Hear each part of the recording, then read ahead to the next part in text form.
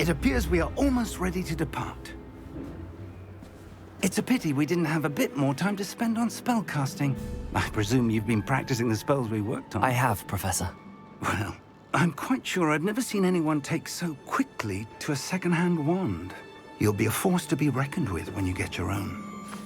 Thank you, Professor Fig. I appreciate you working with me before the term begins. Oh, Eleazar! George, glad my rather cryptic description of our location did not thwart your finding us. I've apparated to more vaguely defined destinations than this. Though I confess I may have miscalculated slightly on my first try. Gave quite the fright to some theatre-goers in the West End. It's been much too long. When I received your owl, I must say I... Best not speak here, Eleazar. Of course. Why don't we speak en route to Hogwarts? We have a start-of-term feast and a sorting ceremony to get to. Wonderful idea! As long as your young charge here doesn't mind me tagging along. Not at all, sir. After you.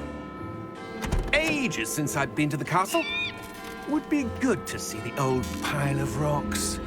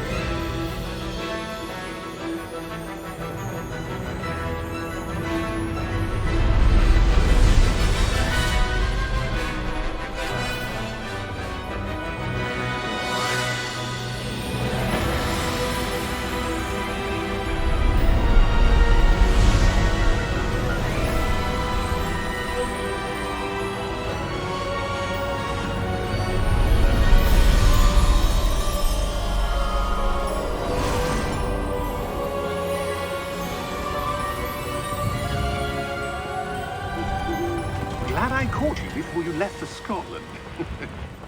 Just barely. And who is your traveling companion? A new student. New? Yes, sir. I'm starting school as a 5th year. How extraordinary. It is indeed. None of the faculty has ever heard of anyone being admitted to Hogwarts so late. Nor have I. Of course, as the other 5th years will have been honing their magical skills for 4 years now, the headmaster asked if I could get our new student up to speed a bit before the term begins. Well, you couldn't have asked for a better mentor. Professor Fig is not only an exceptional teacher, he's also a remarkably intuitive and gifted wizard. Mr. Osric is prone to flattery. I dare say it's one of the reasons he's risen so far at the ministry. Have you seen this? Fig, nice of you to join us. The sorting ceremony's over. There were complications. Complications? It seems the goblin problem has... Enough! Goblins. I've no time for rumors, Fig, and I'm rapidly losing whatever patience I had left. If you're lucky, we might still be able to get you sorted this evening.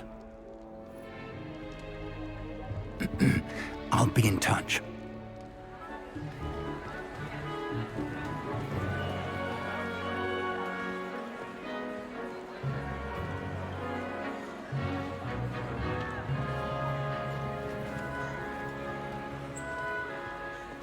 Professor Weasley, we've one more to be sorted. Welcome. You're just in time. Have a seat.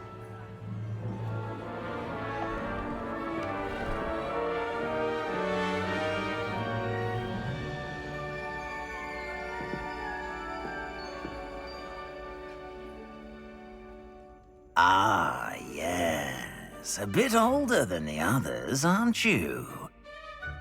You come here with preferences and preconceptions. Certain expectations.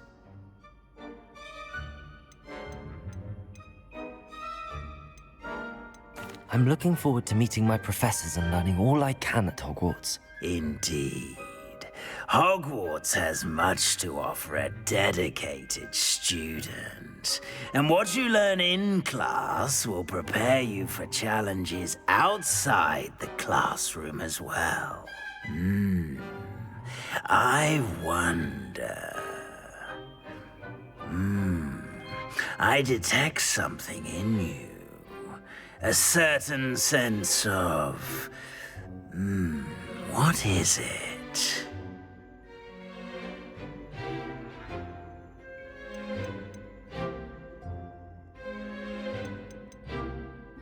A sense of adventure? I like to think that I'm not afraid of anything. Oh, but you're brave at heart. Exceptionally daring. Undaunted by the unknown. Willing to forge ahead alone when you must.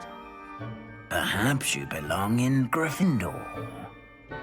Better be Gryffindor!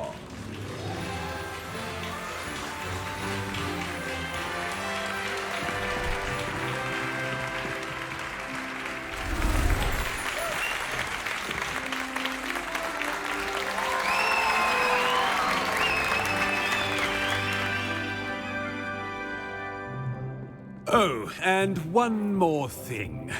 Due to the unfortunate injury on the pitch in last spring's final, this year's Quidditch season has been cancelled.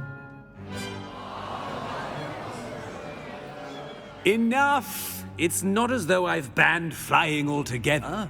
But don't tempt me. You are here to focus on your academic futures. I'm sure you will have plenty to do before classes begin tomorrow. I said, I'm sure you all have plenty to do before classes begin tomorrow.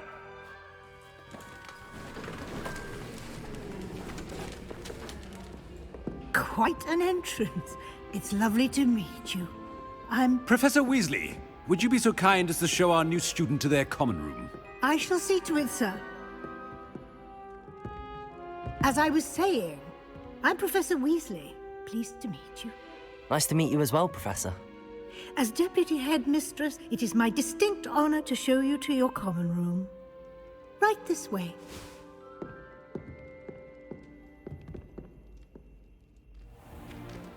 It's most uncommon for a student to begin as a fifth year. This should be quite an adventure. I'm looking forward to it. I remember the first time I entered the Gryffindor common room after being sorted. You were a Gryffindor? I am a Gryffindor. Never could remember the password when I was a girl, however. Password? Password? The password is Grata Domum. Grata Domum.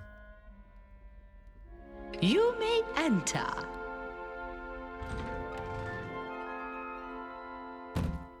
Well done. Now, go on in and get some sleep. You have a big day ahead of you tomorrow. I shall be back in the morning to collect you for your first class. Thank you, Professor Weasley. You're welcome. I hope you enjoy your first night at Hogwarts. Sleep well.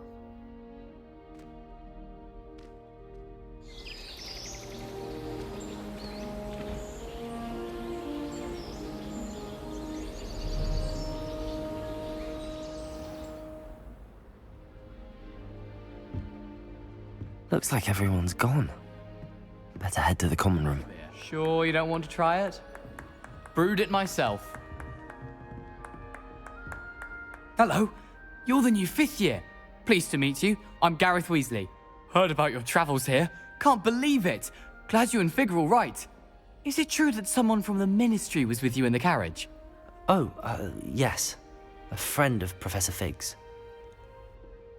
Oh, didn't mean to pry. Nasty business, dragons. Again, very glad you're here. Thank you, Gareth. So am I. Are you related to Professor Weasley? I am. She's my aunt. Must be nice having an aunt for a professor. You'd think so, wouldn't you? Aunt Matilda tends to treat me as if I'm a first year. Keeps too close an eye on me. It's all a bit suffocating, to be honest. Still, she means well. And she's an incredibly powerful witch. She'll have your back.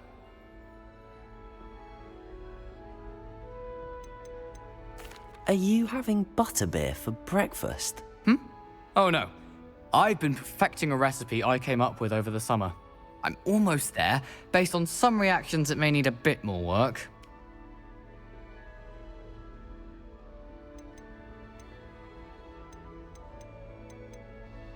Seems you enjoy brewing. Might I assume that you've a talent for potions of all sorts? Well, as I see it, there's little difference, fundamentally, between brewing a modification to butterbeer and a Wiggenweld potion. Though, I'm not certain Professor Sharp would make the connection. He doesn't appreciate my, creativity as much as you might think. Well, it was nice meeting you, Gareth, and thank you for the insights on your aunt. Pleasure to meet you as well. Good luck today. I don't know what I'm doing wrong. It's not a complicated spell. I should be able to do it non-verbally. Why is this not working? Ugh! Oh, hello there. Welcome to Gryffindor. I'm Cressida. Pleasure to meet you, Cressida. Splendidly theatrical arrival to the sorting ceremony last evening. Made it in by the skin of your teeth. Is it true that you're Professor Fig's protege? I'm not sure I'd say that, but I did study with him a little before we arrived. Blast! I was hoping he might have given you some advice on non-verbal casting. Is that what you were trying to do just there? Oh, yes. Having a spot of trouble. I've mastered the charm using its incantation, but this is proving a bit trickier. Don't worry, you'll get it in the end. Oh, I hope so. If I can get it, Professor Ronan's sure to be very impressed. I'm just going to keep at it. Is it really that difficult to cast non-verbally? Oh, yes. And if you don't get it just right, the results can be, shall we say, awkward. Once, I tried to cast Depulso non-verbally on a goblet in the Great Hall and ended up launching Professor Sharp's Yorkshire pudding into his face. He was not happy. Do most students know how to cast non-verbally? Not at all. Hogwarts doesn't teach non-verbal casting until the 6th year, and even then, many struggle with it. I'm simply trying to get ahead of the game. Well, good luck with it. It was nice to meet you, Cressida. You as well. Enjoy your first day. Why is everyone so highly strung? It's perfectly safe. Well, hello. Don't mind me. I find it helpful to change my point of view now and again. Put things in perspective. Once I made it to the top of Gryffindor Tower, from the outside, without a broom. Goodness. I'm Nellie, by the way. Nellie Ogspire. I've heard rumors about what happened to you on your way to Hogwarts. Is it true? About the dragon? Yes, our carriage was attacked by a dragon. Crikey! I can't believe it. How thrilling! And also terrifying. Anyway, you've certainly brought some much-needed excitement to Gryffindor. And Hogwarts, for that matter. What exactly are the rumors about my journey to Hogwarts? That you escaped a dragon attack? Isn't that enough? Most of us arrive via train or boat, not having just escaped the jaws of a dragon. Of course it's got people talking. Word travels fast at Hogwarts. I take it you're not afraid of heights? It's something I've always done, since I was little. My mother once found me on the roof when I was 5. Still has no idea how I got there.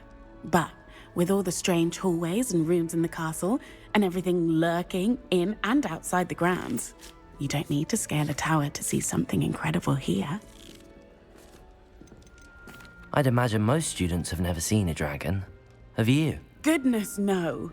And I've never heard of one attacking a carriage like that. Not enough meat in a carriage, I'd think. I'm sure I'll be seeing you around, either in our common room or when you scale your next tower. You never know. Bye for now.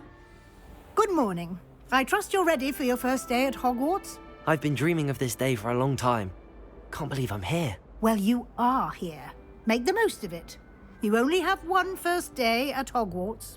Now, in light of your unique situation, joining us as a fifth year, you'll need to catch up with your classmates and not fall behind. Especially as you'll be expected to complete your OWLs at the end of the year. OWLs? Owls? Yes, your ordinary wizarding level exams. They will determine what type of career you can have when you leave here.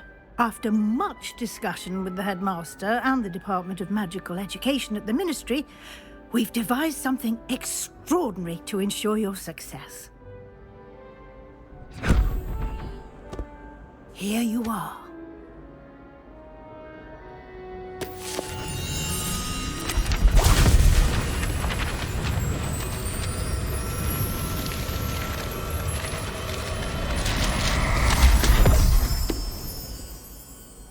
What is it? It is a wizard's field guide. It will help you to keep track of what you are learning so that you master all that's expected of a fifth year. You would be wise to take full advantage of this exceptionally valuable resource.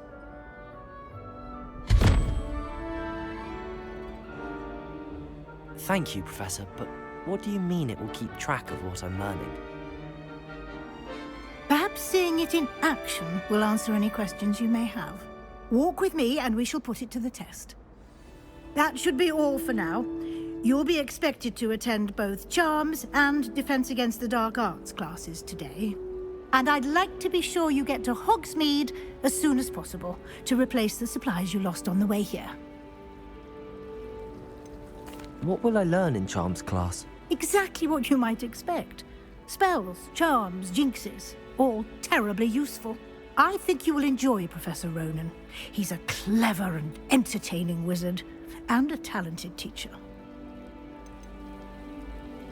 Can you tell me more about the Defense Against the Dark Arts class? Defense Against the Dark Arts, as the name implies, focuses on how to defend oneself against the evils that lurk beyond these walls.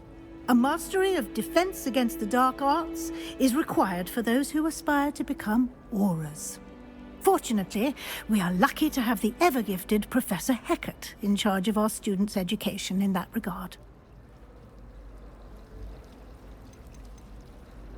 You mentioned Hogsmeade, Professor. Hogsmeade is the only all-wizarding village in Britain, and is home to an array of shops and pubs. You should be able to find all of the school supplies you require in Hogsmeade. You will also, I imagine, enjoy many a butterbeer there with friends in due course. Thank you, Professor Weasley. A lot to absorb on your first day, and you have much to learn. Happily, your professors have agreed to create additional assignments for you outside of class. You'll be up to speed in no time. Judging by your adept use of Revelio earlier, I'd say Professor Fig succeeded in at least showing you the basics. He did, Professor. He's been terribly vague as to the events preceding your arrival, specifically about what happened after that awful dragon attack. My suspicion is that there's more to the story than a search for belongings and an extended trip up to the castle.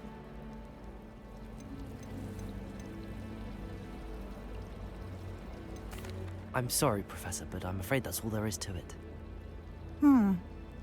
Almost precisely what Professor Fig said. Speak of the devil, Professor Fig.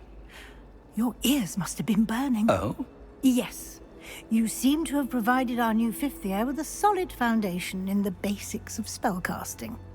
Ah, I'm afraid I can't take all the credit there, Professor. They've a rare aptitude for magic, it seems. Well, I'm just glad you both arrived in one piece. Perfectly good boats and carriages to Hogwarts, and you chose to fly in the path of a dragon. I wouldn't say I chose the dragon's path, Professor. Rather unfortunately, it would seem that it chose us. Very well. Enough chit-chat. I need to get to class myself. Might I rely on you, Professor Fig, to explain the details of the field guide's map? Of course. Thank you. Good luck today. And remember to use your field guide. It will be invaluable to you. And invaluable to me, as I'll be using it to keep up to date on your progress. Yes, Professor. Come and find me in my classroom after you've attended both classes today, and I'll explain more about those assignments I mentioned. And we'll see if we can't get you to Hogsmeade for those supplies.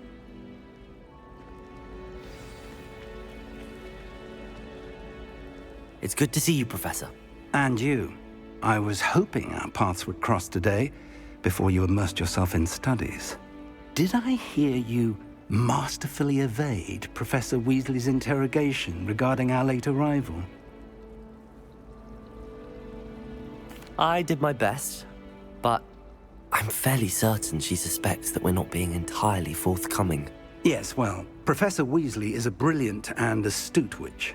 It was right to keep the details to yourself for now. We don't know where this path we've embarked upon will lead. It may require a bit more flexibility with your time than she would approve of.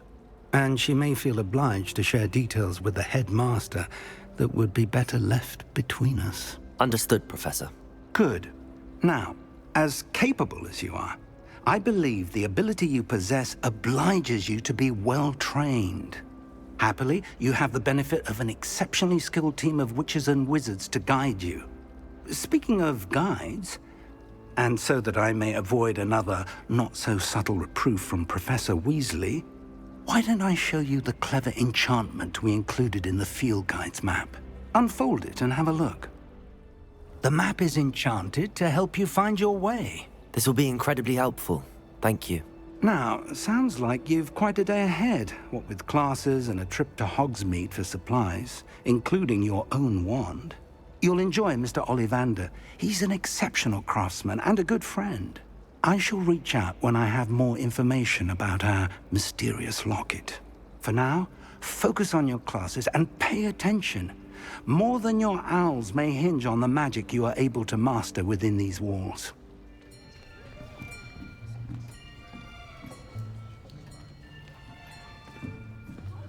Here.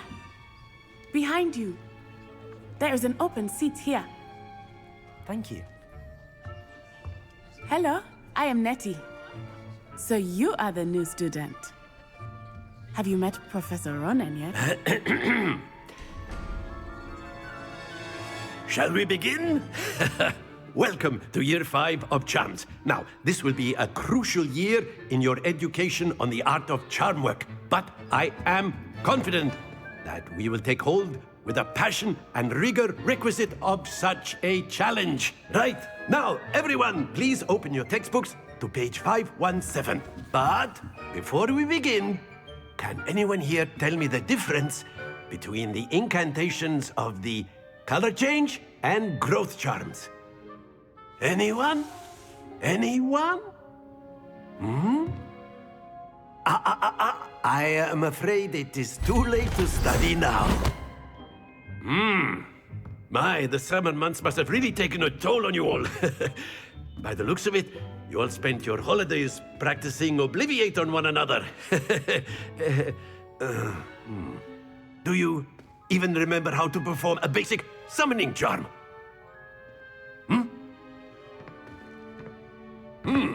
Well, it seems that we are in dire need of review. Everyone get into pairs and take positions on opposite sides of the classroom. Now let's put those textbooks to use as the blunt objects you so believe they are, and take turns summoning them out of one another's hands. Only one book will be needed per partnership, Miss Dale. Thank you. Get into place now. Accio! That is not bad. You are a swift learner. I see a lot of potential, but remember, potential is nothing without practice. Keep at it. You might just rival Miss Onai here. Very good, everyone. That's enough of that. Well, as you all seem to have the basics down, and it is an exceptionally lovely day, I was thinking that we might have ourselves a little excursion outside for a spot of fresh air. After me.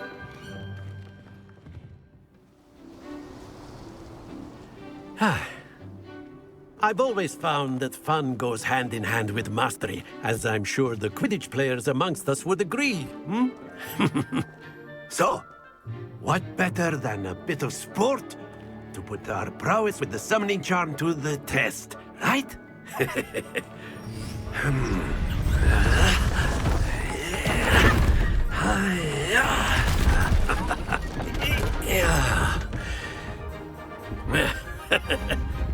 So why don't we have our newest student start us off?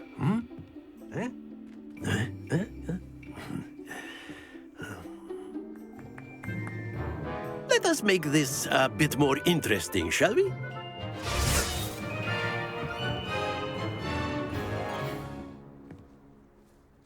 Very good, both of you. Well done. Class is dismissed. Gather your things on the way out. A tight game! It turns out we were evenly matched. Took me weeks to become proficient with Accio. Took weeks for me to get anything right when I transferred here. It gets easier, I promise.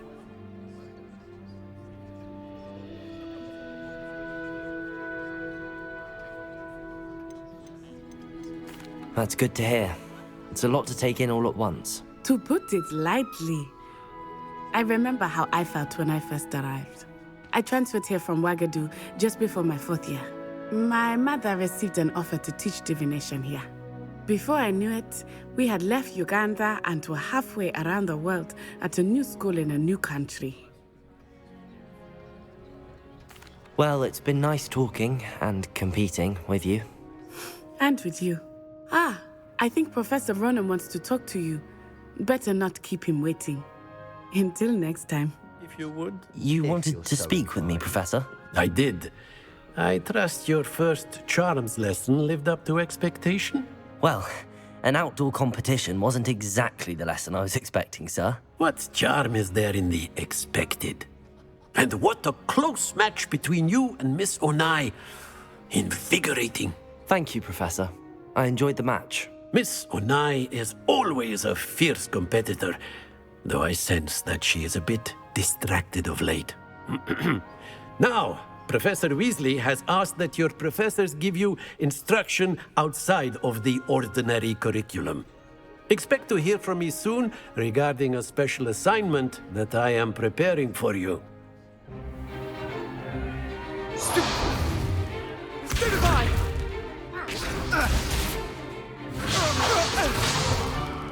Is that all you've got? Levioso! Professor Hecat! Perhaps you'd be good enough to blast each other to pieces in your own time. I get new students every year, but I only have one Hebridean black skull. It was a token from the Great Poacher Raid of 1878. No doubt you've heard of it. Now, you may be asking yourself how an old woman like me single-handedly took out the largest poacher ring in eastern Wales and lived to boast about it. Knowledge. To the wise, age matters very little. Today we will review a spell that has saved me from death at the hands of dark wizards more times than I care to remember. Levioso. Levioso? A levitation charm? Levioso! A surprised opponent is a weak opponent. Care to defend yourself, Master Pruitt? No? One thing I've learned as an unspeakable is the value of simplicity, especially in the heat of battle. Now, let's practice what we've just learned, starting with something small. Levioso.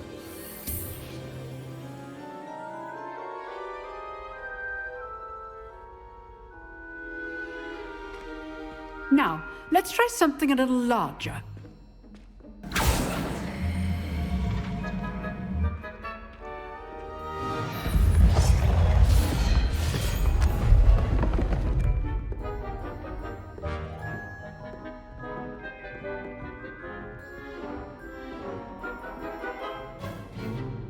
Very good, but the best way to practice is by dueling. We'll start with you two. Duelists, take your marks. Time for a proper Hogwarts welcome. Now, I want a fair duel, using only Levioso, basic cast, and Protego. You may begin. Not bad for a beginner. You give as good as you get.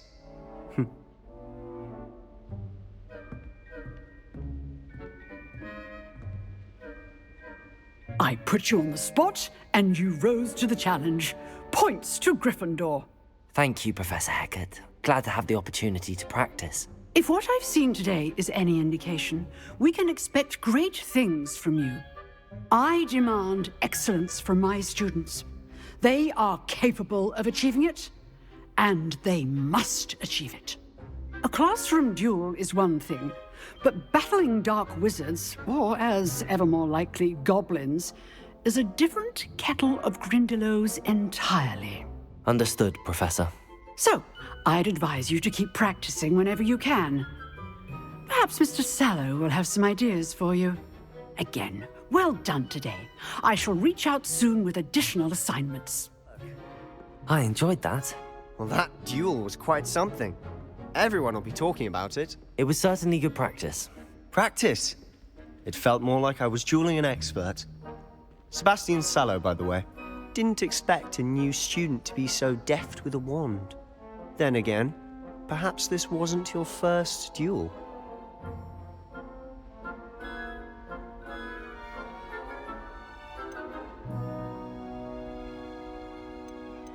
In fact, it was. Perhaps I have a knack for it. Be coy if you like, but I know better. Magic requires intention and talent. You know, you might be a perfect fit for a certain exclusive, unsanctioned dueling organization. Exclusive and unsanctioned? Count me in. Excellent. Knew I was right about you. If you want to get the most out of your time at Hogwarts, you're going to need to break the rules now and then. Whether it's joining a secret dueling club, or sneaking into the restricted section of the library, you just have to be clever enough not to get caught. Thank you, Sebastian. I'll keep that in mind. Good. Pleasure chatting with you. I'm sure I'll see you soon. Perhaps somewhere unsanctioned? We'll see if your performance today was sheer luck, or actual skill. Look for Luke and Brattleby near the clock tower entrance. If you're interested. What about the room, Professor? I was thinking the same thing, Deke. Perhaps you could help. Oh, excuse, Deke. Ah, there you are.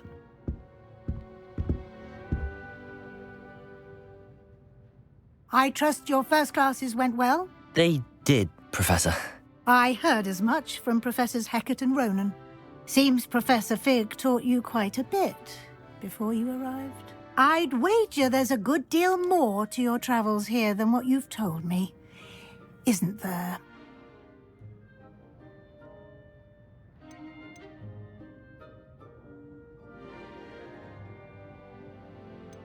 Nothing more, Professor. I see.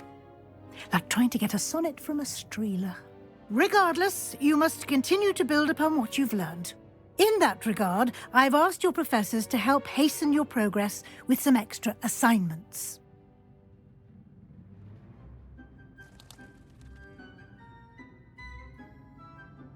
Professor Ronan did mention something about that. In fact, Professor Ronan will meet you outside momentarily to assign your first one. Now, regarding the trip to Hogsmeade I mentioned earlier, we've arranged to replace the supplies lost on your way here, including seeds, potion recipes, and spellcrafts. Thank you, Professor. And Mr. Ollivander will connect you with the perfect wand. You've managed your classes well with a borrowed wand, but you'll find the magic you cast with your own wand to be far superior.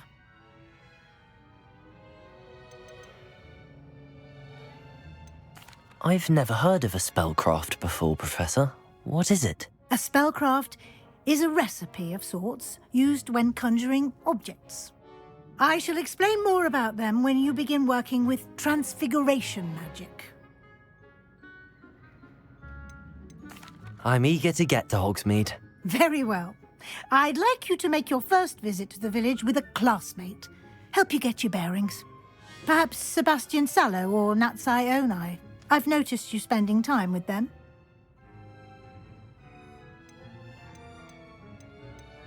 I'd like to go with Sebastian. Glad to hear it. Mr. Sallow is a capable young wizard, and he knows the area.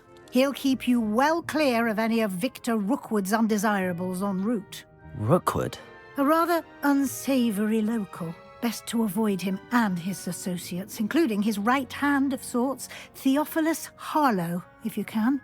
Once you've finished Professor Ronan's assignment, your friend will meet you at the castle doors. No time to waste.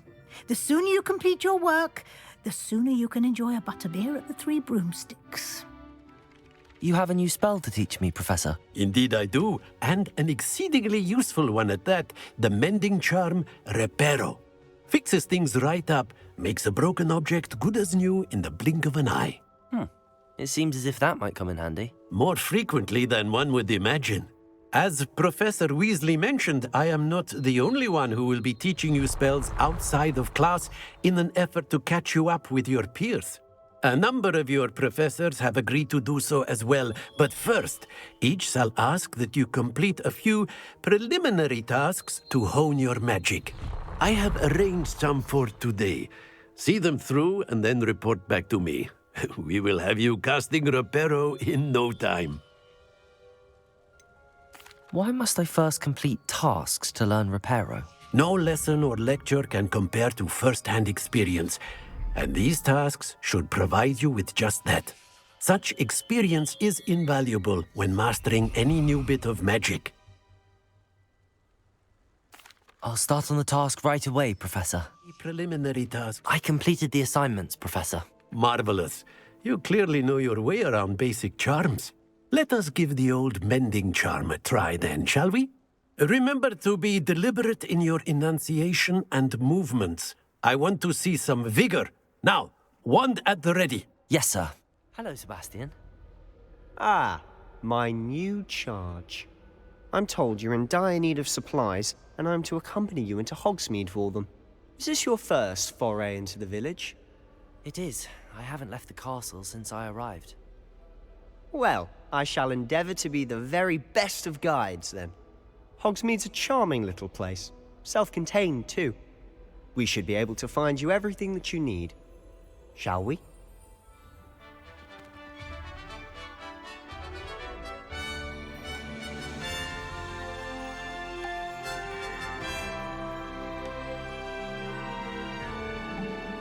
So how would you like to do this? Weasley told me you had a list of things to get. A wand and some other bits? Yes. Dittany seeds, some spellcrafts, and some potion recipes. Perfect. Can't wait to see what you do with the new wand. And a short list gives you plenty of time to poke around the village. I just have to pop into a shop to find something for my sister. Let's meet up in the town circle when you're finished. I'll be right with...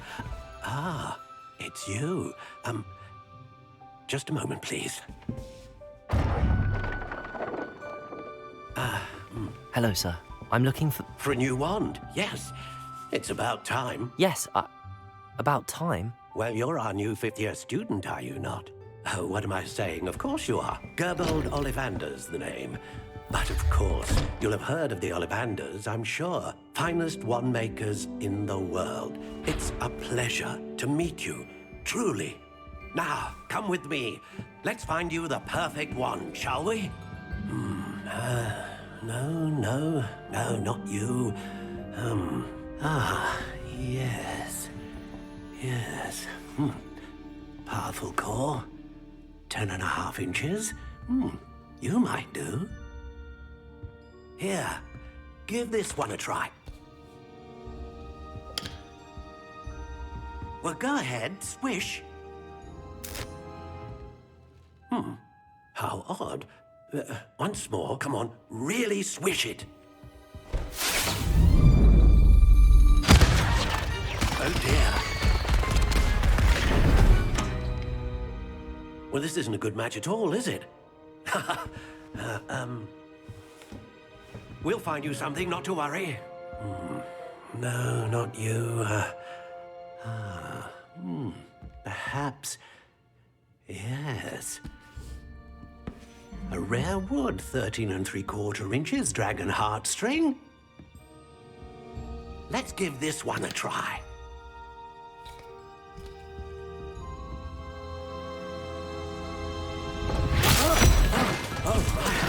goodness. Looks like it's back to the shelf for you. This is proving to be trickier than I had anticipated. How perplexing. Where are you? Perhaps you? There you are.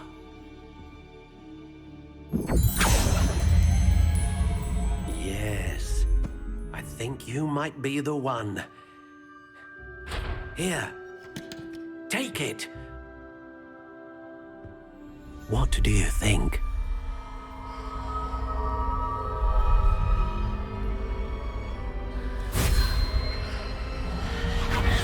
Extraordinary. Another wand, another beginning of a bright and magical future.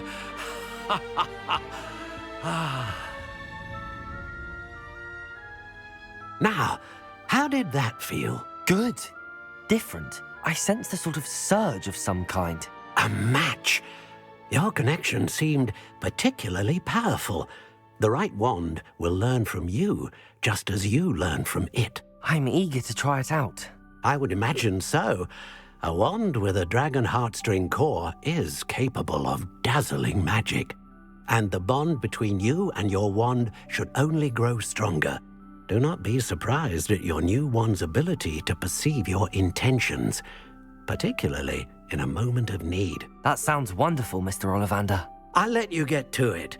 Do come and see me again if ever I can be of further assistance. Pardon me, sir. I'm here for the spellcrafts Professor Weasley ordered. Matilda's student. I thought I might be seeing you soon. I am the proprietor here, Thomas Brown. I take it you've had a conjuring lesson then? I'm afraid I haven't yet, sir. But you will soon enough. It is magic at its purest, creating something out of nothing. Of course, it is not without complexity, but that is where my spellcrafts come in. Stay the course, and you could soon impress even Professor Weasley. That's certainly something to aspire to, Mr. Brown. I look forward to that day. And I, too, seeing it. Spellcrafts are incredibly useful for conjuring unique items like custom pieces of furniture or decoration. But I shall let Professor Weasley do the teaching. For now, let's get the spellcrafts you need. A potting table and a potion station, yes? I believe so, sir. Good. Nothing like being able to grow your own ingredients and brew what you want, when you want. Let's have a look. Pardon me, sir. Oh, thank goodness. When I heard the bell, I thought you were Miss Lawang. Not that she deigns to come here. Though I don't believe I've seen your face here before, either. It's my first time in Hogsmeade, actually. Is it really? Well, Parry Pippin at your service. And this is J. Pippin's Potions. Potions for all ailments. You'll have read it on the sign, of course, but Grandfather always made me say it in full. How may I help you today? Professor Weasley sent me to collect some recipes. I'm new at Hogwarts. You're the student she sent the owl about. I set your things aside immediately. I suspected if you're anything like I was at your age, you'd want your potion supplies. Is it not the most fascinating art, potion making?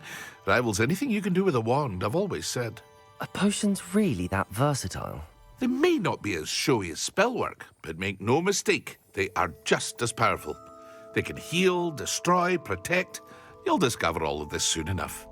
As it's your first time in, I should mention that it's not just potion recipes I sell. I also offer ready-made drafts for all manner of uses, and I unveil new ones from time to time. Pop in when you can so you don't miss out on anything. But for now, let's get you those recipes, shall we? Pardon me, sir. I'm here for the seeds Professor Weasley arranged for me to collect. Oh, the dittany for the new 5th year. I take it that's you, then. Merlin's beard. Starting Hogwarts as a 5th year. You must be positively reeling from it all. Not at all. I'm choosing to see it all as one big adventure. Well, bravo. Not everyone has the temperament to take things as they come. Name's Timothy Teasdale, by the way, and this is my shop, the Magic Neep. I keep the cart out here because I like a good chat. Can't very well be in the thick of things if I'm hidden away inside now, can I? I suppose not. In addition to seeds, I have plenty of plants. Grow everything myself. My speciality is potion ingredients. Even Pippin purchases from me. But what say we get you a packet of Dittany seeds? I officially have all of my supplies. Excellent. Did you get what you needed for your sister? I did. So I suppose the world is our oyster now. Let's see what else we can get up to.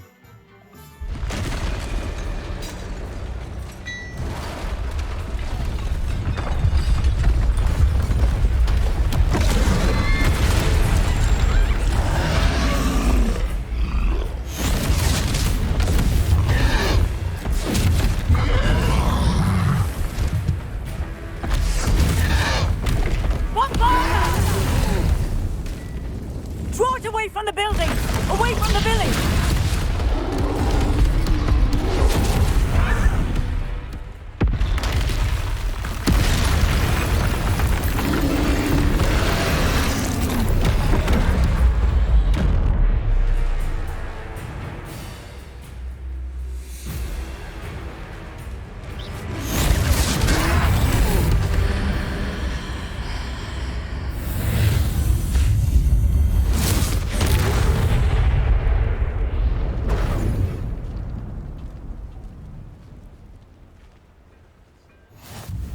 Goodness! A second troll! Did you two take on a fully grown troll? By yourselves? I suppose so. It's all a bit of a blur, to be honest. Merlin's beard. Are you all right? We are, and we were glad to help. I'd say help is a bit of an understatement. Nerve like that. The makings of an aura, if you ask me.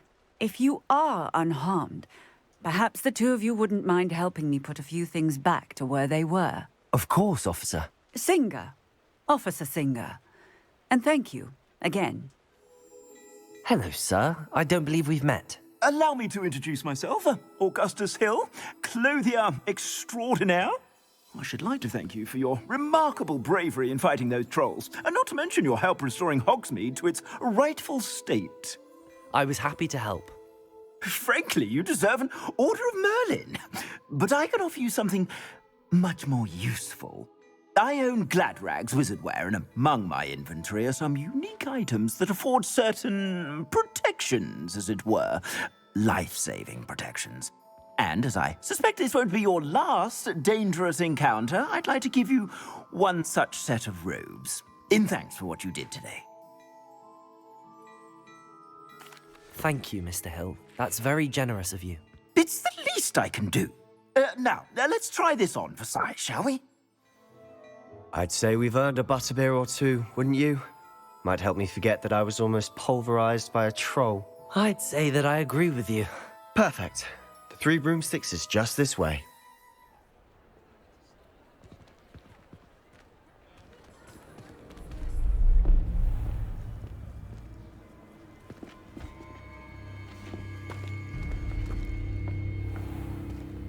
You said you could get to the child when they came to Hogsmeade. That all you needed was a distraction. I gave you a distraction. I just watched a student take down your distraction. Who's this child? What are you not telling me? All you need to know is that if you cannot get to the child, then you have no value to me. Let's go.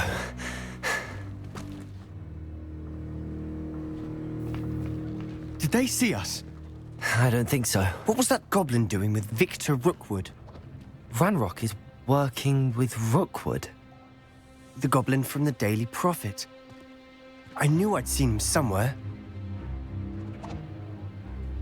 Quickly, let's get inside the 3 broomsticks.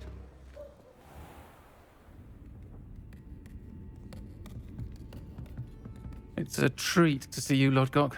I shall let you know if I hear anything. Thank you, Sirona. You be well.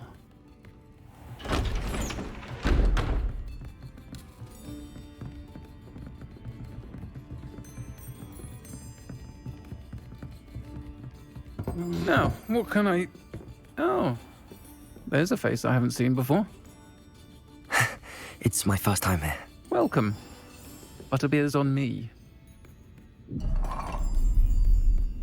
Heard about the attack. I shall be looking in on the other shopkeepers and residents shortly. Glad to see you two escaped injury. Thanks to this one. Single-handedly took down a troll. Is that right?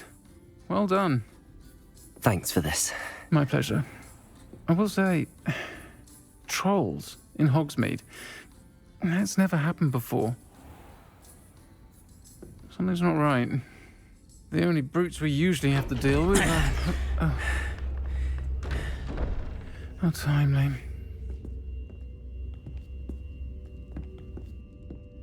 Was that Lodgok I saw leaving just now?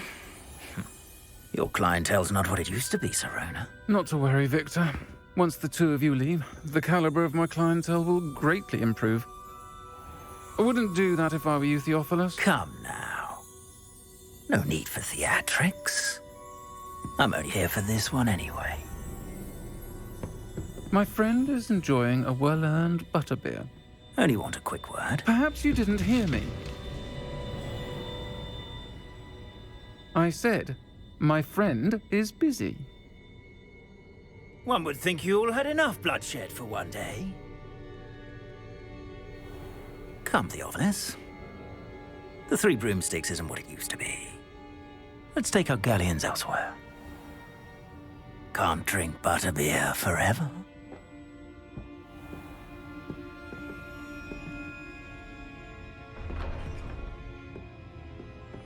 Seems you've made an unfortunate enemy.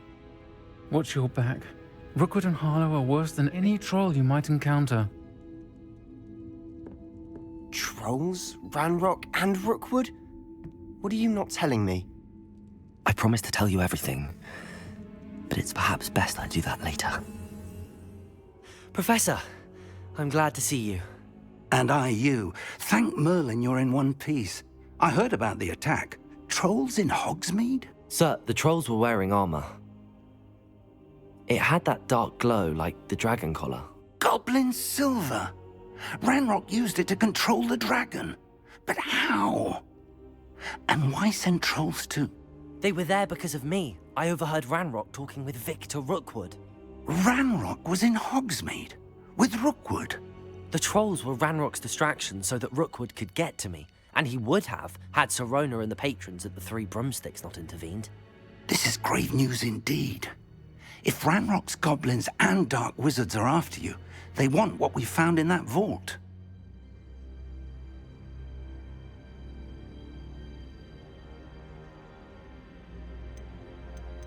Speaking of the vault, do you think that Ranrock is working with any of the goblins at Gringotts? I do not.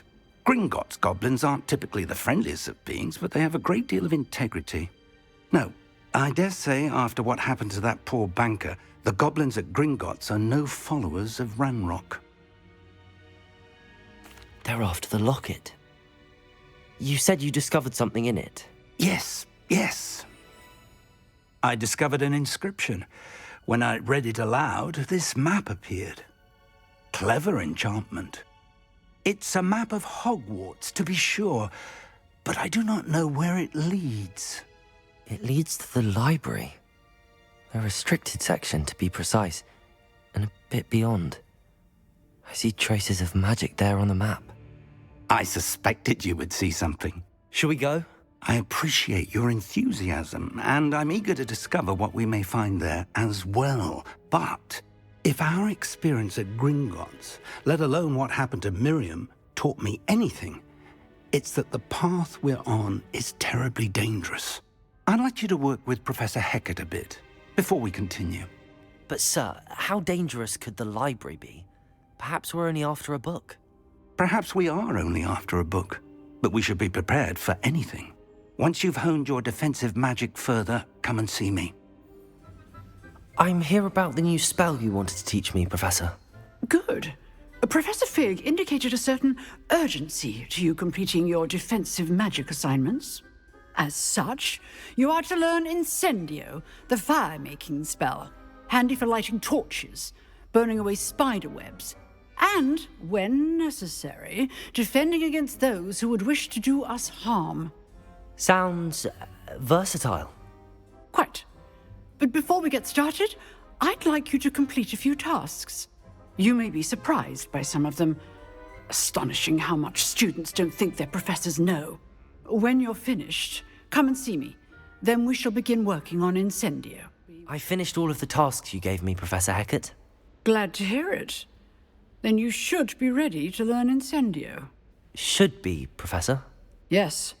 I'm sorry to say, I visited enough careless colleagues at St. Mungo's to assure you that fire is a fickle servant. Your spellcasting has impressed me thus far, but please maintain focus. I would rather we not end today's lesson with your robes aflame. Let us begin. And remember, focus on the proper wand movement. Hello, sir. You'll be pleased to know that I worked on my defensive magic with Professor Hecat. So I hear. She tells me you've taken rather well to your new wand. You must continue to work with her and your other professors to improve your skills. That said, I don't wish to postpone our visit to the library any longer. So, shall we proceed? Fig, I have work for you. Come. Headmaster, I'm with a student and my schedule Your schedule will wait indefinitely, as will your student. I would think that after all the trouble you caused me with Osric, you'd be eager to make amends. My office, 5 minutes.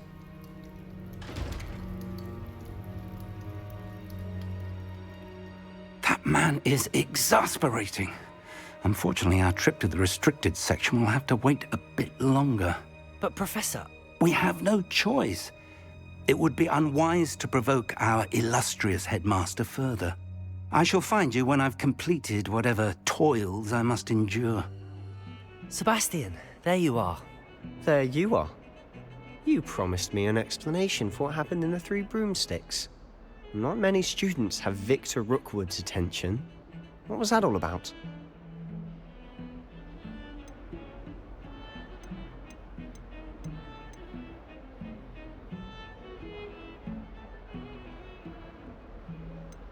I've never even met him. Perhaps he mistook me for another student. If you say so. I won't press you now, but you will have to tell me what's going on at some point. You might need me. So, why were you looking for me? I need to find something for Professor Fig, but it's in the restricted section of the library. He can't get it himself? He was called away by Black at the last moment. I suppose I could wait to get a note from him, but... You want to show some initiative. Precisely. You mentioned being clever enough not to get caught in the restricted section. And I am. Meet me outside the library tonight, and tell no one. Thank you, Sebastian. I'll meet you later.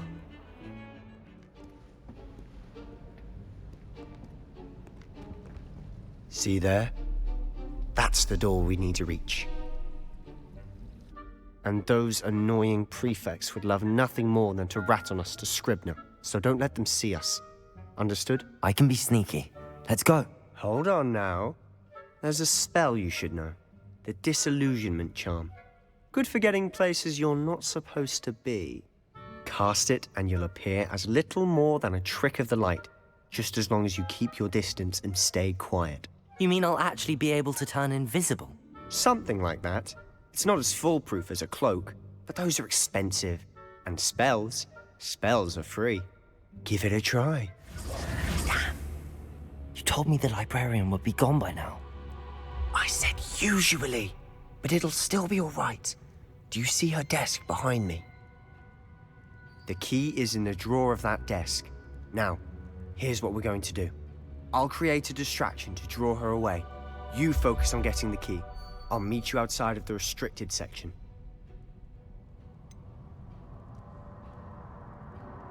Wait, why do we need a key? Isn't there a spell for this? Alohomora. That's how I always used to get in. But the librarian twigged that I knew the spell and cast an anti-Alohomora charm on the lock. So now it's just this key. But don't worry. I said I'd get you in, and I always keep my word. Trust me. Who have we here? Sebastian Solo and his new little friend. out exploring where they shouldn't be. Naughty, naughty, you'll get caughty. Peeves, don't I'm you... going to tell, I'm going to tell, I'm going to tell. Oh, blasted Peeves! I've got to stop him, or at least get to the librarian with a good excuse for all of this.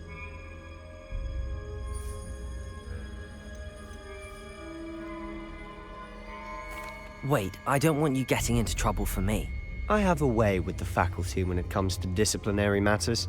Besides, I like having friends who are in my debt. Now go. Good luck in your search. Now, where has that damned poltergeist got to?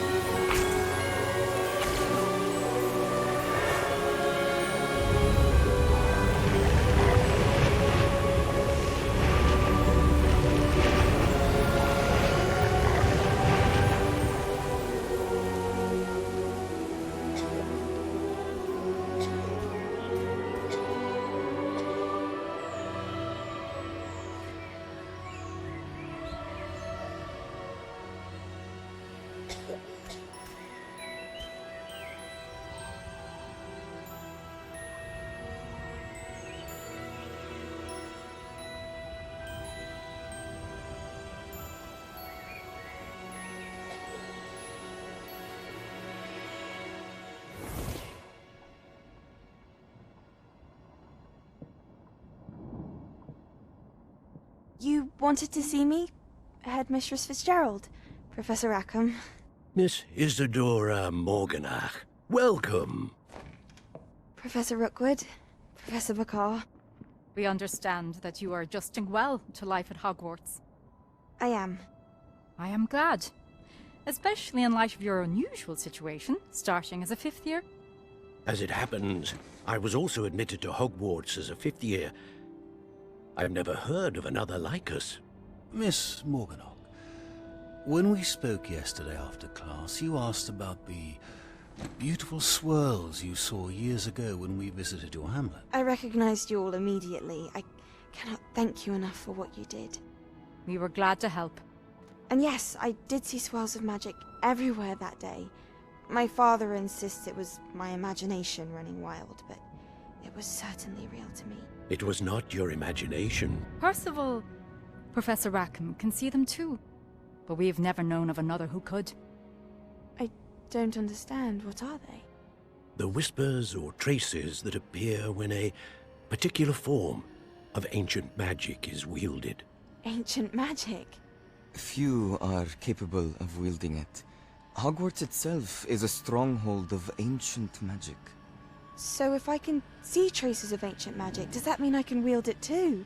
With the proper training. But let us not get ahead of ourselves, Miss Morganach.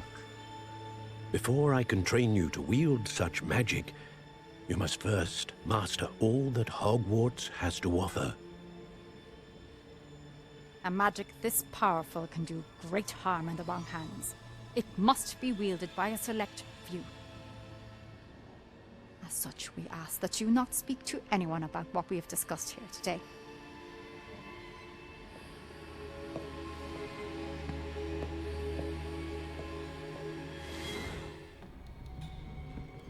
Sebastian.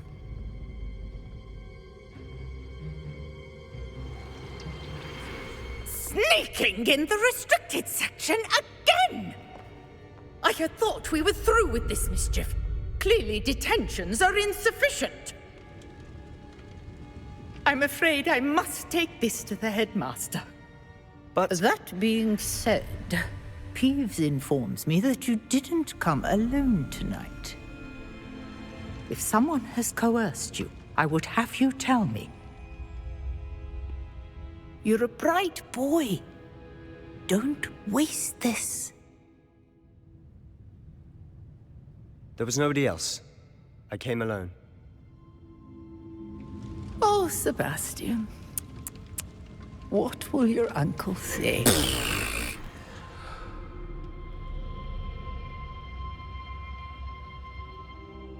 What? That's... Wait.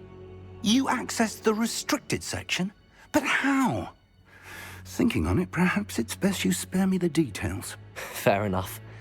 In fact, the book was below the restricted section as it appeared on the map. I want to hear everything. First, let's have a look.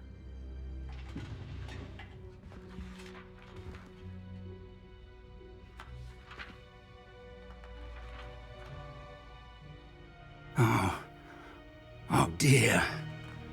Some of these pages seem to be missing. It appears someone has got to the book before us.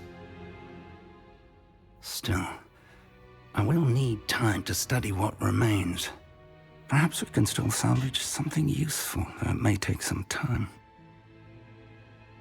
I wonder why it was here, below Hogwarts. I think I know, sir. I saw 2 more memories where I found the book. Another pensive. Godric's heart. The man we saw before, Percival Rackham, was a professor here. The first memory showed him and 3 other professors using ancient magic to restore a hamlet from a drought. Miriam was right. And the second memory? They were talking to a student who started as a 5th year, like I did. She could see traces of magic too. Why those memories? Perhaps this book will explain. I'll have to take it with me to London. The headmaster has insisted that I speak directly to the minister about George's death. What will you tell them about Mr. Osric's death? I don't know how much I dare say. George tried to convince the ministry about Ranrock, but to no avail. My instinct is to follow the path we are on for the moment and keep the details to ourselves until we know more. I understand. I'll see what I can learn about the missing pages while you're gone. Good. Don't neglect your studies. Your wand work is improving by the day. But you'll want to pay attention in herbology and potions. There's more to magic than spellcasting. Plenty to keep me occupied while you're gone. You've done exceptionally well. I look forward to seeing all that you've accomplished when I return.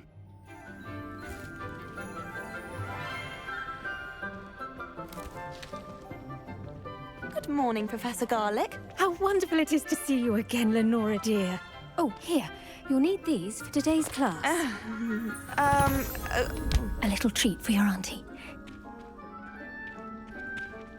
Oh, hello.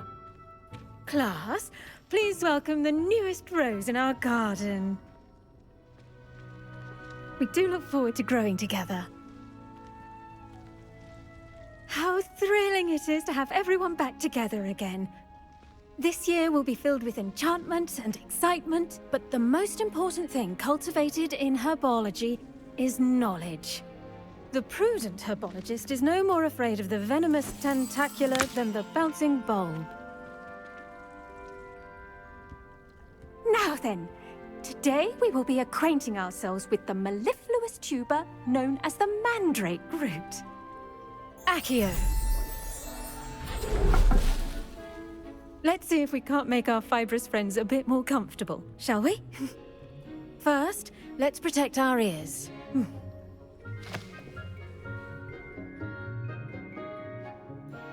Now, everyone, Grip their mandrake by the tendrils and give it a firm tug.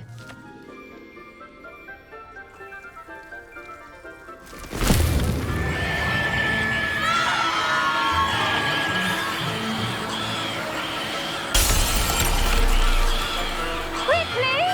Place your mandrake in the new pot and pat down the soil!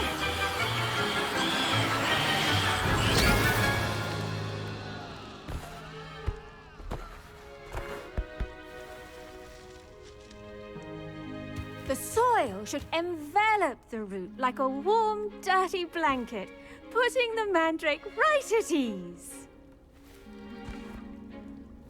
Reparo! I'm very sorry about that. Yours was a bit mature, I'm afraid. All right then, off you go. Splendid work, everyone. Yes, Professor? Firstly, well done with your mandrake. They can be rather difficult to get a grasp of. Actually, I enjoyed it. I couldn't help but catch your enthusiasm. How kind of you. It seems you're already taking to herbology like a mandrake to fresh soil. Now, as I mentioned, next we'll be planting dittany. Let us find you some seeds. I already have some, Professor. Picked them up in Hogsmeade. You visited the Magic Neep. Wonderful! A prepared student is bound to bloom. I've arranged for you to have your own potting table here in the classroom. Wasn't easy to spare one on such late notice. Plant the seeds there now, and you can return to harvest them later. Even with soil, sunlight, and a bit of magic, they will take time to grow. Well done! Once it can be harvested, your dittany will be ready to use in Wiggenweld potion. I'll let Professor Sharp tell you about that. Now, what say we branch out? Introduce you to a different sort of flora, the Chinese chomping cabbage. You'll find that some plants are better suited to uses outside of a cauldron. The cabbages do get testy without something to chew. Fortunately, I have a dummy for them to gnaw on. Be a dear and let them have a good chomping. Yes, Professor. They're in the other greenhouse. It's just at the end of the footbridge leading out of this room. Your classmate, Mr. Pruitt, has kindly offered to accompany you. Come back and see me when you're finished. Oh, and mind your fingers. They do bite. Vicious little bastards, aren't they? My kind of plants. Not like stupid booba tubers and bouncing bulbs. The kind of plants that just have your back in a fight. Not saying you can't go it alone, but, well, imagine that wasn't a dummy. I suppose they could prove useful outside of the greenhouse. Nothing wrong with a bit of backup, even if it is from a cabbage. It's chaos out there. Trolls in Hogsmeade and such. You can't be above throwing a cruciferous vegetable if necessary. Dogweed and deathcap has more of them, if you're keen. Other plants too. Ones your parents wouldn't plant in the garden. You get the idea. Anyway, we probably ought to head back to class. I tended to the Chinese chomping cabbages, Professor. Remarkable plants, aren't they? I hope they weren't too much trouble. Oh, don't see any bite marks or missing digits. And good, as you do seem to be quite green-fingered. Oh, I'm eager to see your skill in the soil continue to blossom. Magical plants have so much to offer. I'm eager to learn more. I'm glad. Herbology is a bounteous subject. Tend to your garden, and it will tend to you. Huh. Well, I suppose that's everything. Do come by for a chat sometime. I so enjoy checking in with my new students.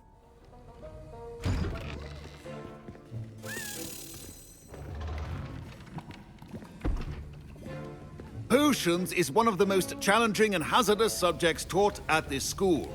As fifth years, you will be required to reach new heights of both discipline and intellect. You will begin this term by brewing a Wiggenweld potion. Mr. Takar, can you tell us why this particular potion might come in handy? Yes, Professor Sharp. The Wiggenweld potion can be used to sterilize and even heal a variety of injuries. It can heal some injuries, but not all. Point for Ravenclaw. Before today's class is completed, each of you will have brewed a Wiggenweld potion of your own. You never know when you might need it. Please begin.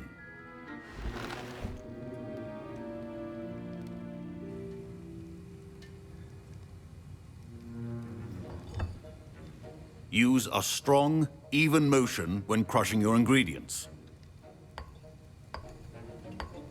Please be meticulous when adding powder to your potions. One errant sneeze could be disastrous.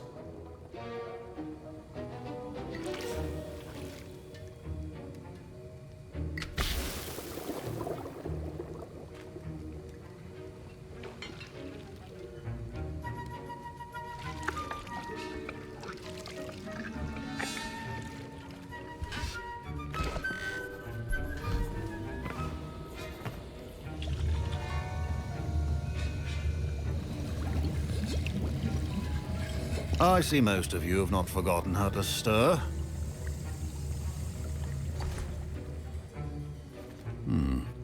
Not an easy potion to brew. Well done. And from what I hear of your recent exploits in Hogsmeade, you'd also do well to practice brewing the defensive Edurus potion. Professor Weasley had you acquire the recipe from J. Pippin's, correct? Yes, sir. Good. For the moment, you can find the ingredients you need in my office. But in the future, you'll be expected to provide your own ingredients. Some can be harvested from the plants you grow in your herbology class, and rarer ones can be purchased. Others, however, may be harder to obtain, and will require you to be a bit more resourceful. Come and see me when you've finished brewing, and we'll see if it was skill or luck the first time around. Did I hear Professor Sharp say that you have permission to go into his office? He did say that. He wants me to get more ingredients to brew another potion. Brilliant! You, my friend, have been presented with an extraordinary opportunity. You remember me, don't you? Gareth Weasley. Ah, yes. We met in the common room. Listen, anyone with a troll-sized brain can brew an Edurus potion. I'm working on something that's certain to be spectacular. I'm just missing one tiny last ingredient that will add that extra spark. I suspect that's where I come in. You're as clever as I'd hoped. I simply need a single Fwooper feather. As you'll already be in Sharp's office with his permission, perhaps you could grab it for me.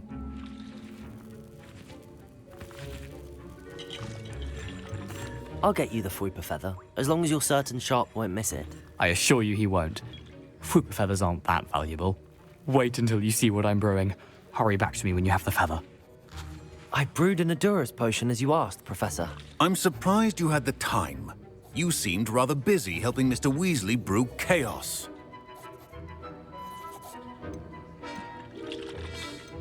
I'm not sure what you're talking about, Professor. You will not earn favor with me by failing to take responsibility for your actions.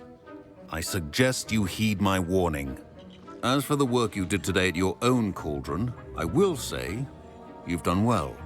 I confess I was skeptical, given the advanced nature of this class and the fact you're a new student. I'm glad I was able to meet your expectations. A rare occurrence. And you do well to remember that you're not a potions master quite yet. In addition to having a solid grasp of how to combine various ingredients, you should gain an understanding of the ingredients themselves. Pay particular attention in herbology. The plants you nurture there are often essential to the potions you brew here. Now, I recommend that you find a safe location in which to practice brewing. You cannot leave a hot cauldron simply anywhere. That'll be all. Hello, Natty. How are you? I'm well, thank you. I was there, and I saw what happened with Rookwood and Harlow at the Three Broomsticks. I have been worried about you. I'm all right at the moment. If you don't mind my asking, why were they looking for you?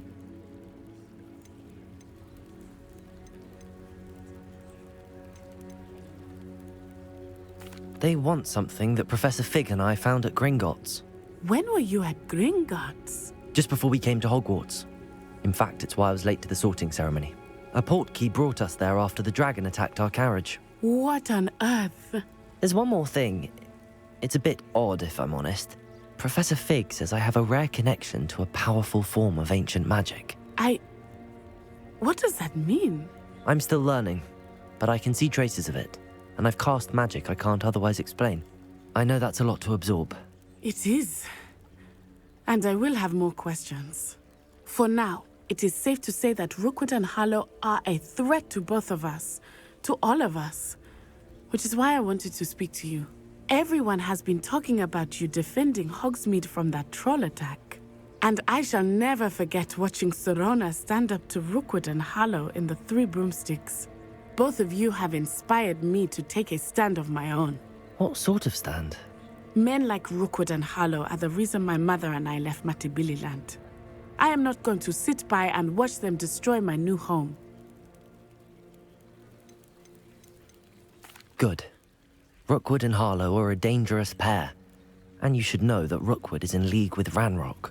I had heard they were seen in Hogsmeade together. All the more reason they must be stopped. Rumor has it that Theophilus Harlow runs Rookwood's day-to-day operations. Taking him down would cripple Rookwood's entire enterprise. That may be true, but shouldn't Officer Singer handle someone like Harlow? I spoke with her. She was polite, but perhaps understandably would not discuss details with a student. I overheard some of Rookwood's lot talking about a massive poaching operation that Harlow is planning. I was thinking that we could investigate a bit, try to get the evidence that Officer Singer needs. All right, but how? I am going to watch and listen, find out precisely what Harlow is up to. I shall reach out when I know more. In the meantime, remember, I am here if you need me. Thank you, Natty. I've no idea who it is you think I might have seen. I've been busy with my research. I do not have time to... Victor Rookwood don't give a doxy's nip back your time. Oi! Speak of the devil. Mr. Rookwood would like a word with you. A student? You can't be... Enough out of you. Leave her alone. Stupefy! Are you all right? I am, thanks in no small part to your excellent defensive skills. Care to tell me why two Ashwinders were ready to dispatch me to get to you? Ashwinders? Victor Rookwood's thieves and extortionists, his little cronies. They seemed quite keen on you. It's a long story, but thank you for your help. Well, you've avoided them for the moment. Priya warned me things were getting dangerous. Best get moving on my research before they return.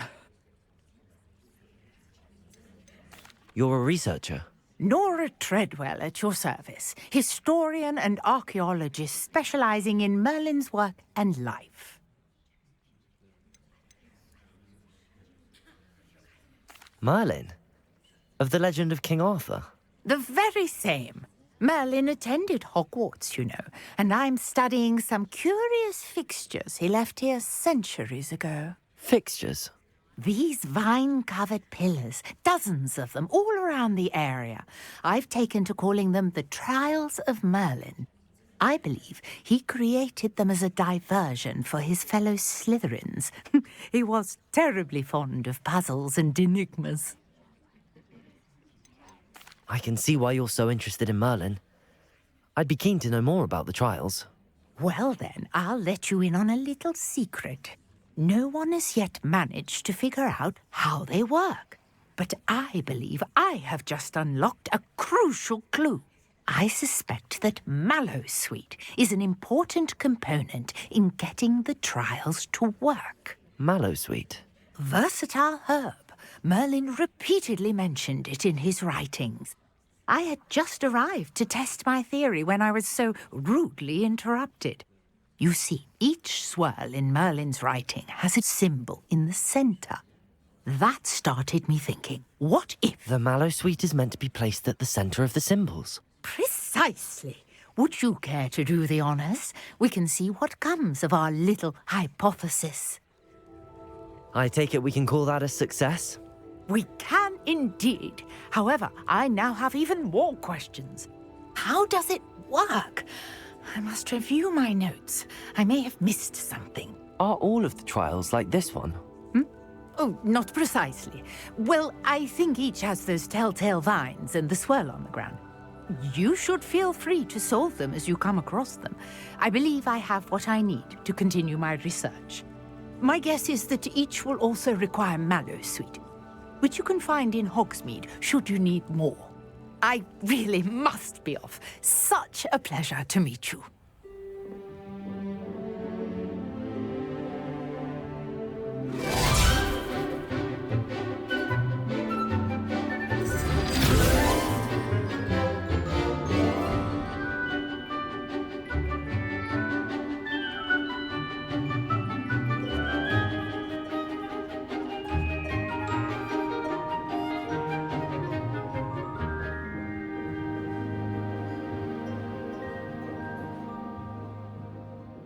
Professor, I completed all of your most recent assignments.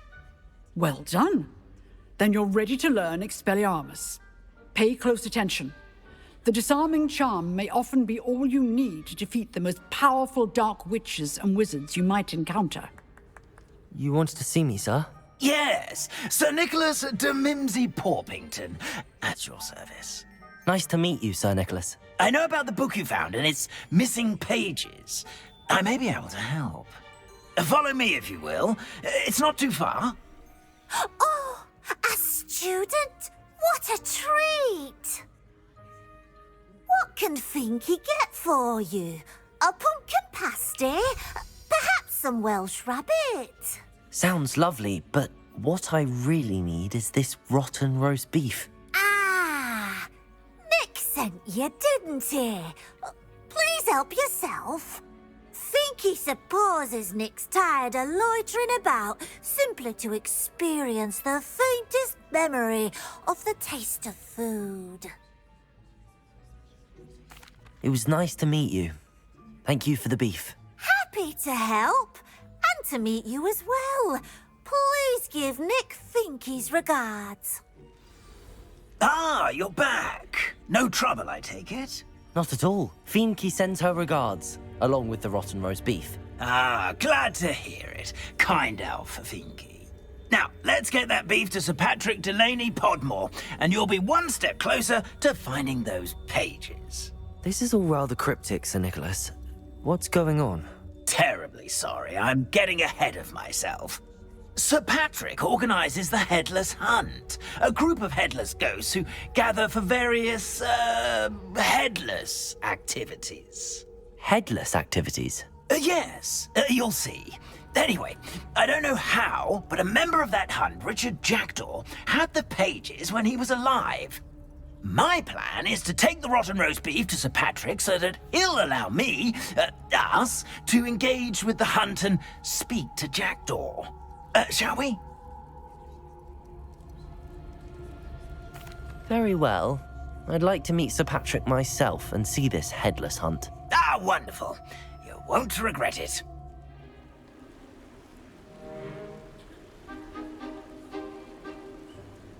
Do stay behind me. It's Sir Patrick we want. Oi, Nesta, look who's here. What have we told you, nearly headless Nick? Hello, Sir Ramsed. Do let us pass. We've brought a little something for Sir Patrick. Probably come to try to beg his way in again. Do they always talk to you like that? Ah, all in good fun. Once Sir Patrick lets me join the Headless Hunt, I'll be right there with them. This offering is sure to win him over. Don't forget why I'm here, sir. Rest assured, you'll have your information from young Jackdaw in no time. Wherever he may be.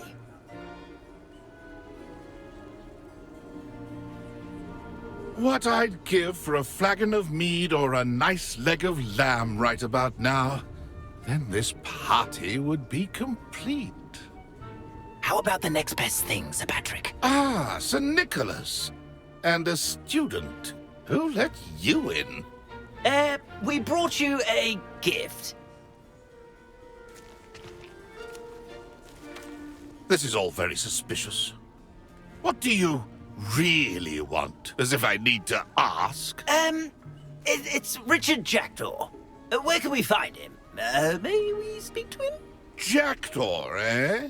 Why, here he is now. What a shame. Without his head. I bet you've always wondered what that's like, eh, Nick? Sir, you jest. It's bound to be around here somewhere.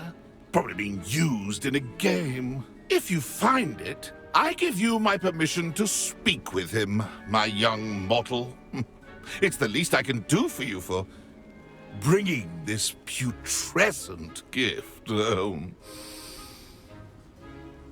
Sir, there's another matter I wish to discuss with you, if I may. Tut, tut, Sir Nicholas. How many times do I have to tell you? Our entry requirements are quite clear. But, sir, we aren't the headless except for a little bit of tendon hunt, after all. Now, please, follow me, and I shall help you find your way out. Farewell, my young friend. Perhaps your luck with these chaps will be better than mine. Hello again. Can you help me? Ah, Sir Nicholas's young friend. Has he abandoned you? Not at all. I need to speak to Richard Jackdaw. Sir Patrick said his head might be around here somewhere. Indeed it might be. It is a bit unorthodox to include a mortal, but if you do wish to speak with him... Oh, why not? You can speak with Jackdaw if you can find his head amongst these pumpkins. Not just once, but 5 times. Good old Dumfrey will move the head to a different spot each time you find it. Those are the rules. What say you? If that's what I need to do to speak to Jackdaw, I'll do it. Marvellous! Of course, a mortal holding a wand has an advantage over us ghosts. You can simply blast away to your heart's content. Remember, the game's not over until you find him 5 times. Not too bad for a mortal. Now, say what you need to say to old Jackdaw here, You've earned it. Nicely done. But what's going on? You're not a member of the Headless Hunt. No, I'm not. Sir Nicholas said you might know the location of some pages I'm looking for. Merlin's beard. I know precisely the ones you mean. I pinched them from Peeves. How could I forget? The map on those pages led me to my demise. I was not ready for what awaited me in that cave. The pages are likely still mouldering away with my, remains. Quite a final adventure, I must confess. The pages are why you lost your head, and I must visit a cave and search for your corpse. Yes. You'd think a decapitated ghost would get used to the word corpse. Say, here's an idea. Why don't you meet me at the edge of the Forbidden Forest, and I'll show you where to go? I need those pages, so I suppose I'd better meet you. Thank you. Not to worry. I'll just need to be reunited with my body first. But Dumfrey can handle that. See you at the forest's edge. We meet again, Richard Jackdaw. I suppose I shouldn't be surprised to see you. Just like a Gryffindor to brave the Forbidden Forest in pursuit of adventure. Well said. Now where do we go from here? Follow me. I shall lead you as far as I can, but I fear I may remain a tad reluctant to revisit the scene of my demise. Keep your eyes open for a bird bath. When you find it, say intramuros. I think it's Latin. Or Greek. As you can imagine, I never paid much attention in school. Shall we?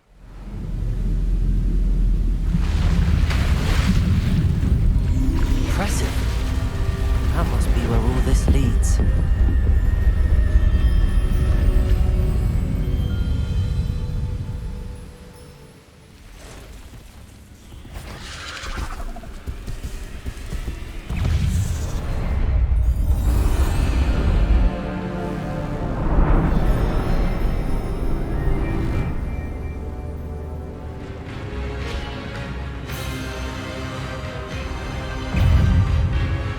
Oh no, the room's starting to flood.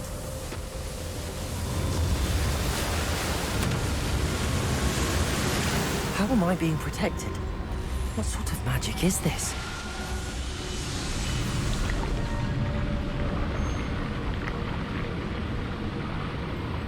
I can only hope this magic protects me until I'm able to make my way out of here.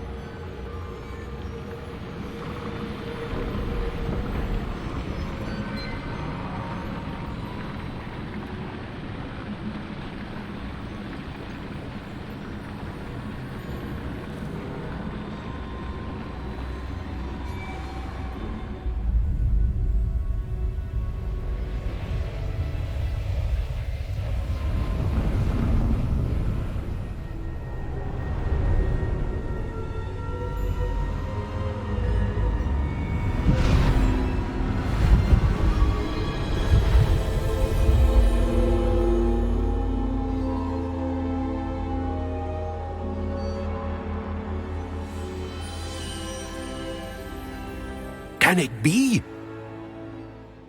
It's you. Has someone finally found our map chamber? I recognize you from the Pensives. You're Professor Rackham. I am indeed. I must confess that I am surprised to see someone so young standing before me. I'm the same age that you and Isadora Morganach were when you started at Hogwarts.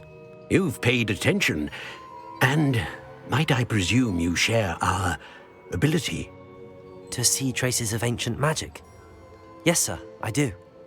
As you have likely realized by now, our ability gives us a unique relationship with all forms of magic. We can access expressions of magic that few others can. Opportunities will arise that allow you to sharpen this rare talent. Do not squander them. I won't, Professor. Thank you. We have much to discuss. But first, a map found in a certain book led you here. Place the book on the pedestal. I don't have the book with me, sir. That is unfortunate. I'm afraid we must pause our conversation until you return with the book. Very well. I'll retrieve the book right away. Good. We shall speak again once the book is in place. Mr. Clopton, your attention, please. Sorry, Madam Kagawa. Everyone, please welcome a new student to our flying class. Welcome. Hello. The goal of today is to remind all of you how to maneuver on a broomstick safely, as broom flight is, first and foremost, a means of transportation. This, I fear, some of you have forgotten. Diving, rolling, and loop-the-loops will not be taught or in fact tolerated in this class. We'll leave that to professional Quidditch players, like the Toyohashi Tengu. Not a fan, I take it? Now, let's see how well everyone kept up with their practice over the summer holidays. For those who need a refresher, step up to your broom, say up firmly and clearly, then kick your leg over and rest your weight on the seat. Up! Thank you. Now, your turn. Up! Up! Up, you stupid ratty school broom! Up!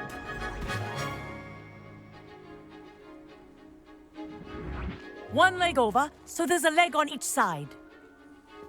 None of that side saddle nonsense. A gust of wind will throw you right off.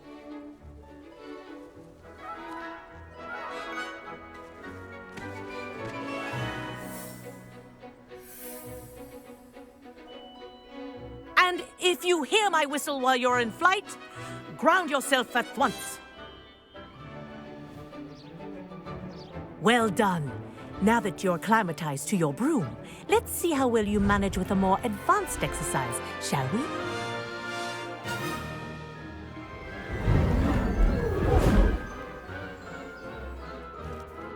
I say, I watched you fly through those rings. You seem to handle yourself on that dusty school broom well enough.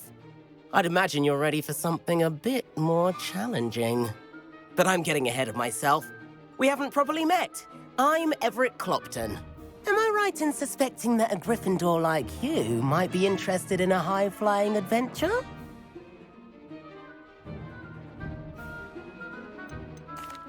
Can't say no to that. What did you have in mind? A bit of a detour, so to speak. Follow me. And where have you two been? Oh, hello, Professor. We were trying to get a bit of extra practice in. Hefty points will be taken from each of you for not following my instructions. Mr. Clopton, I'm disappointed in you. You're in this class because you're still not showing yourself, or frankly, your broom, the proper respect. But, Professor... Enough. Class is finished for the day. As for you, you do well to use better judgment in the future. Chin up. That was some rather good flying.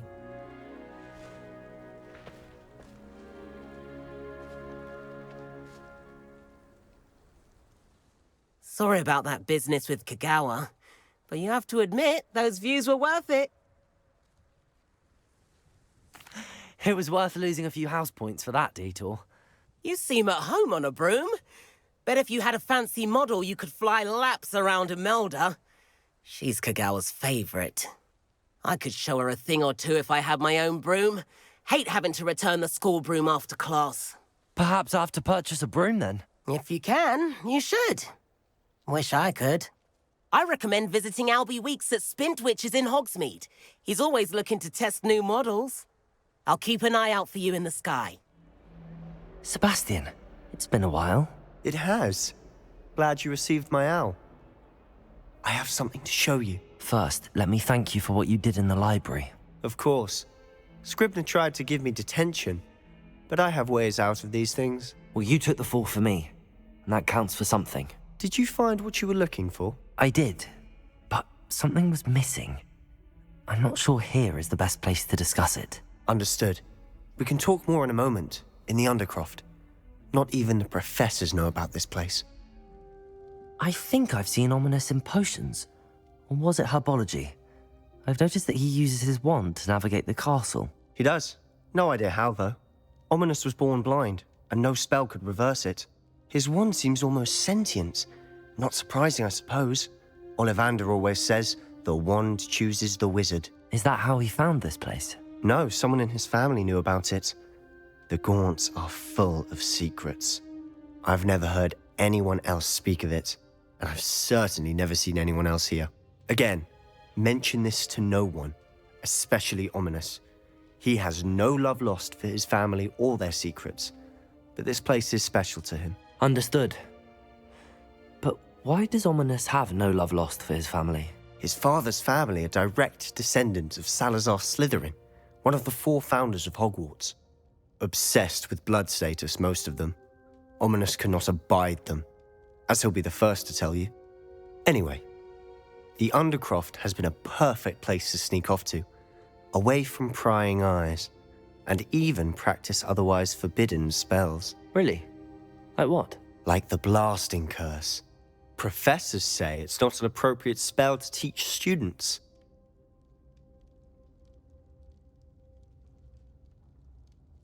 A proper magical education ought to include all magic. My thoughts exactly. A spell like Confringo is only truly dangerous in untrained hands. Such spells should be properly taught, not banned. To be fair, I'm admittedly partial to more fiery forms of magic. But you should learn it. I can teach it to you safely here. I have to say, I enjoyed that. The first time Ominous and I practiced Confringo, we singed our eyebrows. I would have paid to see that. I swore we'd never live it down. To this day, there's something about that spell that's addictive. The blast does heat things up. I see how you lost your eyebrows. You'll get used to it. Anne Ominous and I used to practice down here for hours. The Undercroft was our retreat. Haven't been here in some time. It's not the same without Anne. I'm sorry about your sister. If there's anything I can do... Perhaps when I next head to Feldcroft, you could come along. Meet Anne. She could use some cheering up. Just let me know when and I'll meet you. Oh, she misses Hogwarts. She's been stuck at home with our guardian, Uncle Solomon. Unfortunately, you'll have to meet him too. Well, meeting a new student will be precisely what she needs. I shall look forward to it. Cheers. By the way, what was it you couldn't discuss out in the hall earlier? I'm not sure where to start. You said something was missing from what you found in the library. Might it have something to do with Victor Rookwood? He didn't mistake you for someone else at all in Hogsmeade, did he? Nothing gets past you. I'll tell you what I can. Rookwood and Ranrock are trying to recover something they think I took from a vault in Gringotts. Gringotts? When were you there? Professor Fig and I wound up there after the dragon attack. There was this port key that... A port key? To Gringotts? Well, it's all a bit convoluted. I'm listening.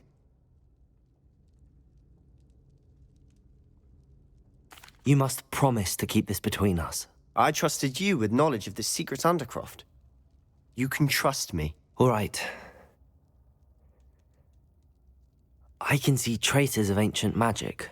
Ancient magic? I don't know what I was expecting you to say, but it wasn't that. What does that even mean? Honestly, I'm not entirely certain. All I know is that I can see whispers of an old magic that hardly anyone else can. Fig and I think that Ranrock has somehow found a way to harness that magic's power. Are you telling me that goblins may be wielding some sort of wizard magic? That's what we're trying to find out. And this ability of yours, does it allow you to wield this magic too? I don't know. Well, when you do know, tell me. I've been studying archaic forms of magic for ages. Perhaps we can help each other. In the meantime, with both Rookwood and Ranrock after you, I suspect a bit more time practicing the blasting curse is in order. Spend as much time here as you'd like. And remember, keep this place between us. You there. I can hear you. Oh, hello. Ominous, isn't it? I believe we have potions together. And herbology? I recognize that voice. Heard you talking to Gareth Weasley in potions class. You're the new 5th year. Did you just come from the Undercroft? How did you get in there? That room's called the Undercroft. Ah, well, I was exploring and then suddenly found myself in a strange passageway. Don't lie to me. No one stumbles upon that room. Sebastian told you, didn't he? You breathe a word about this place to anyone, and not even your precious Professor Fig will be able to help you. My father is friends with the headmaster. I am not afraid to exploit that connection if I need to. You needn't threaten me. I'm not going to say anything about your Undercroft. And Sebastian is a good friend. You shouldn't immediately assume the worst of him. I don't need you to tell me about my oldest friend.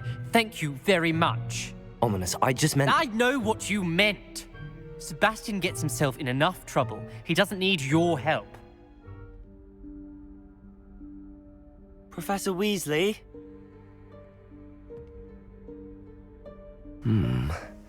Somewhere away from prying eyes.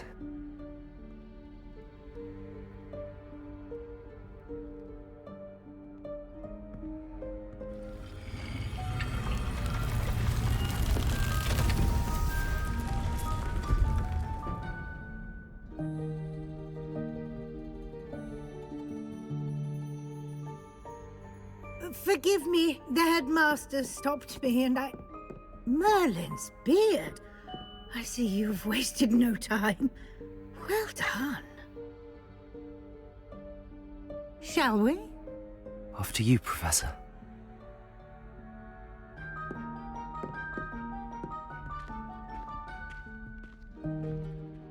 This presents the perfect opportunity to teach you Evanesco, the vanishing spell. You can cast Evanesco to vanish certain objects, such as these chairs and other things here in the room.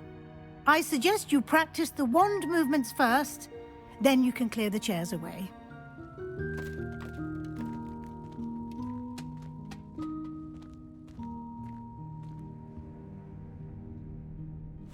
Yikes! Careful! Huh? Oh, there you are. Wait right there. Deke will come to you. Hello. Ah, Deke, we've been looking for you. Apologies, Professor Weasley. Deke was looking through some of what's appeared in the room since Deke was last here. Is this the student? Indeed it is. Deke is honored to meet you. Deke has been a friend since I was a 2nd year. We discovered this room together. I mentioned you to Deke. We believe that you might be able to benefit from this room like I did. Deke, would you be so kind? Of course, Professor Weasley. The Room of Requirement will always be equipped for the Seeker's needs. It's unplottable, so won't appear on any map. Most happen upon it by accident, if ever. Deke's seen students in need of an extra file for potions stumble upon the room filled with them. You seem to have accessed it in its form as the Room of Hidden Things. I was thinking about needing a place away from prying eyes. Brilliant. Oh, that explains it then. What I need specifically is a place where I can catch up on my schoolwork without distraction. Well then, the room can provide you with precisely that. Now, it's time to focus on what you need. Just close your eyes. Imagine the room precisely as you need it. The room will do the rest.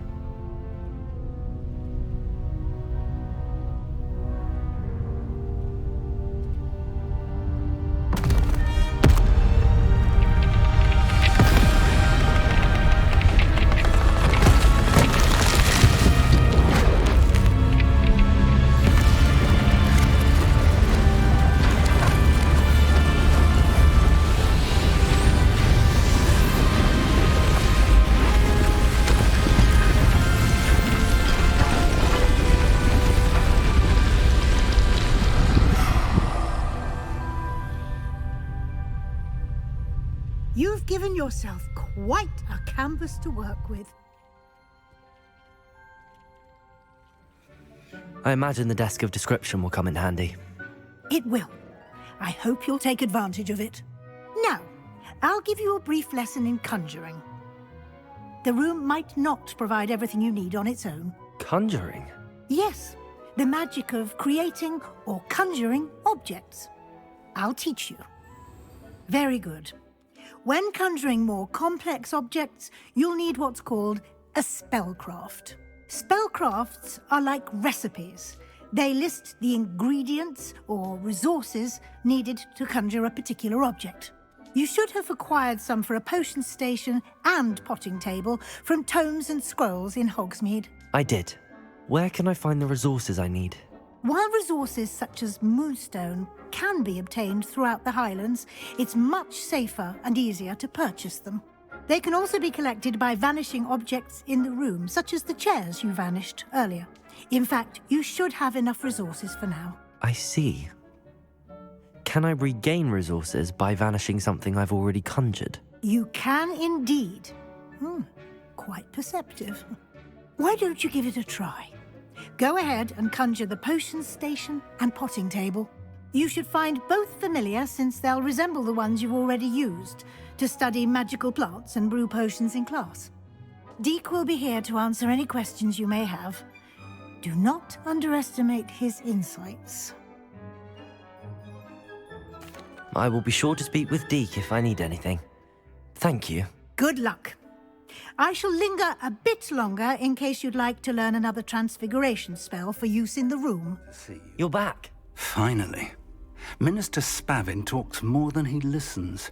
Ranted on and on about rogue dragons. Wouldn't listen to a word about goblins. Speaking of which... Listen, Professor. So much happened while you were away.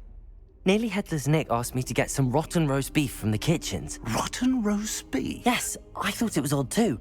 But then we took the roast beef to Sir Podmore of the Headless Hunt, and... You met the Headless Hunt? That must have been interesting, to say the... Yes. And then I had to find Richard Jackdaw's head in the pumpkins so that he'd tell me about how he died. Who on earth is Richard Jackdaw? He was a student here long ago. Anyway, he told me about a secret cavern.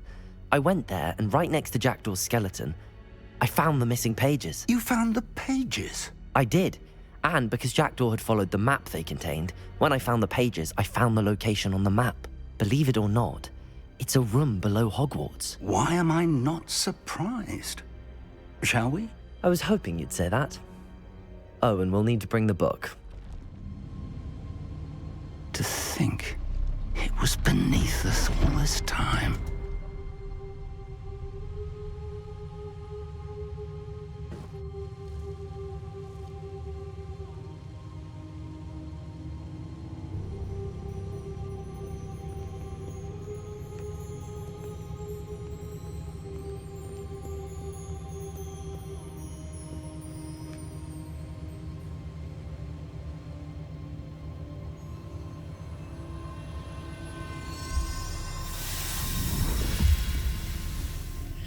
This looks promising.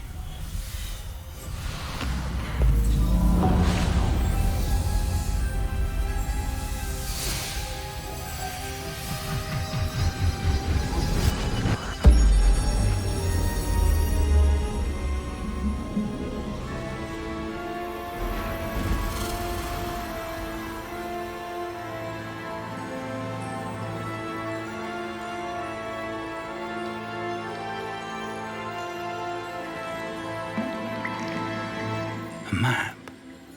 There's Hogsmeade. And over here, the Forbidden Forest. And, of course, Hogwarts. It's magnificent.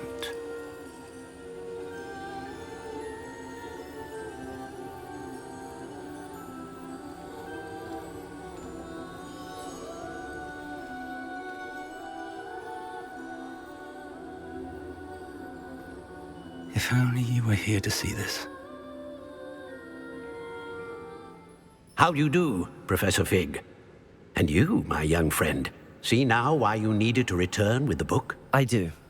I also see why you refer to this room as the map chamber. That you have come this far tells me that you possess extraordinary magical ability, the potential and power of which will unlock should you prove yourself worthy. The location of each of 4 trials will, in time, appear on the map. Trials that will test you and give you access to invaluable knowledge.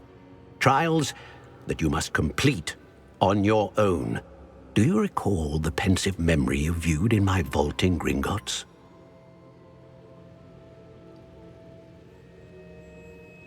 You and your friend Charles spoke of the port key, and of trials you'd created for one who could see traces of ancient magic. Precisely. Charles is another of the Keepers, a designation we gave ourselves centuries ago, in light of the knowledge that we have been bound to keep hidden. Until, perhaps, now. So, the passage from your ruins to Gringotts, everything in the vault, the restricted section, finding this room, none of these was a trial. They were an important part of the journey, but they were not trials themselves. The fact that you have come this far, however, bodes well. The trials were designed to ensure that the power and knowledge we have kept secret for so long does not fall into the wrong hands. They will test your abilities, both innate and learned.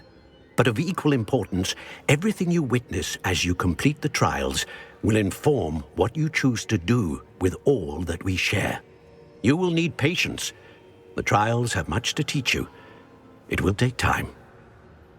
I'm afraid we don't have the luxury of time. We have waited this long, Professor Fig.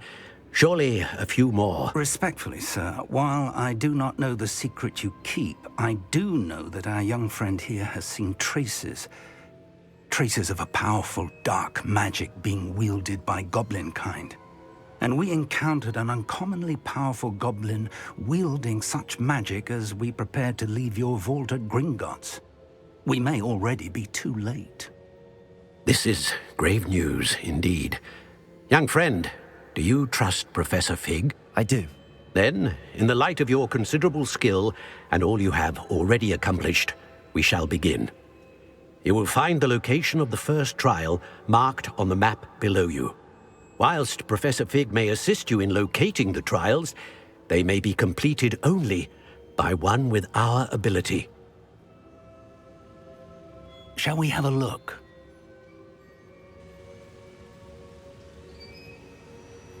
I know that tower. It's not far. You may have seen it yourself.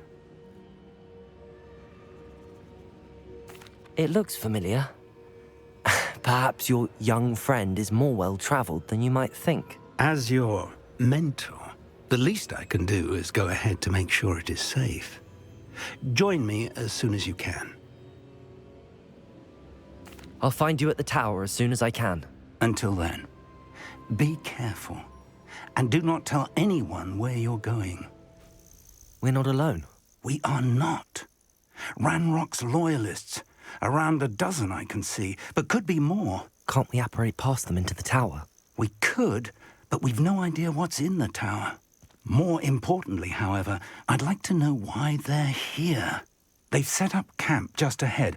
I suggest we investigate a little before doing anything else. Let's go. Hello, Professor. Did you say Sam Bakar's tower? I did.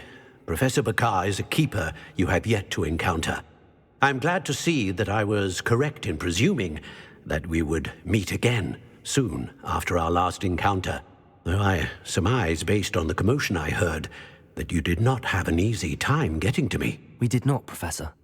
We encountered goblins outside the tower. That goblins were aware of my vault is disquieting enough. But if they have also made a connection to this tower, then the threat may be greater than I thought. All the more reason for us to move forward. Downstairs, near the entry, a reservoir of ancient magic, like those you've seen before, has been unlocked. Command it to access a doorway. I'm afraid I cannot say more. As Professor Fig cannot join you, he and I will, in time, see you back at the map chamber. Remember what you see. We're going to need to understand how Ranrock's loyalists knew about a tower that once belonged to a keeper. For the moment, however, you've more important things to set your mind to. A reservoir of ancient magic, I believe? Yes, sir. Then I shall leave matters in your increasingly capable hands. That said, be careful. I will, sir. I'll see you back in the map chamber.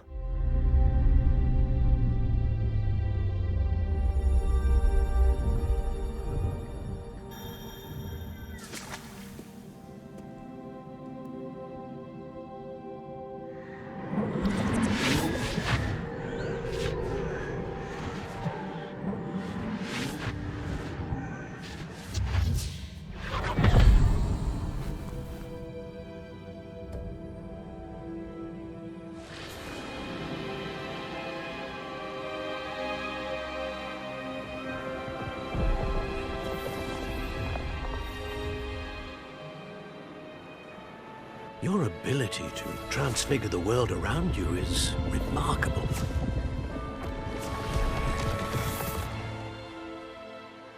What is it? My father isn't getting better. I don't think he'll ever recover from the death of my brother. It is agonizing to see those we love suffer. The drought was years ago, but the pain of losing him is as deep for him now as if it had happened only yesterday. He doesn't need pretty pillars, he needs peace. What if I could help him, Professor? You do so much for your father already. It's not enough. I want to take away his pain. It is tempting, I know, to use this magic that you're mastering to transfigure more than the physical world. But human emotion is a potent force unto itself. Even the most well-meaning and competent witch cannot possibly know the consequences of irrevocably manipulating it. So I'm to watch as my father's pain destroys him.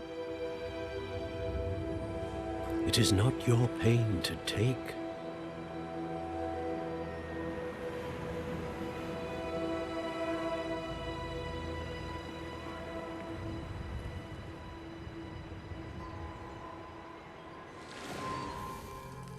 Every year, a student sees something sillier than I could ever imagine in their tea leaves. Oh, Miss Morganach, welcome back to Hogwarts, Professor. That's going to take some getting used to. Professor Rookwood? I was so pleased to hear that you'd accepted the position of Defense Against the Dark Arts, Professor. Sit, Isadora. Tell us about your travels. I was actually hoping that you and the others might join me at my home this evening. There's much I'd like to share with you. That would be delightful. We shall let the others know. Very well. I shall see you then.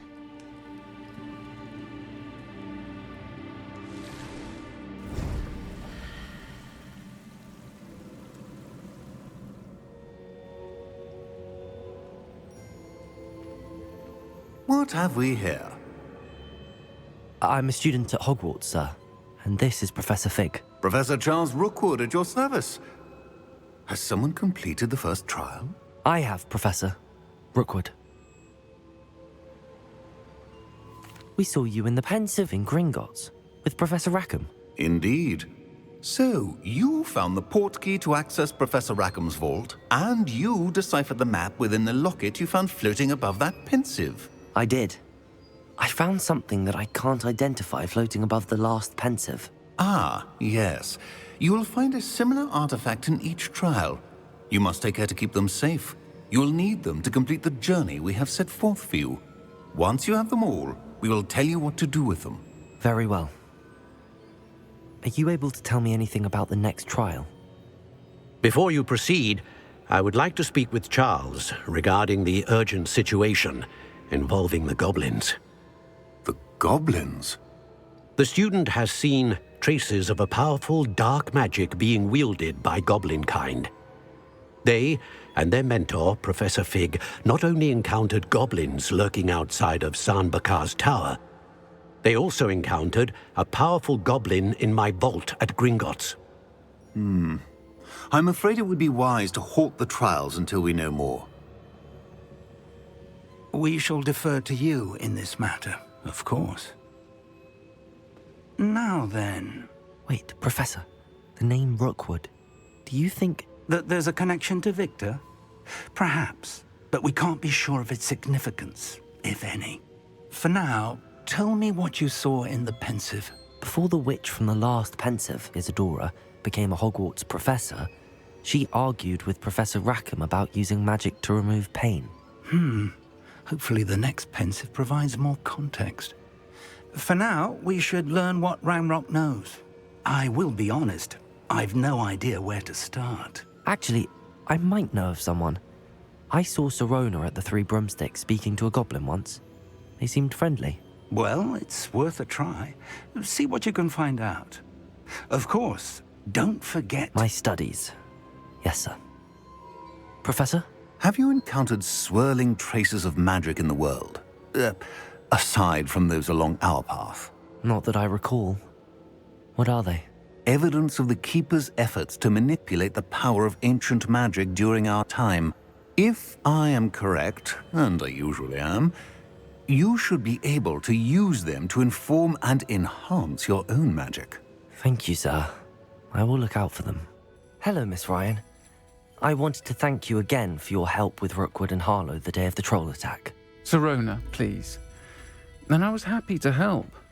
Oh, those two are nothing but trouble. Glad you and your friend were here when they found you. I am too. You were speaking to a goblin here that day? Yes, Lodgok. He's a friend. It seems as though you were on good terms with him. I've known him for years. We met when I was waiting tables here as a student, well before I bought the place. He was cordial enough, but we weren't friends then.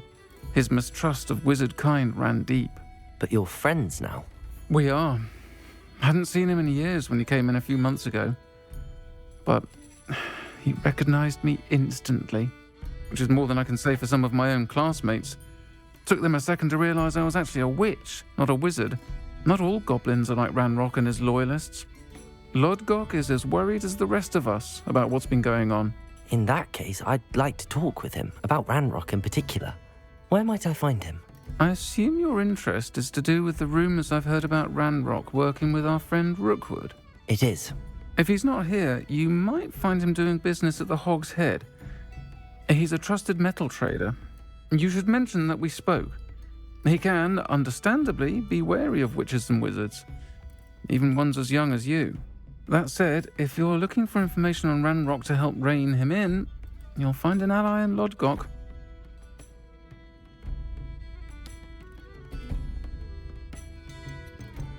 Thank you, Sirona. If you find Lodgok, please give him my best. Hello, Lodgok. Sirona said I might find you here. She did she? Did she send you with news? No, actually, I wanted to speak with you. It's about Ranrock. Now I remember. The Three Broomsticks. Day of the troll attack. You're the student he's after. I am. And I need to know what he and his loyalists are up to, so I can stay a step ahead. Let's say I did know. Why should I trust you? Sirona trusts me, and she thought our interests may be aligned. Well, if Sirona trusts you, very well. I may know of something that could help us both. A way to get Ranrock to confide his plans to me. I'm listening. Years ago, a heinous witch stole a sacred goblin relic.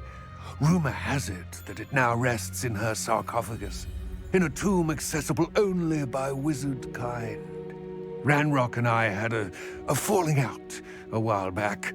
The relic could well repair the chasm between us.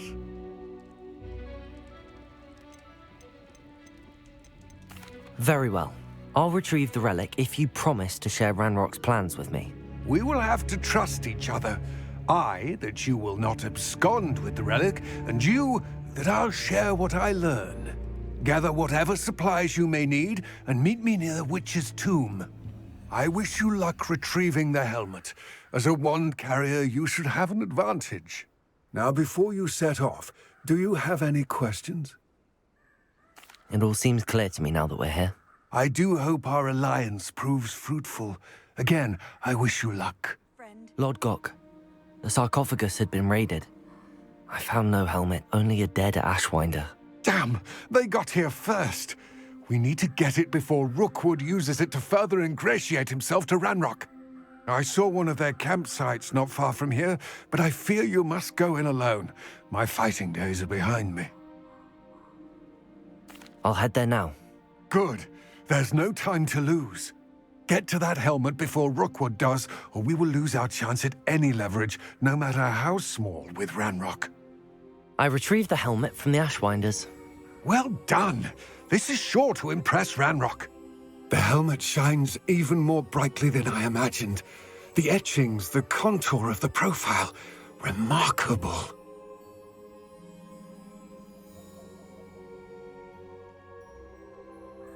It looks stunning, Lord Gok.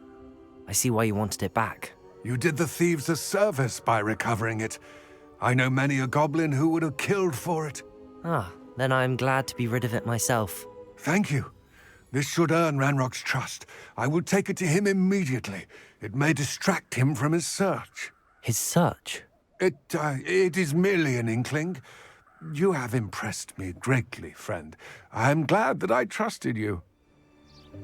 Welcome, everyone. I see you've already met some of the many beasts we study in this class. Though be advised, none of these creatures should be taken lightly. They are all in their own way dangerous, especially if one does not know how to handle them properly. Now, it seems many of you are out of practice. Let's take some time to review the basics of how to care for a beast, shall we?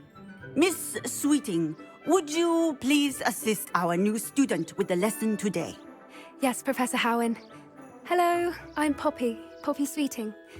Don't worry about Professor Howen's speech. She over-exaggerates sometimes. All the beasts in class are perfectly safe. Oh! Miss Sweeting, pay attention, please. The tongue of a puffskein can be a slippery devil. Yes, Professor. Here, you can practice on Gerald. Just keep an eye out for his tongue.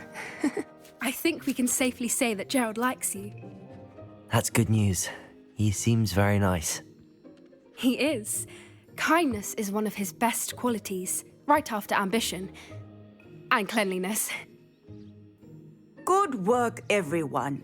Now, let's make our way to the pens and select another beast. And please, do be careful as you feed and groom them. Miss Sweeting, why don't you show our new student to the Neasels in the farthest pen? This way. The Neasels are over here.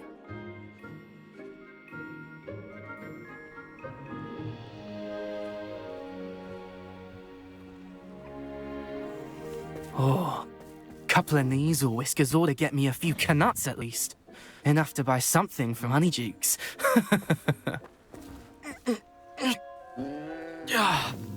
Stupid thing.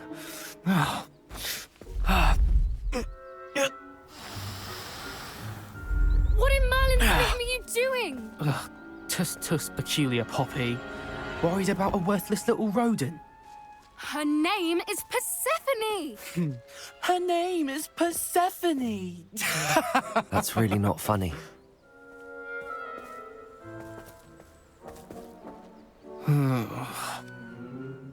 Let's go.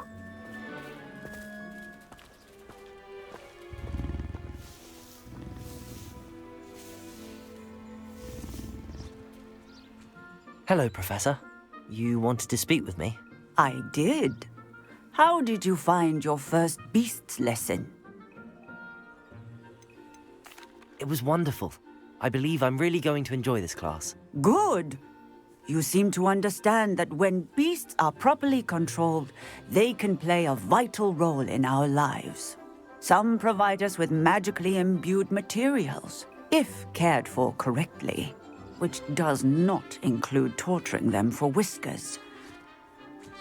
Well done, by the way. Probably best to let me handle it next time. Yes, Professor.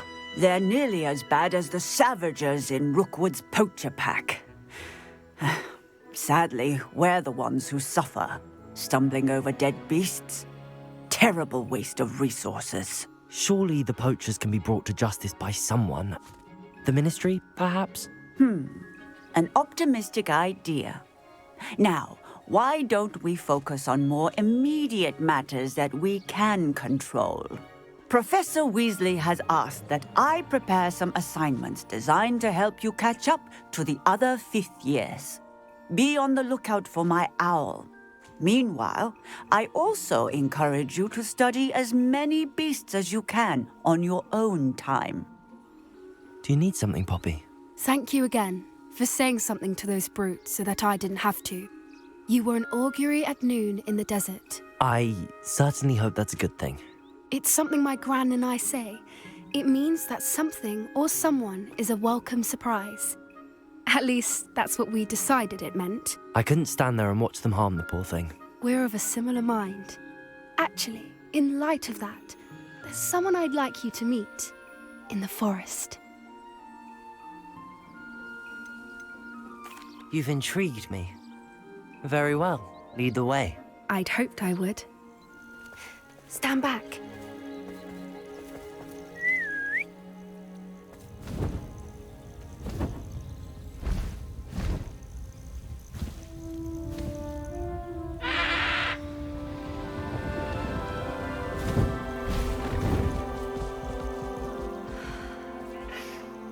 Please meet Highwing.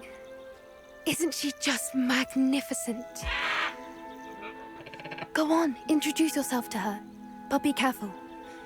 You must always show hippogriffs the proper courtesy before you approach them.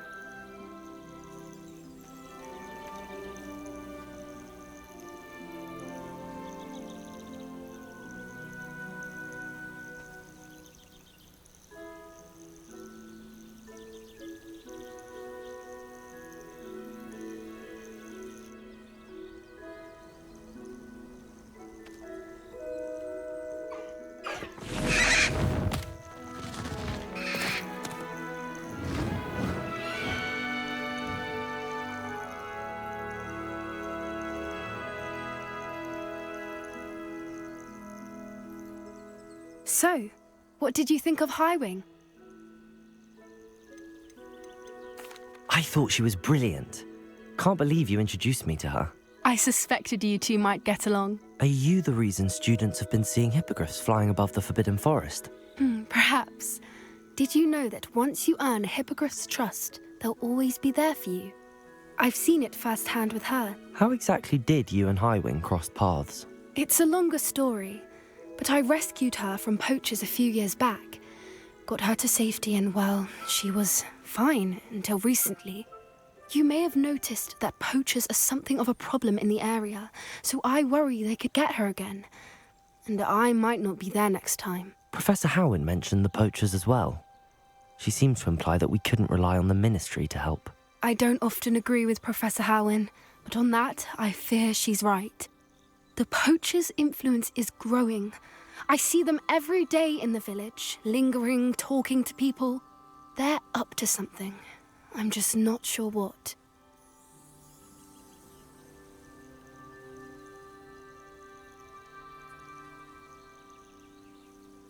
That does seem strange. Sounds as if they're planning something. Exactly. I think I'm going to look into it. Find out what's going on, what they're doing.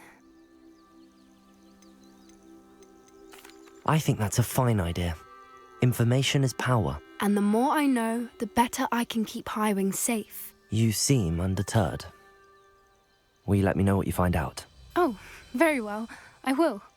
I should be going, but we'll speak again soon, I hope. Hello again, Mr. Moon. Oh, I was hoping to see you again, my young friend. Gladwin Moon, Hogwarts caretaker, at your service. First, please allow me to apologise if I seemed a bit, unsteady when we last met. I'm afraid I had a rather disconcerting encounter. Although I hear your visit to Hogsmeade was even more eventful than mine. I suppose you could call it eventful. I certainly wasn't expecting a troll attack. Oh, of course not! And from what I understand, the village was lucky you were there. In fact, my recent visit to Hogsmeade is the reason I was hoping to bump into you. I could use your help with something. do you see that curious statue over there? Watch what happens when that light changes from day to night.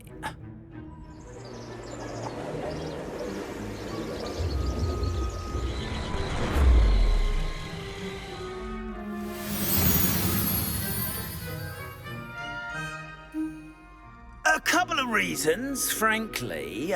First, your daring do against those trolls in Hogsmeade has gained you a reputation for fearlessness.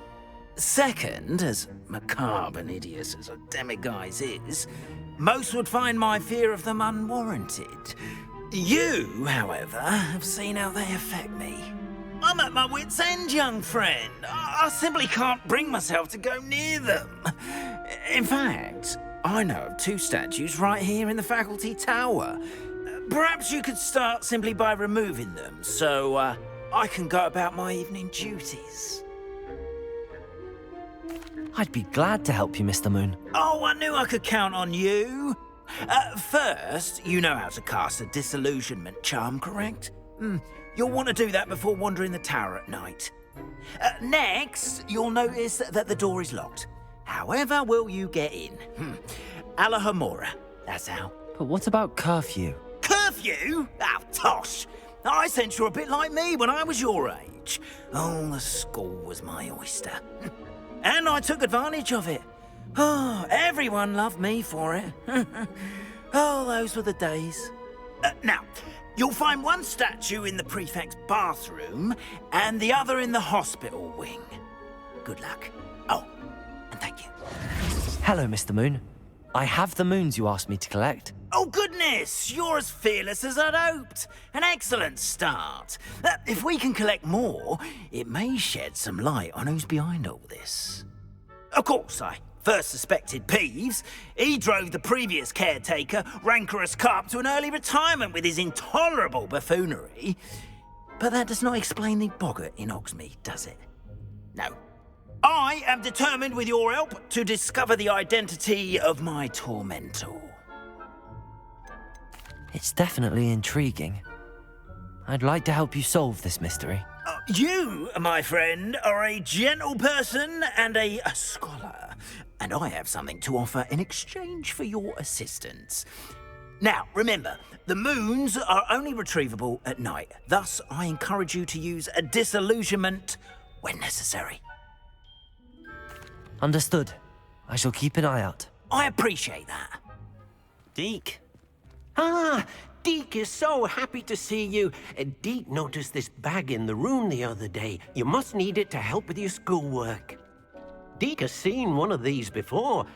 Deke calls it a knapsack.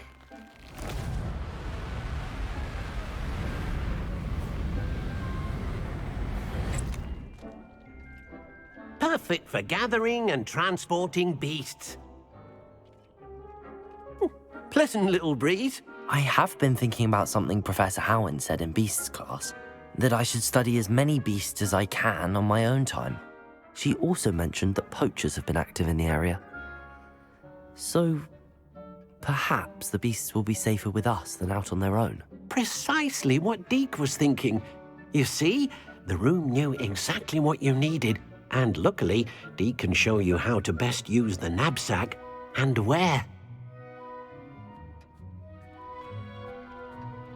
Come along, then. I'm ready to learn how to use the knapsack. Perfect. Deke loves an outing. Deke enjoys coming here to watch the beasts, especially the poffle of puffskeins nearby. It will be nice to keep them safe. All you will need to do is get close, direct the open knapsack toward the puffskein, and in it'll go. All right. I managed to rescue a puffskein. You can rescue as many as the knapsack will hold. Poachers capture puffskeins and, well, Deke isn't sure what they do with them. Deke is certain they will be safer with you. Now, not all beasts will be as simple to rescue as a puffskein. Deke suggests you next find a beast that can fly. A jobberknoll, perhaps. All right. Where would I find one? Deke knows of some to the west, nesting in a large tree overlooking Hogwarts.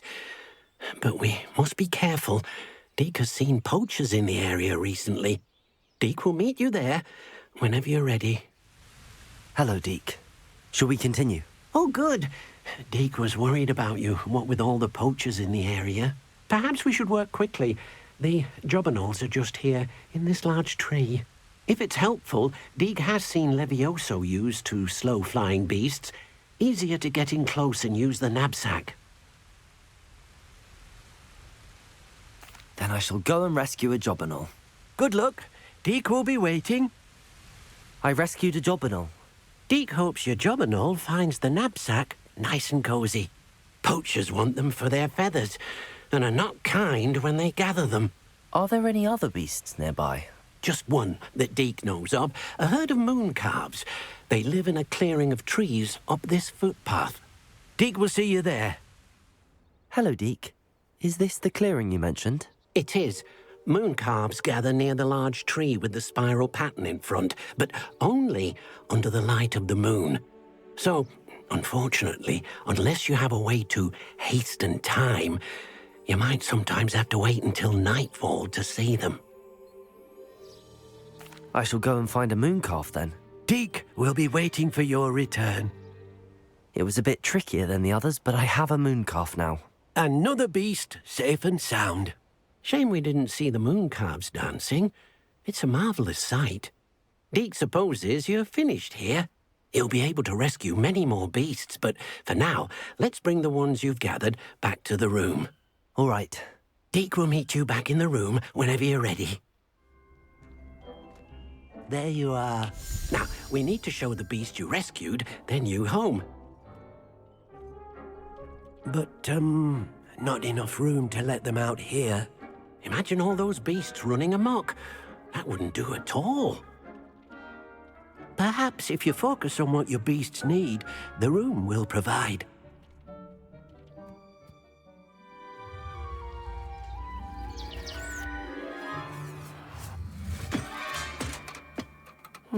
What exactly did you think of?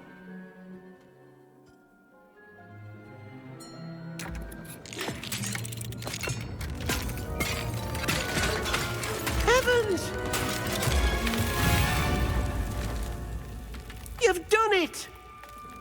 But what is it? Deke isn't sure.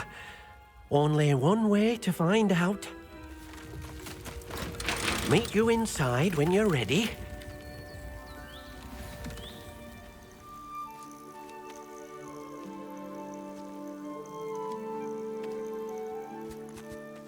Look at this. It's amazing. Where are we, Deke?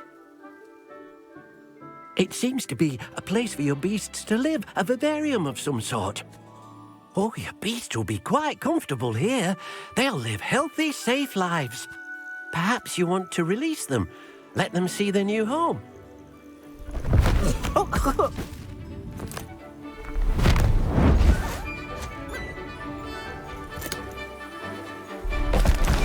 Oh!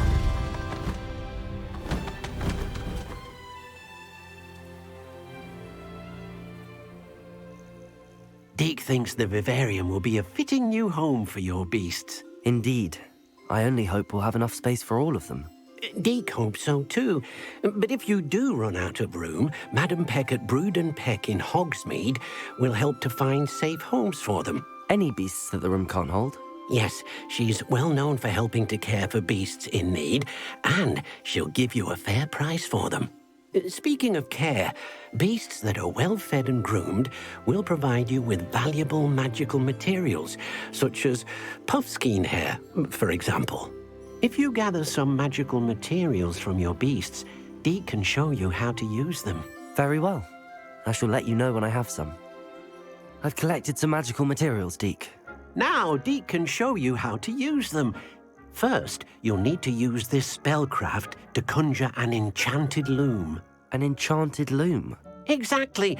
It will allow you to use your magical materials to weave magic into the very threads of your clothing, making your clothing more useful in a variety of ways.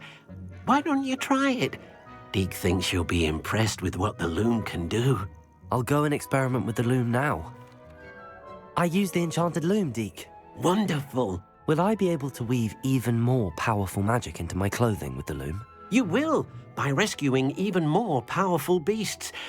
For now, however, Deek suggests you explore the vivarium and get to know the beast you've already rescued. Thank you for your help, Deek. Enjoying the view? Keeping an eye on things. Feldcroft isn't what it used to be. No one has felt safe here since Ranrock's loyalists took a peculiar interest in that castle over there. Rookwooda Castle. My uncle Solomon is a former Auror and refuses to look into it, even after Anne was cursed by one of them. Possibly with a wand, no less. I heard a goblin refer to wizard kind as wand carriers. Are goblins forbidden from carrying wands? Precisely. That's why I'm on the hunt for answers. If I'm to cure her, I need to understand what happened to her. Anne was always the most mischievous of the three of us. Which is saying something, knowing me and Ominous. I'm hoping a surprise visit from me and a new friend from Hogwarts will help lift her spirits. Bring back the Anne I used to know. Come on, I'll take you to my uncle's.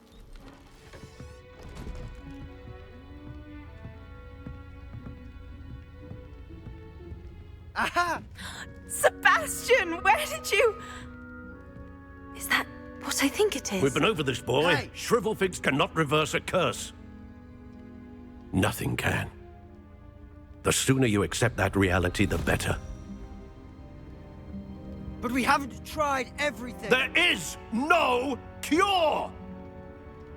When will you accept that? Never. I can never accept it. Now look what you've done. I'm sorry.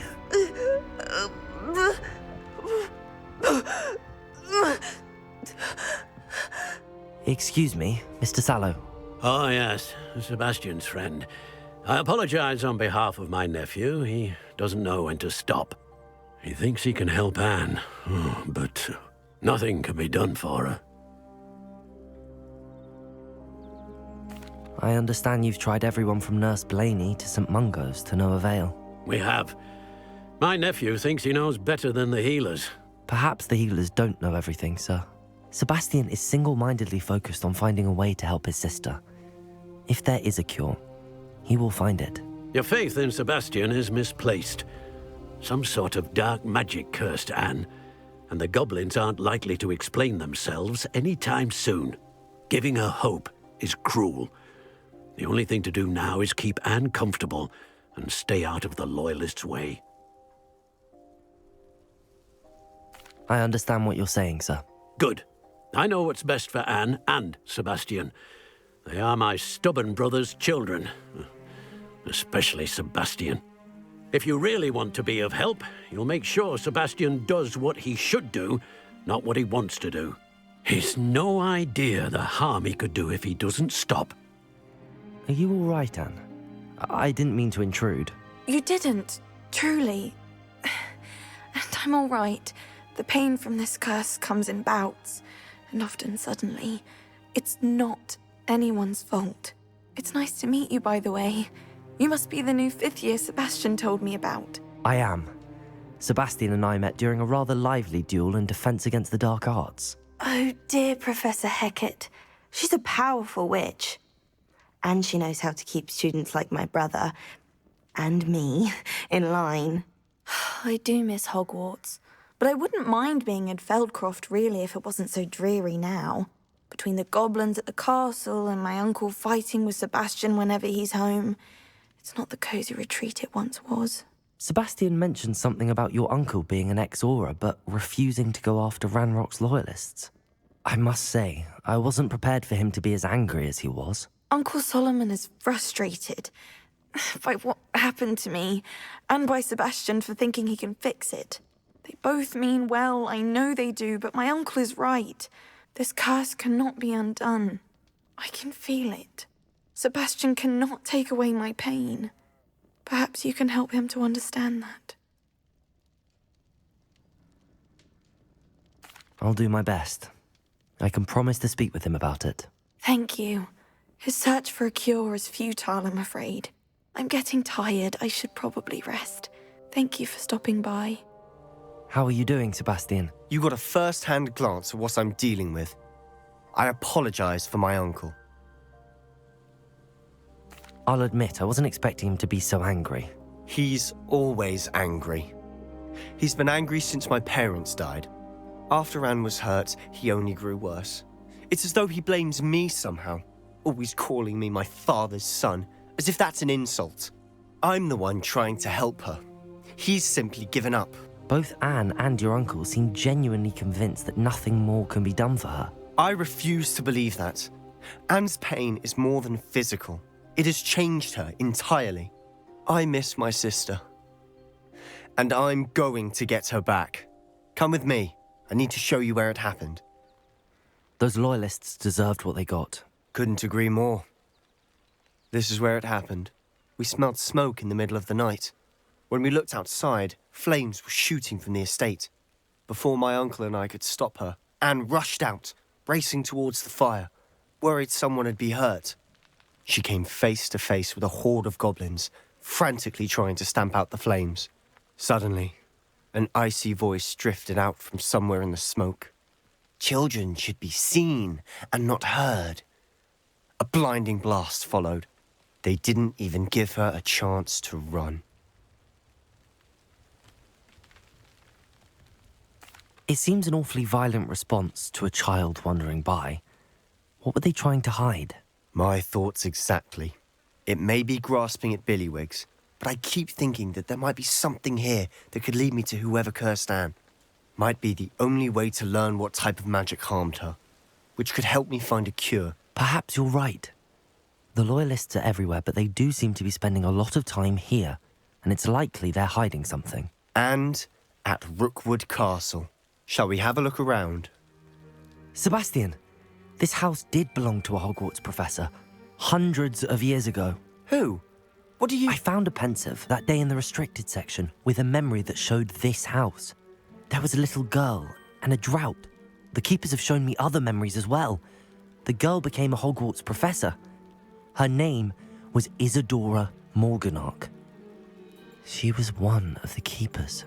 The keepers? Like in Quidditch? And you found a pensive in the library? I'm not following you. I realise it's a lot to take in. I'm not even sure I understand it all yet. And no, not like Quidditch. They call themselves keepers because they're protecting some type of knowledge. It has to do with the vault at Gringotts. Let me see if I've got this straight. You have Ranrock and Rookwood after you because of something you found at Gringotts where you ended up via a port key. You can see traces of an ancient magic that you think Ranrock is trying to harness. And now you've been witnessing memories left by keepers. Oh, and this house belonged to a Hogwarts professor who was one of these non-Quidditch keepers hundreds of years ago. If I didn't know you, I'd think you were pulling my leg. It is all a bit much, isn't it, when you put it like that? The point is, we both have good reason to search this house. You for answers about what happened to Anne, and me for answers about the keepers. I know it sounds strange, but... Honestly, nothing you say sounds strange to me anymore. Fair enough. I can see the Undercroft through this stone wall, as though it's a window. This has happened before. I'm listening. I think it's to do with my ability to see traces of ancient magic. But you said you didn't really understand it, and that you couldn't wield it. That's true, and I'm still not sure what it all means. What I do know is that my ability allows me to travel through these windows I see. Wait. We can get straight to the Undercroft from here. Ominous will be flawed. We can. But perhaps best not to tell anyone else about this for now. Even Ominous. Understood. Well then, invisible, secret, ancient magic passageway? Here we come.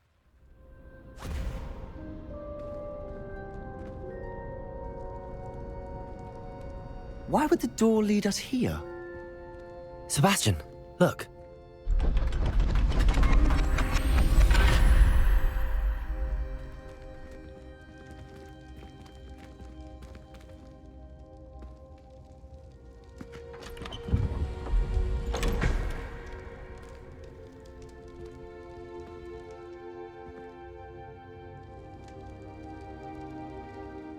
A rune symbol. I've seen similar symbols used by the keepers. I've been thinking. A keeper lived in that house centuries ago, and Ranrock and his lot have been searching there. You said that goblins may be wielding some form of this ancient magic. Do you think Anne was cursed by ancient magic? I can't be sure, of course, but I don't think so. I didn't see any traces of it around your sister. Very well. But that doesn't mean it's not ancient magic. There's still so much we don't know about it. True. Perhaps this triptych will lead us to answers. Then we'll have to unravel what this all means. But now I need to see Ominous.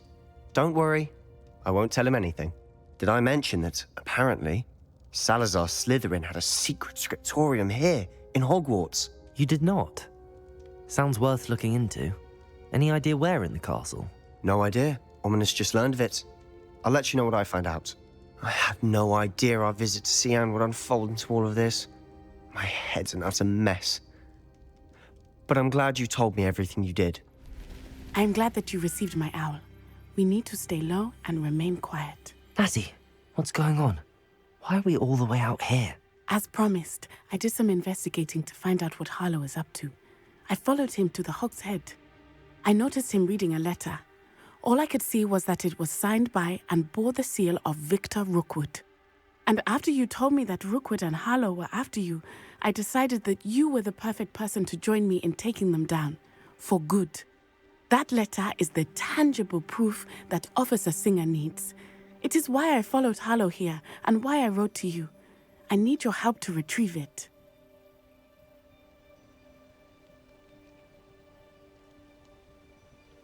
I'll help you find the letter, Natty. I'm glad to hear it. First, we must access the castle keep. I'll check the main gate, see if you can find another way in. I do not see any guards, but we should still try to be as quiet as possible. Harlow is here after all. We'll need to be careful once we get... I hear them. Yeah, restrain the beast!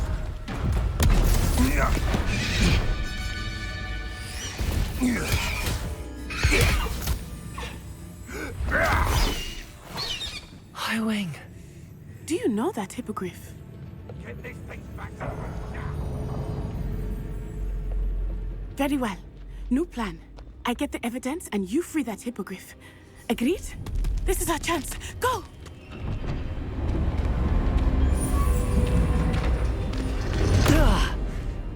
Blast it! There's gotta be another way to get up to the roof. Somewhere. Highwing. It's all right. There we go.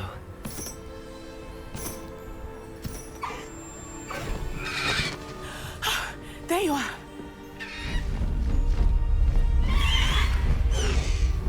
Come on. Hello, amore. Hurry!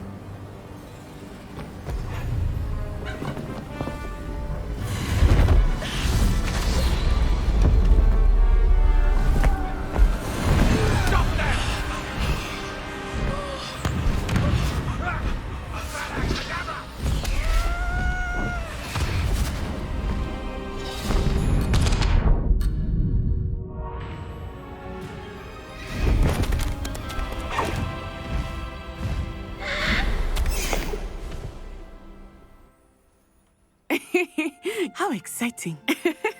It was exhilarating, wasn't it? I wasn't sure we were going to make it out alive. There was no need to worry. I had it all under control. Were you able to find the letter? Summoned it straight out of Harlow's hands. I will say, I did not expect to see him cast the killing curse at us. He won't forget this. Be on your guard. Of course. What did the letter say? That Rookwood's looking for a phoenix. Not sure where he will find one. But it also included Harlow's orders to inspect that castle for the poachers. Enough to connect Harlow to the crimes. I shall deliver the letter to Officer Singer. She'll have to do something when she sees it. Now, tell me, where did you meet these hippogriffs? I've only met Highwing before. Poppy introduced us. Poppy Sweeting knows a hippogriff. Of course she does. Poppy will be relieved to know that Highwing's safe. I came to the right person for help. My mother will be worried. I must go. Seek me out soon. I shall have much to tell you.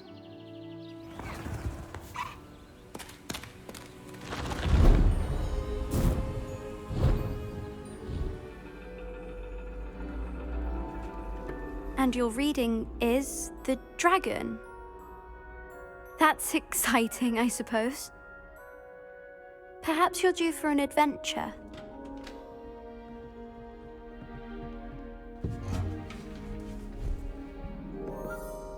Ladies. Professor Shah. Astronomy is not divination. You won't find the mysteries of the cosmos charted out on your palms or at the bottom of your teacups.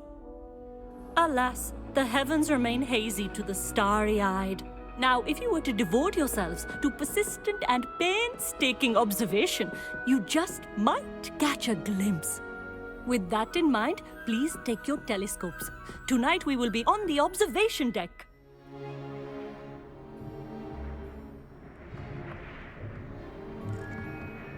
Still don't have your own?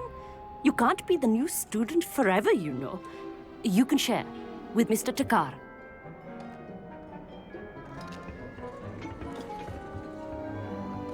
Here, I can adjust that for you. No, bring it into focus on your own.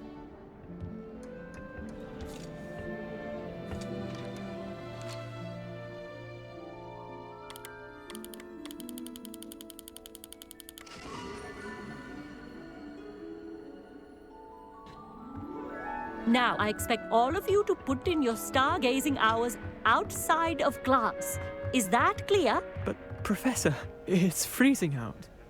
Mere cold didn't stop the great stargazers of the past. Look only to the astronomy tables they erected throughout the Highlands from which they gazed millennia ago on the very self-same stars above us. Is that clear?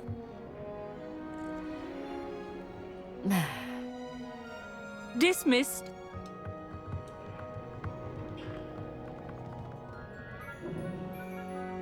Hello. I don't believe we've met officially. I'm Amit. I'm something of an astronomy buff. Hello, Amit. It's nice to meet you. Did I hear Professor Shaw say that you don't have your own telescope? I have a spare one you could borrow for the rest of term. That's very kind of you, Amit. Are you sure you won't need it? I'm certain. It's my old one. I finally got my hands on the new Celestia Contemplar. You've heard of it, I assume? I mean, of course you have. It's only the pinnacle of all personal stargazing implements. But my old model's not too shabby either. Goblin-cut glass, first-rate optical enchantments. Hate to think such a fine instrument is just collecting dust. Well, thank you, Amit. Think nothing of it. Anyway, the telescope's in the storage room right underneath us. You can't miss it. I have some, reading to finish on the lower deck. Come find me there afterwards, and bring the telescope. There's something I want to talk to you about. I have the telescope. It's nicer than I'd expected. I would not offer a prospective stargazer a third-rate lunoscope. But there is, something else. Yes, what is it? You remember those astronomy tables Shaw was going on about? It just so happens I've been reading up on them a little myself. And it seems there may be one right here at Hogwarts. I believe we could use it to find hidden constellations. And you need someone to help find it? I do. Are you in? No one from the Gobstones Club will go with me. Said they'd rather get spit at by a stone than... Well, they are cowards. Let us get moving while the stars are still out. I'll show you how to use that telescope once we get there. I promise. No need to convince me. Let's get going. Brilliant. You won't regret it. Shall we?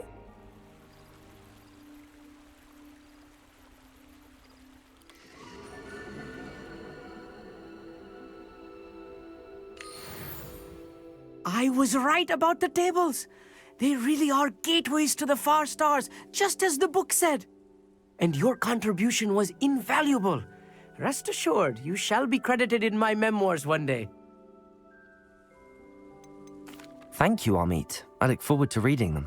And I look forward to writing them. This is only the beginning. You will find more tables like this one throughout the grounds and forest, all beckoning to be discovered by a worthy astronomer. And if I have ever seen one, it's you. Oh, and about my old telescope, don't bother returning it. You should keep it. That's quite generous. Thank you. You are welcome. It has goblin-cut glass and a gobbledygook inscription. I'm practically fluent in gobbledygook, you know. It's all in the throat, really, gobbledygook, you know, and how you pronounce your R's. Anyway, glad our adventure was a success. I will see you soon. I received your owl. I was able to speak with Lodgok, the goblin I mentioned before. What did you learn? He and Ranrock were close once, but they had a falling out. You believe he can be trusted? I believe he's trustworthy, yes. He seemed sincere, and Serona Ryan trusts him. Very well. Supposing he can be trusted, will he help us get to Ranrock? I retrieved a stolen helm he hopes to return to Ranrock in order to regain his confidence. You have been busy. Let's hope your efforts result in our learning something about Ranrock's plans. Lodgok did mention that Ranrock is searching for something, but he couldn't say what. Perhaps that helm will yield some answers. Ranrock is searching for something? I feared as much.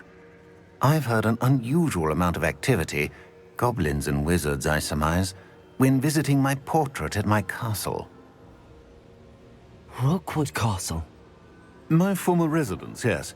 That castle is also the location of your next trial.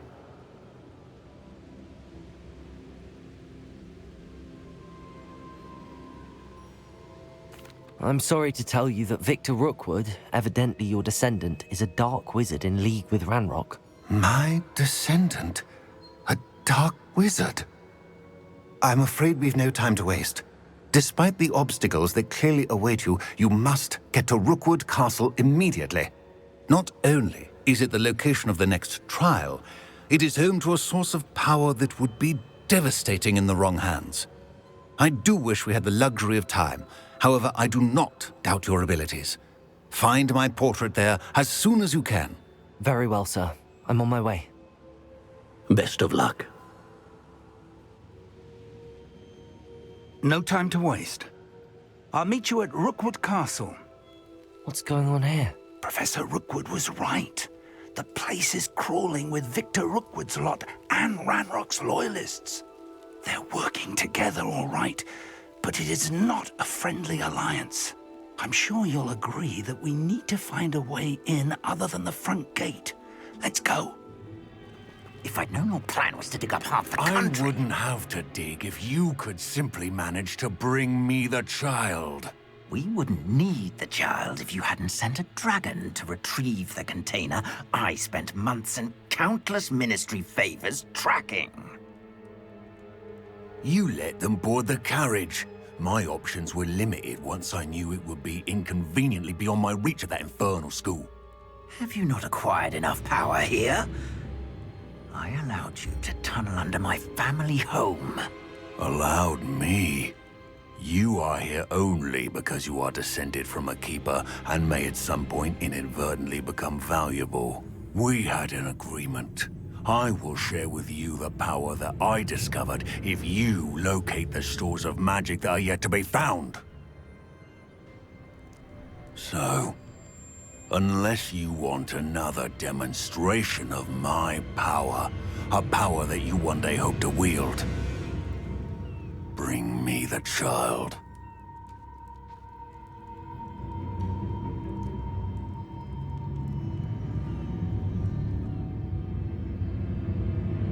We already knew they were after you, but now we know they're digging for stores of magic. And Ranrock knows about the Keepers. Yes, I caught that too. Professor Rookwood said that you'd understand more once you complete the next trial. Let's get into that castle. Any special words you want me to pass on to your mum? Professor Rookwood, the goblins and dark wizards who've overrun your castle are digging for stores of magic and have broken open some sort of container. No! Things are more dire than I could have imagined. If, as you told Percival, a goblin in his vault was wielding a powerful magic, then they have somehow learned. It cannot be! And sir, they know you were a keeper. Ranrock used the term. This makes no sense. How did... We shall discuss this later. Right now, you must complete the next trial.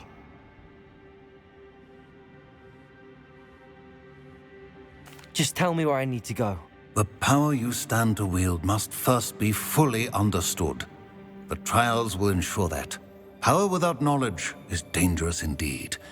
In the wrong hands, we will simply have to outwit Ranrock and my unfortunate namesake. Very well, Professor. Tell me where I need to go. I shall reveal the path. Professor Fig must leave you now.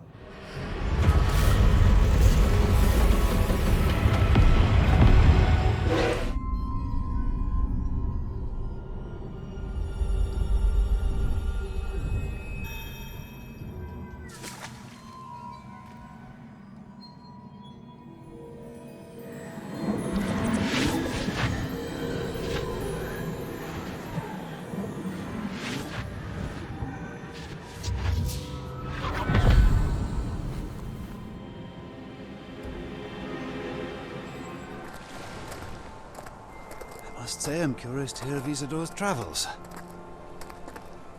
Do come in.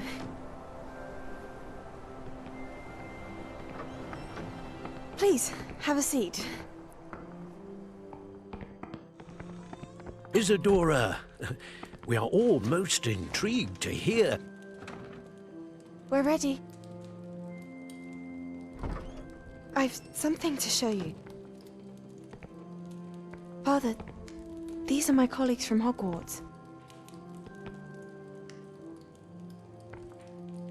Father hasn't spoken since my brother died.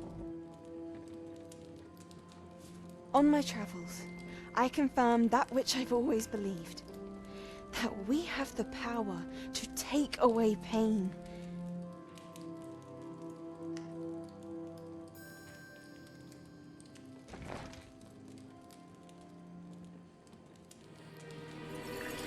Isadora.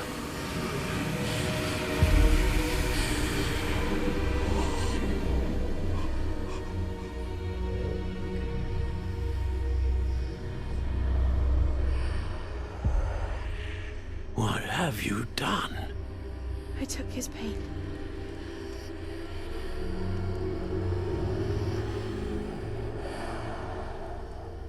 This is uncharted magic, Isadora. You can only see what has been sealed in the jar, and we do not know what power that may hold. But the traces of that magic are different from what I've seen before. Thank you.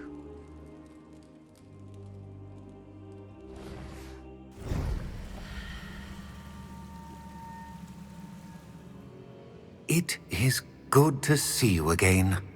Professor Rookwood told me about what happened at Rookwood Castle. In light of the dire circumstances in which we find ourselves, it is most fortunate that someone so competent is following this path. Thank you, Professor. I shall keep the second artifact safe as you've advised. Good. Are you ready to move on? I'm ready for whatever comes next. In that case, introductions are in order. Allow me to introduce former Hogwarts headmistress, Neve Fitzgerald.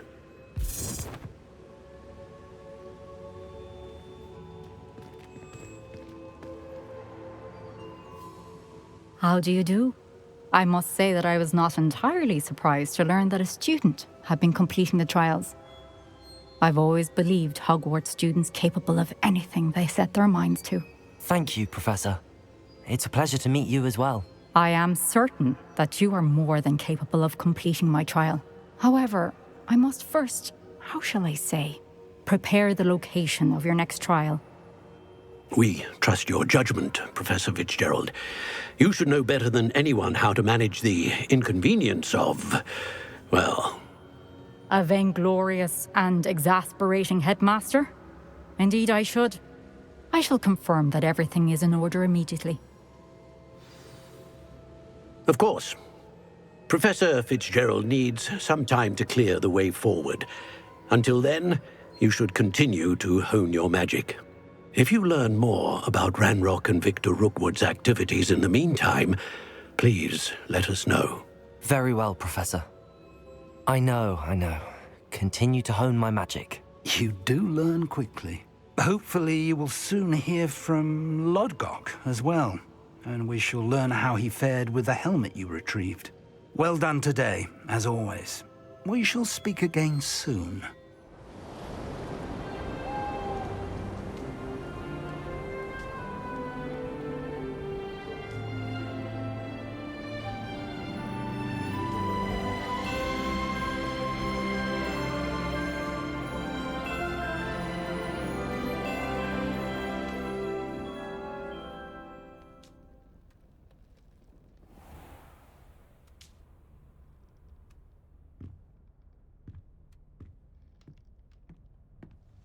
Highwing's fine. I'm keeping an eye on her. She's safe, Poppy, I promise. Good. Whatever the poachers are up to, I want Highwing far from it. You said you had news about the poachers, and that some of it had to do with me. It did. I overheard them talking in the Hogshead, and did you know that they have orders from Victor Rookwood to capture you on sight? Does this have anything to do with Rookwood and Harlow coming for you in the Three Broomsticks after the troll attack? It does, somewhat. But at the moment, I'm more concerned about what else you heard the poachers are up to. Fair enough. But I hope you'll let me know if I can be of help, especially after what you did for Highwing. Does the name Horntail Hall mean anything to you? I'm afraid not. Why? What is it? The poachers' best-kept secret, apparently. The name came up twice, but they never went into detail. I also overheard one of them bragging about all the gold they're making, at the expense of innocent creatures, undoubtedly. The poachers spoke of this area, and I thought if we searched around a bit, it might give us clues as to what they're doing. If you ever meet my gran, this trip never happened. Not to worry, Poppy. If I ever meet your gran, I shall not speak a word of this. I normally tell her everything. She might be my best friend after Highwing, but she knows how I feel about the poachers. I think she worries I'll do something ill-advised. Whatever gave her that idea? An entire castle to roam, yet you choose to wander here. Please, we don't want any trouble. We're simply passing through. Do you take us for fools? That we do not notice more and more of your kind around here, in league with the poachers? We aren't involved with them. If anything, we want to see them stopped. I hope for your sake that is true. Our kind is swiftly losing patience with the poachers and those they work with. Poachers were here. All sorts of evidence. But I found something else. It's goblin-made. I found goblin armor. Let's keep searching, but carefully. Merlin only knows what's going on here. What in Merlin's name? Are those dragons?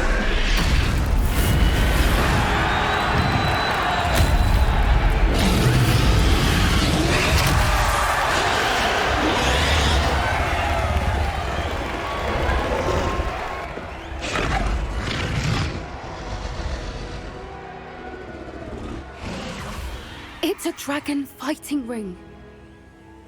This is Horntail Hall.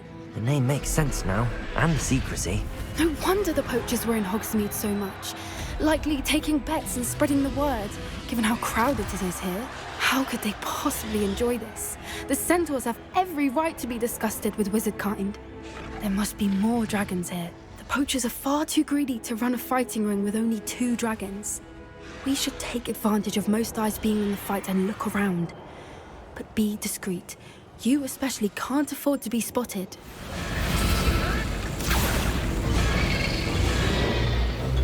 They must have only just captured her. She's putting up quite the fight. Not a fair one, though. Not with her chained up like that. Let's even her odds, shall we?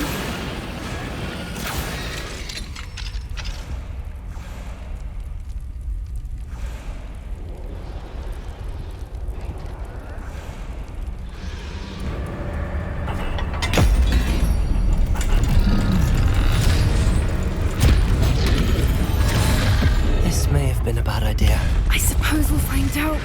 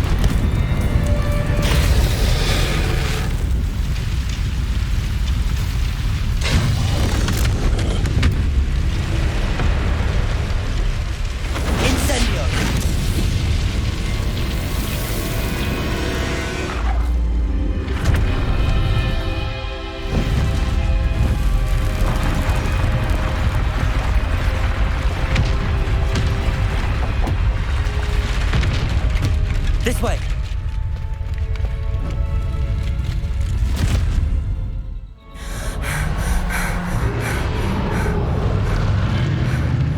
That was a Hebridean black. I'm guessing the egg we have belongs to that dragon. I don't think she knew they had her egg. She wouldn't have left without it. What now? She didn't exactly leave us a calling card. I don't know. Nothing about this day was expected. Not the goblins, and definitely not the fighting ring. The last thing I planned on was a dragon egg. And the poachers saw us, which cannot be good. We aren't helping ourselves standing here. Let's get to safety. We can sort this out later. You're right. If there's anything the poachers are good at, it's tracking their prey. And right now, we're it. Hello, Amit. Do I recall you saying that you speak gobbledygook? I did. I mean, I do. Speak it. Is this to do with the goblin I saw you with in Hogsmeade? It is. His name is Lodgok. We could use your help with something. He's waiting for me near a goblin mine. Would you be willing to help? Of course. How exciting. I mean, well, might this be dangerous? I think he simply wants to show me something that involves gobbledygook. If it helps, he's a friend of Sirona's. Good to hear. Good to hear. If Sirona trusts him, then I feel much better. Lodgok is waiting. Shall we go? Of course. I just want to check the pronunciation of a couple of key terms first. So I will meet you there. A friend who speaks gobbledygook is meeting us. Before he arrives, perhaps you could tell me why we're here? Of course. Unfortunately, presenting Ranrock with the Helmet of Urtkot did not have the effect I'd hoped. Because he knew the details surrounding its plunder, he presumed I'd had help from a witch or wizard in retrieving it.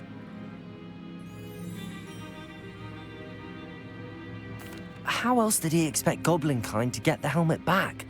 Seems he has no interest in making amends with you. I'm afraid we do not have the luxury of rational expectation when it comes to Ranrock. Damn Bragbor and his blasted journals. Bragbor? An ancestor of Ranrock's, renowned metal worker. If we are to work together, I suppose I must tell you more. Not long ago, Ranrock sent me to collect a recently unearthed set of Bragbor's journals. They described repositories that Bragbor had been commissioned to build for a group of witches and wizards. What do you mean, repositories? Large, magically fortified receptacles crafted from goblin metal. Ranrock recruited others to help me locate the repositories. We were to search anywhere that was connected to 5 names mentioned in the journals: Rackham, Fitzgerald, Bakar, Morganach, and Rookwood. Rookwood Castle. That is where we began our search. Why does Ranrock care so much about these repositories? He cares about what they contain. For centuries, wizards have refused to share their magical knowledge with goblins. Your kind will not even let us carry wands. Thus, many goblins, myself included, have spent our lives mistrusting wizard kind. Ranrock was convinced that the repositories contained a magical power that wizards wanted to keep for themselves. He is determined to take it for goblin kind. But Here comes my friend Amit. Probably best to continue our conversation later. Greetings, Lodgok. It is an honor, sir. You speak gobbledygook. Oh, Bacalio. Enough. Please do not tell me that was meant to be gobbledygook. Yes. Perhaps my pronunciation was a bit off. I imagine certain dialects differ. Pronunciation is not the issue. I barely recognize that as language. I trust you can read gobbledygook better than you can speak it? I can, Sir Lodgok. Just Lodgok. Thankfully, we only need someone who can decipher written plans, since I cannot join you in the mine. What written plans? And why can't you come with us? We need some idea of what Ranrock knows or is plotting. I suspect a careless loyalist may have left plans behind. And I'm unable to join you because I cannot risk anyone reporting my presence to Ranrock. All you need to do is not be seen. Either by the eye above the enchanted door, or a loitering loyalist. Armit and I can do this. I will await your return. That wasn't so bad, was it? It was. It really was. I'm afraid I've had enough adventure for one day. For a lifetime, perhaps. Thank you, Armit. I couldn't have done it without you. Now, if you don't mind, I'd like to have a word with Lodgok. Understood? I'll leave you to it. Your goblin secrets are safe with me, but I get to write the book about this escapade someday. They're building enormous drills. We found their plans. Ranrock must be searching for the repositories. I fear you are correct. Other than Rookwood Castle, however, I do not know where else he plans to search. I've been wondering about something else you said before we entered the mine. Yes? If you share Ranrock's views, then why are you helping me? I expected Rookwood Castle to be deserted when I arrived to begin my search. So was surprised to find a witch there who had set up a sort of improvised research site. She was studying something so intently that she almost didn't notice me. When she looked up, I thought she would react with fear or disdain. But instead she did something that I will never forget. Without a moment's hesitation, she smiled and asked me to sit with her. She told me that she was a researcher and showed me a small, oddly shaped container with a strange symbol on it. She was certain it was made of goblin metal, but was unable to open it. She wanted to work together. Miriam. Yes. But how did you... Professor Fig's wife. He told me of her research, and I know of the container. Ah. The reverence with which she talked of goblins and their intelligence and skill, it caught me entirely off guard. I'd never been treated with such respect by a witch or wizard.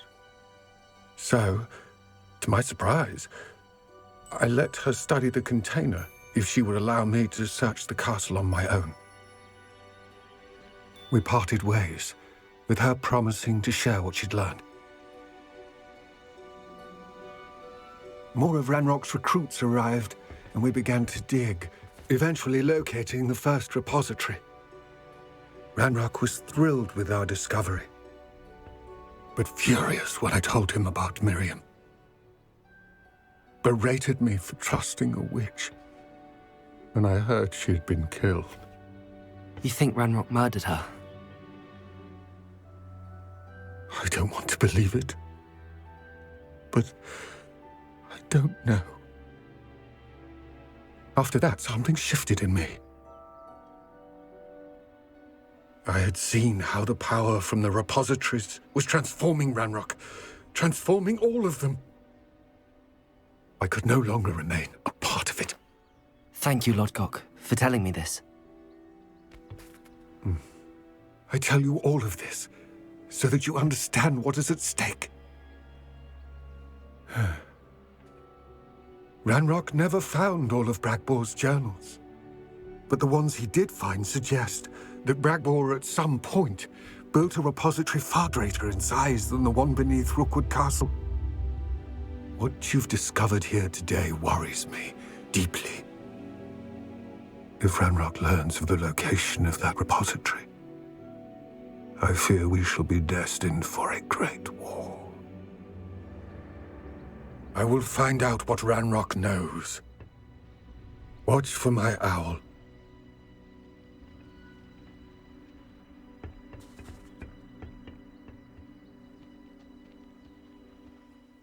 I came as soon as I could. I'd been so preoccupied by all that happened with Ominis and the catacomb, not to mention my uncle's reaction, that I'd almost forgotten what it was that struck me about that triptych.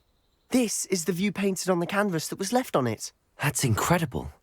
You know this area well. And while I was waiting for you, I scouted around and discovered an abandoned mine nearby, surrounded by Ranrock's loyalists. Do you think there's a connection to the triptych? I've no idea, but perhaps they're searching it, the way they did Rookwood Castle and Isidora's Manor. How do we want to handle this?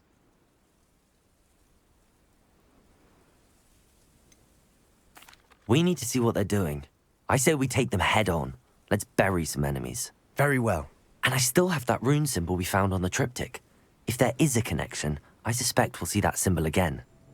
If the triptych led us here to find this bit of canvas, we can probably assume that Isadora Morganach was here. She seems to have been everywhere.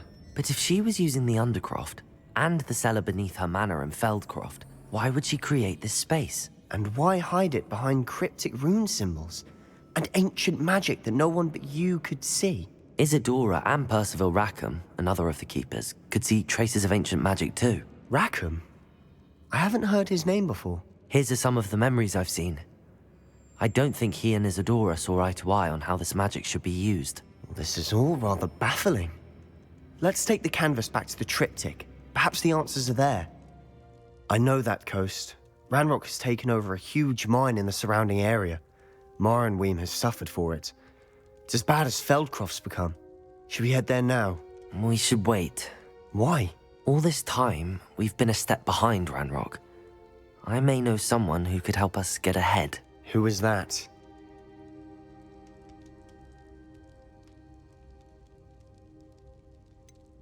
Someone who knows Ranrock personally. They asked me not to mention their name to anyone. A goblin? Tell me I'm wrong. You know goblins cursed my sister to shut her up. Said she should be seen and not heard. I do, but not all goblins are... Not all goblins what? Have you forgotten Feldcroft? Have you forgotten the mine we just went through? No, Sebastian, I haven't. You're not listening to me. Why would I listen to someone so ignorant? Perhaps your uncle was right about you. You don't know when to stop. Oh, I do know when to stop. Hello, Professor. I have news. The goblins are looking for something. Another repository. They've built drills to help with their search. Most troubling. Are these repositories like the broken container I found at Rookwood Castle? They are. I fear we have no time to lose. Have a look at the map. Fortunately, the next trial is fairly nearby. It's Hogwarts. As you know, I was headmistress in my time. My portrait hangs in the headmaster's office. In fact, I witnessed Professor Black learn of your arrival. And I'll confess that I wondered about you. Wait, is the next trial in the headmaster's office? It is. I had hoped that when the time came, the occupant of that office would be of help to us. Unfortunately, this headmaster seems wildly unconcerned with anything but himself. You'll need to access the office while he's away. I understand. Very well. I'll find some way to get in. Good. I shall meet you in my portrait there. Until then. Professor Fig, the keepers have shown me where the next trial is. Has something changed? Lodgok and I have learned that the goblins are searching for another repository, like the one we saw at Rookwood Castle. And I discovered that they're building massive drills to help in their search. Professor Fitzgerald seemed very concerned. I see. Ranrock clearly knows even more than we suspected. And sir, there's something else. Lodgok knew Miriam. He knew Miriam? They encountered each other at Rookwood Castle. She was doing research. That's where she found the container with the portkey. He liked her so much that he let her leave with it, despite orders from Ranrock. I don't know what to say. She could win over almost anyone. I want to hear more of this. And, in fact, I'd like to speak with Lodgok directly. But we've no time now. Where is the next trial? Believe it or not, it's in the headmaster's office. Incredible. Very well. You'll need the password to get past the stone gargoyle. The headmaster's house elf will know it. I don't know the headmaster's house elf. Will he even speak to me? I imagine he's loyal to the headmaster. He is. So you'll need a disguise. I have just the thing. A polyjuice potion. You'll look and sound like Professor Black. Wait, doesn't Polyjuice Potion require a bit of the person you want to change into? And take ages to brew? It does. So how do you already have Polyjuice Potion to change into Professor Black? One never knows when such a thing may come in handy. Let's just say I felt the need to be prepared for anything after my fruitless trip to the ministry on his behalf. Now, time is of the essence. Drink up and I shall explain more.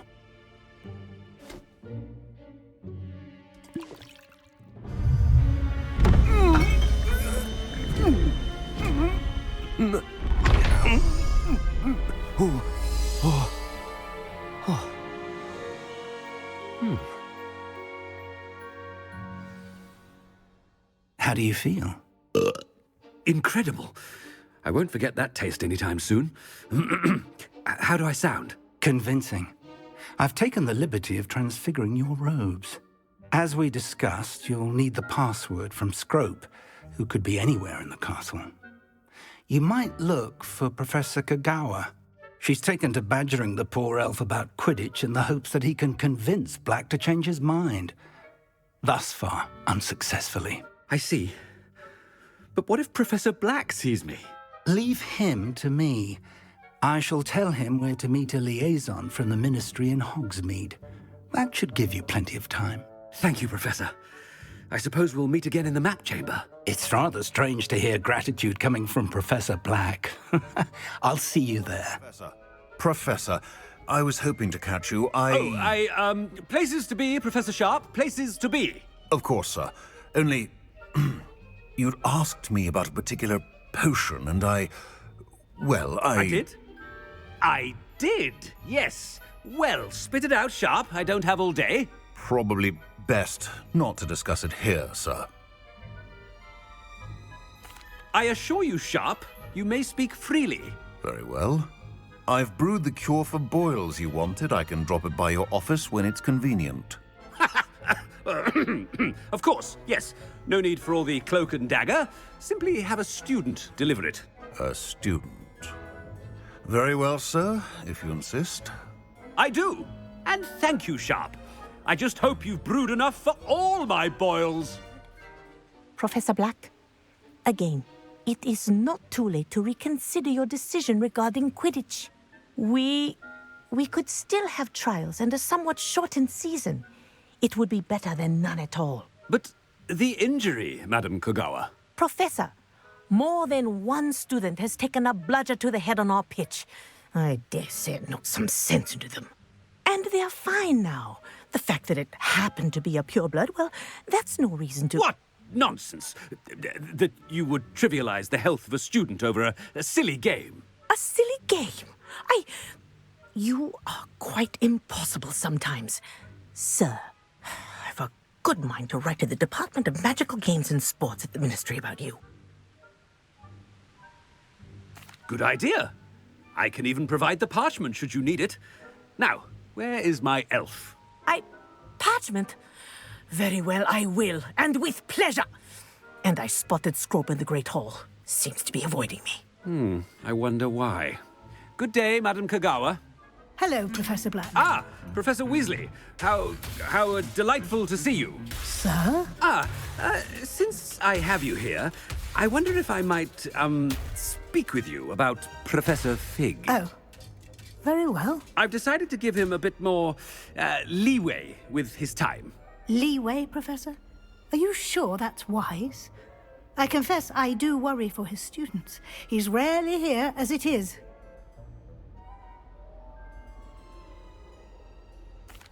Well, yes.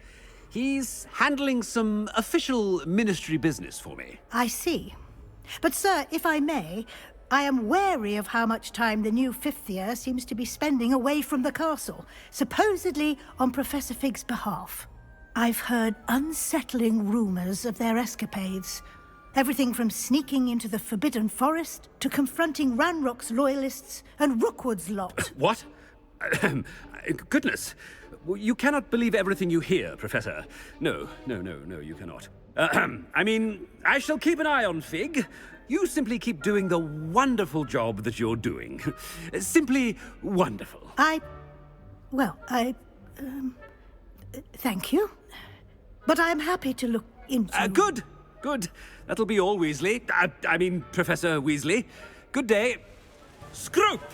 Oh, greetings, Master. Remind me of the password to my office. Oh, but Master made Scrope swear never to tell anyone, even Master himself. How dare you question me? I've a mind to give you a matching set of ears. Yes, sir. Of course, sir. Scrope begs forgiveness. It is the Black family motto, Master. Right. Of course. Master does remember it.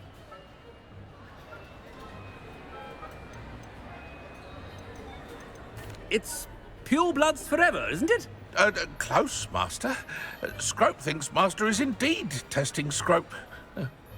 It is always pure. Obviously. And, of course, as Master knows, in French. Ah, yes, of course. I order you to pronounce it for me. Oh, but Master knows that Scrope's French is most pitiful. Oh, very well. Toujours pur. Ha! Thank you. Never speak of this conversation with me or anyone else. Of course, sir. Scrope shall try his best to keep out of Master's way. It's good to see you. All thanks to Professor Fig's quick thinking. Now what? Approach the pedestal in the antechamber and read the book that appears. I suspect there will be more to this than reading a book. Your suspicions are correct. We shall speak when you are finished.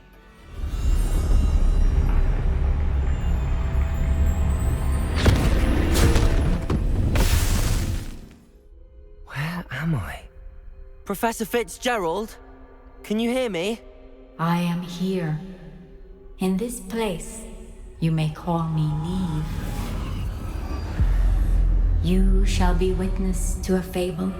Pay attention. Things are not always as they seem. Avoid each of them at all costs.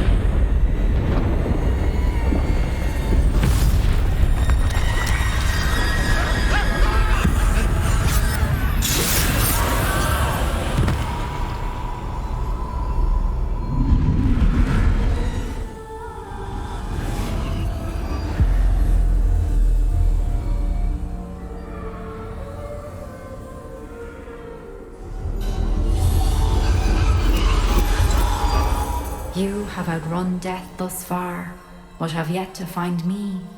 Keep searching, but this time you will be unable to hide. Wield the wand you see before you. Do not squander its extraordinary power.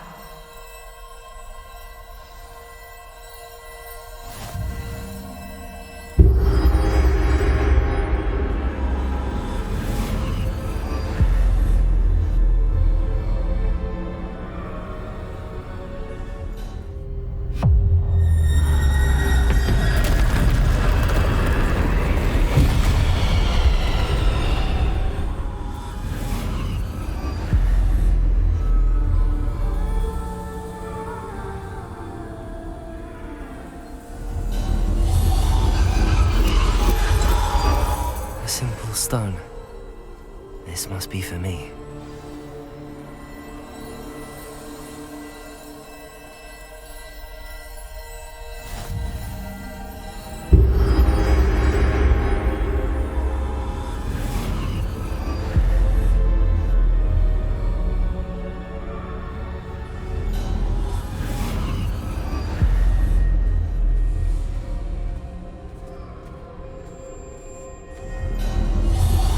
You found me, but you cannot undo what has been done. The magic of the stone can only conjure a shadow of my former self.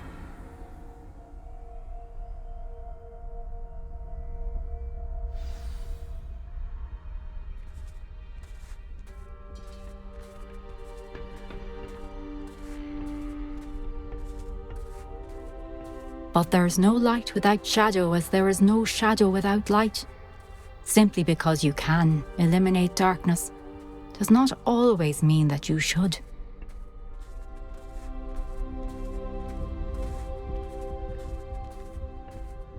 Remember that as you witness my memory.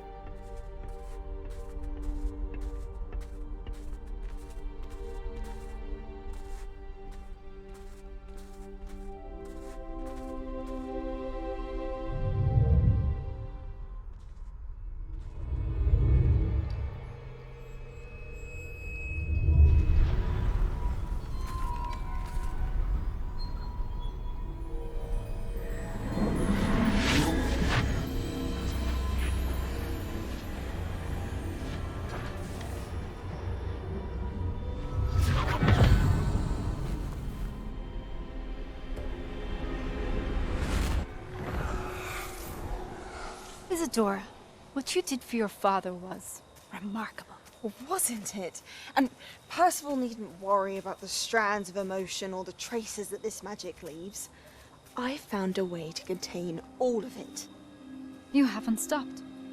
Goblin Silver. You spoke to a goblin about this. Don't worry, he has no idea what we're containing. We don't know what effect any of this may have. The emotions, the dark traits. You sound like Percival. And as it happens, I do know. It is a source of strength, of focus. Somehow it enhances my ability to wield magic. I don't follow, Isadora. I think we can harness it. Power like this is not to be toyed with. In the wrong hands, You saw what I did for my father. O'Neill, imagine the good we could do.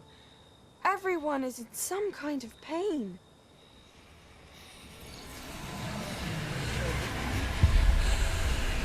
What are you doing?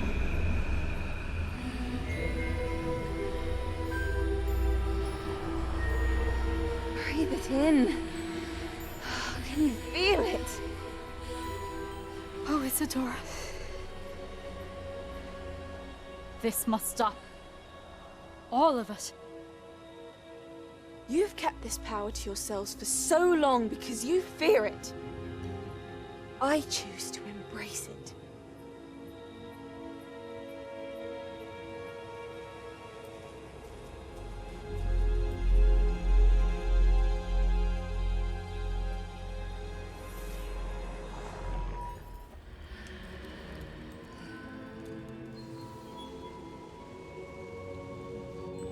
Is it true? Has someone completed the first 3 trials? It is, and I have. But you are so... Young? I know. You must be Professor Bakar. I am. Pleased to meet you. The pensive memory I just witnessed, was Isadora inhaling painful emotions? She was. I was amazed to see that it seemed to give her some sort of power, and that she could harness it. But how? I worry that you seem more intrigued than repulsed.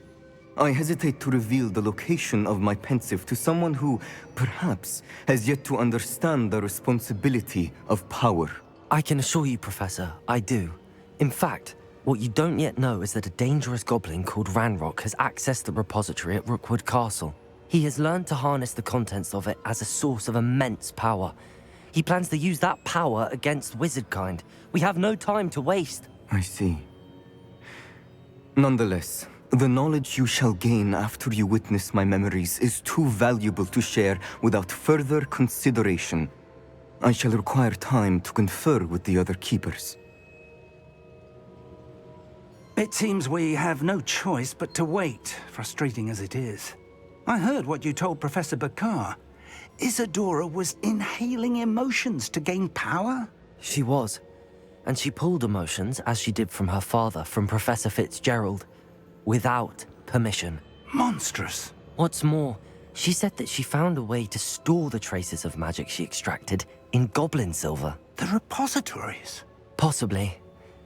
There's something I didn't get a chance to tell you earlier. Ranrock has been digging at locations tied to the 5 names he found in the journals of a goblin metalworker named Bragball. 5 names? The Keepers, and who else? Isadora Morganac? Precisely. That's how he's been one step ahead of us. Gringotts, the Tower, Rookwood Castle. If the Keepers won't tell you where the next trial is yet, I say we at least maintain a watch on Ranrock. Perhaps he'll lead us to more information. Perhaps. I hope to hear from Lodgok soon. I haven't heard anything since I learned of the drills.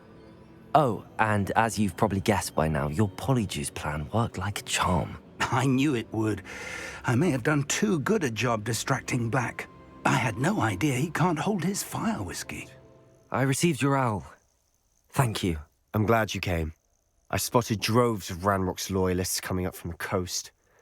Overheard one of them say they're headed to another cavern, like the one we found. How are they still one step ahead of us? They can't know about the triptych. I don't know. I did see another memory. This time, it was a keeper named Neve Fitzgerald. She was unnerved by Isadora's use of ancient magic. But I still can't be sure how any of it connects to Ranrock. These keepers are playing games with you. You need to press them for more information. It doesn't work like that. To access each of these memories, I have to complete a trial. It's not as easy as you think. They're showing me the memories in a particular order. Either they don't trust you, or you don't care enough about Anne to ask the difficult questions. Of course I care, Sebastian. We've come this far. Don't let your frustration get the better of you.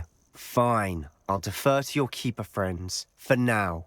But I don't like it. We don't have a choice. Now, shall we see why the triptych led us here? What were you thinking? I was thinking about dead goblins. You could have got us killed. But I didn't. Sebastian, wait. Wait? For what? Why are you suddenly so cautious? Listen to me. I know you're angry and frustrated, but charging ahead now could undo all the progress we've made. Lord Gok said... Oh, your goblin friend? Stop it. That's enough. Not all goblins are like Ranrock. I am not the enemy. We want the same thing. To find answers. I thought we wanted the same thing. We do. Listen to me. Lord Gok has insights into Ranrock that we don't. He told me that Ranrock somehow knows about the Keepers and is searching anywhere connected to each of them. That's why they always seem to be one step ahead. I know what I'm doing. You need to trust me, or I don't see that we can continue together. Fine. I'm sorry. I'm letting my emotions get the better of me.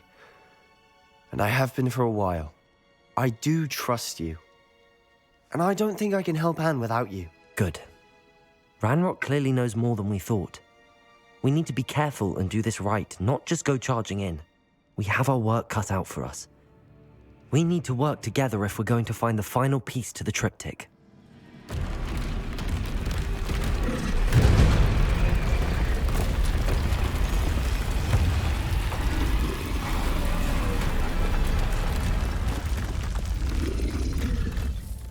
Isadora should not have had to keep all this secret. I know from the memories I've seen that the Keepers and Isadora didn't see eye to eye on the use of ancient magic. But I don't understand why she seems to have gone to such great lengths to tell her story without their knowledge. I wish you could see one of her memories. So do I.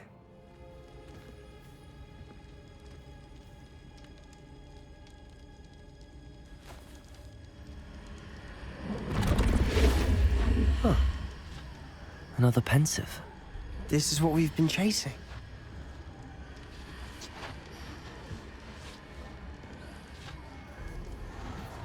I wonder...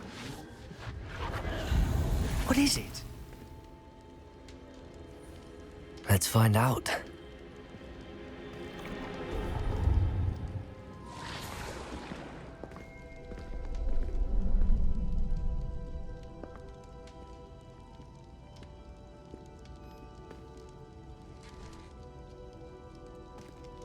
I cannot bring my brother back, Father. But I can give you peace.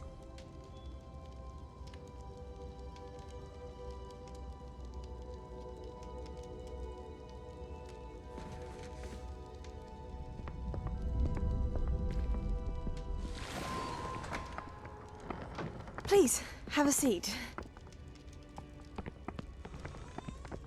Isadora, we are all most intrigued to hear... We're ready. I've something to show you. Father, these are my colleagues from Hogwarts. Father hasn't spoken since my brother died. On my travels, I confirmed that which I've always believed. That we have the power to take away pain.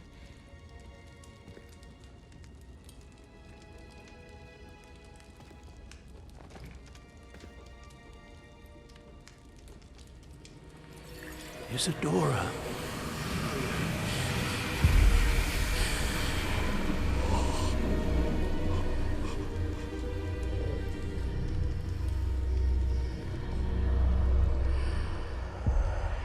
What have you done? I took his pain.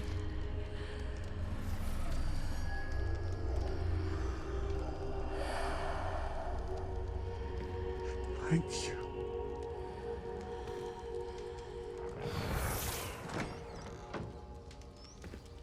That worked? It did indeed. Of course it did. It's goblin silver. I need something much bigger. All right. It would help if you could tell me more about what it is you're storing.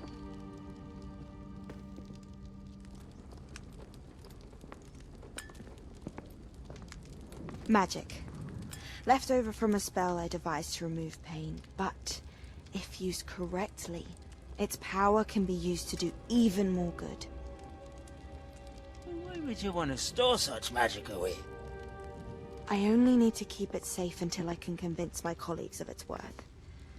Magic like this? Unnervesome. Not everyone's ready to wield such power.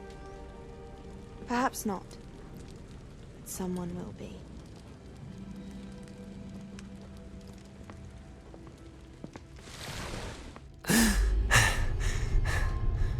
She took away the pain. I knew it. I knew there was a way to help Anne. Something isn't right, Sebastian. What do you mean? You saw what she did. No, not the memories, the portrait. I think the reason Isadora hasn't appeared is because she can't. I don't follow. We have seen that view before. The abandoned home in Felcroft, the destroyed painting. It was her. So someone destroyed a bit of enchanted canvas, but we found the memory.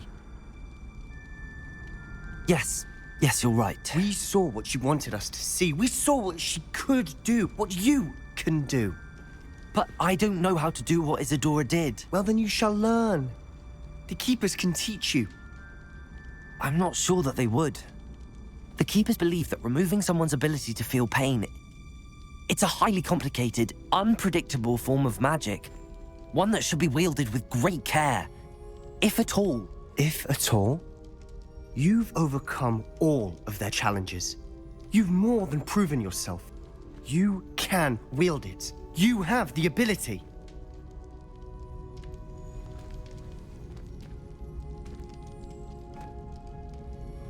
Please, talk to the Keepers. If not for me, then for Anne.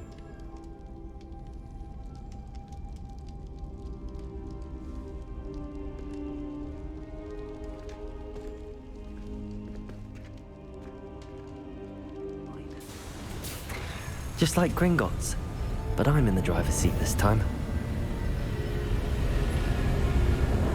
Something seems wrong. How deep will this take me? Ranrock's gonna be pleased with our progress. Who was on that car? Let me have it, Pa, will ya? That has to be the end up ahead. Another drill is complete. The wizarding world will crumble.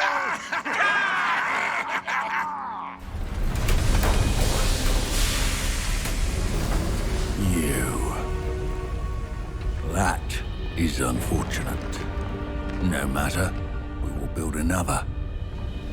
I found this one lurking outside. Lord Gok, come to make amends, little brother. I came to stop this. What is this you've brought me?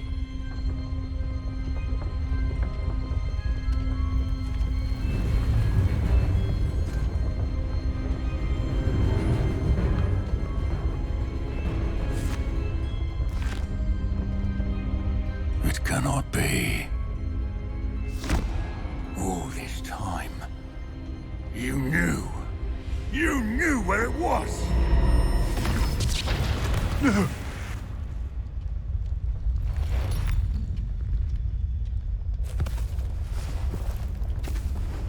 Are you all right?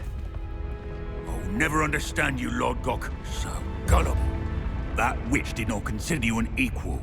She, like all wizard kind, sought only to use you. You're wrong, Ranrock. The young ones are especially deceitful. They are taught to hide their disgust for us, as they exploit us. Astonishing that our ancestors ever trusted each other. All this time, looking everywhere for the final repository, searching in vain for Bragbor's last journal. Wasted my time, chasing a child.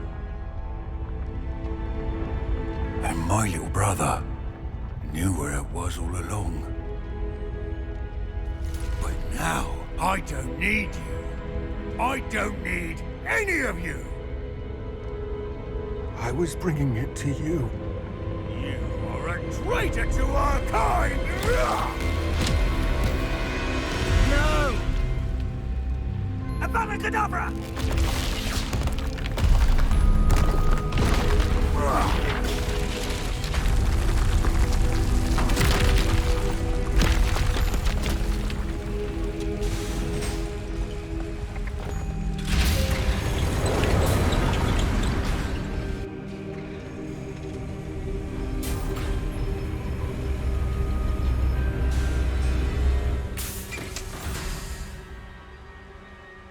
Poor Lodgok.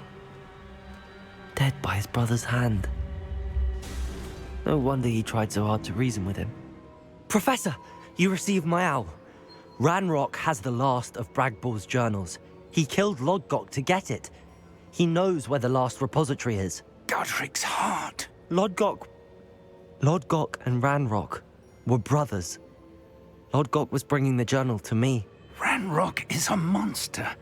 We need to know where the final repository is. Surely this changes things. Ranrock has Bragbor's journals and knows where the final repository is. We obliviated Bragbor. He kept journals? Why would he have documented all of this? He didn't know what we were containing.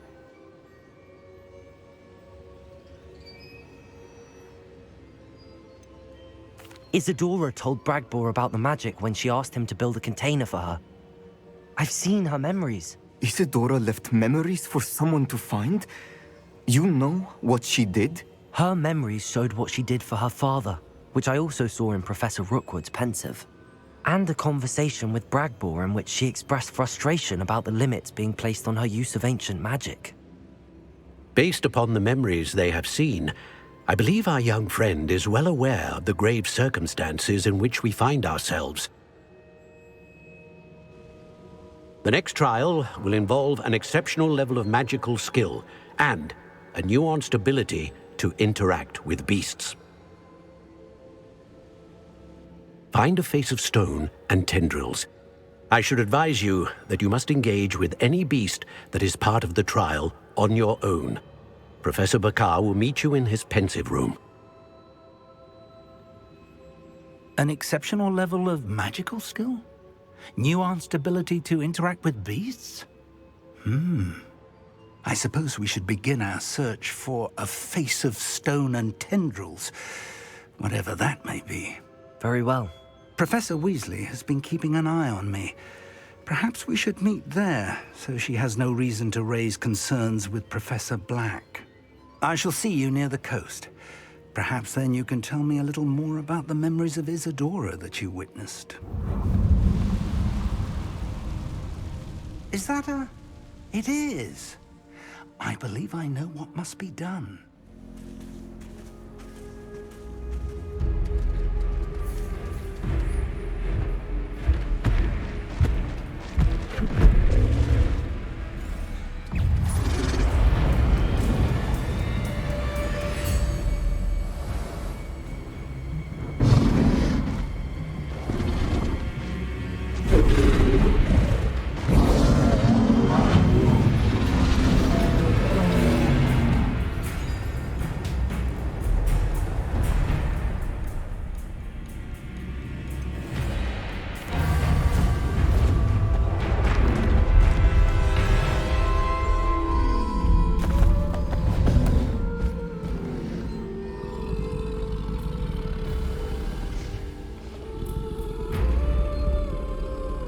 I need your help, friend.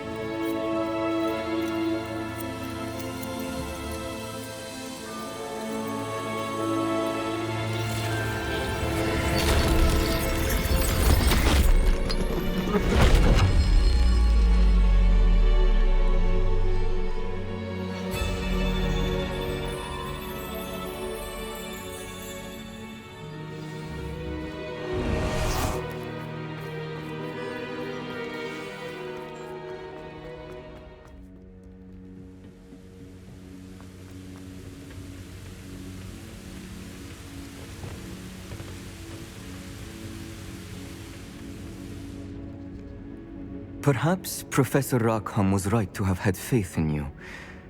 I still have my reservations.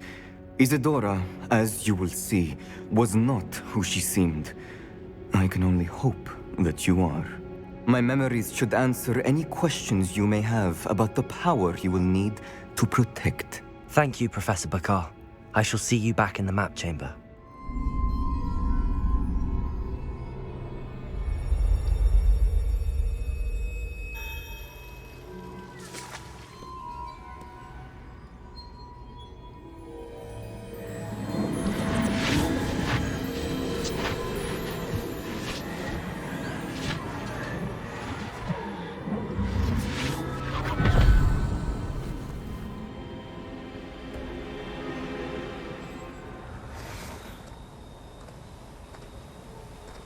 Hello? Isadora? Isadora?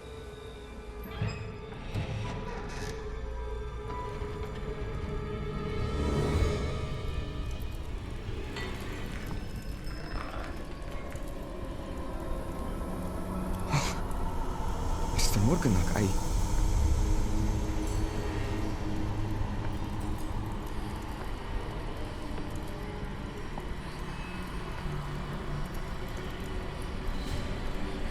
Mr. Morgan?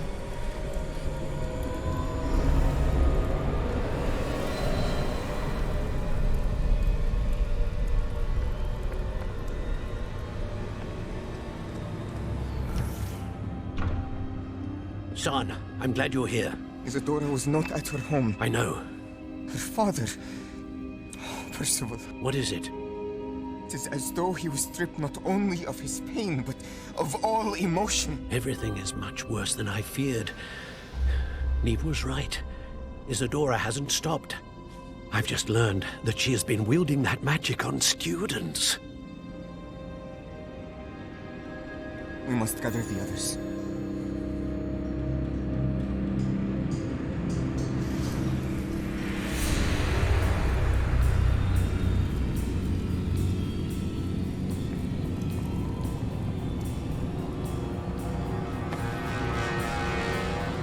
I need you to return to your common room, all right?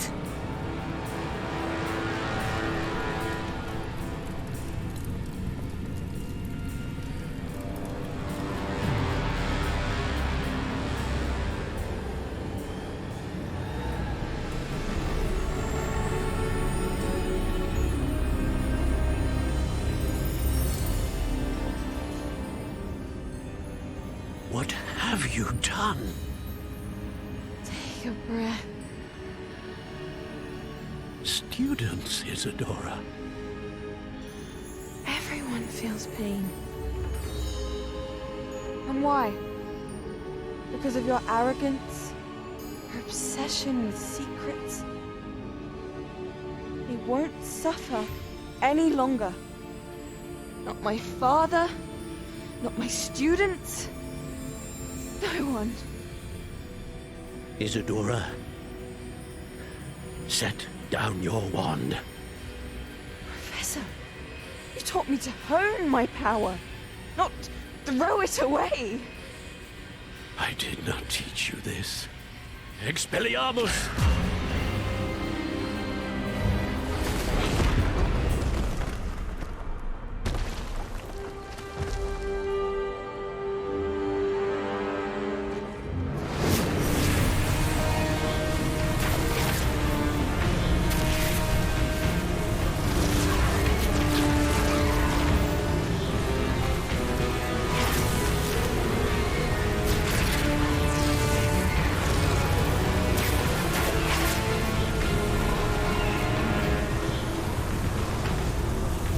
Avada Kedavra!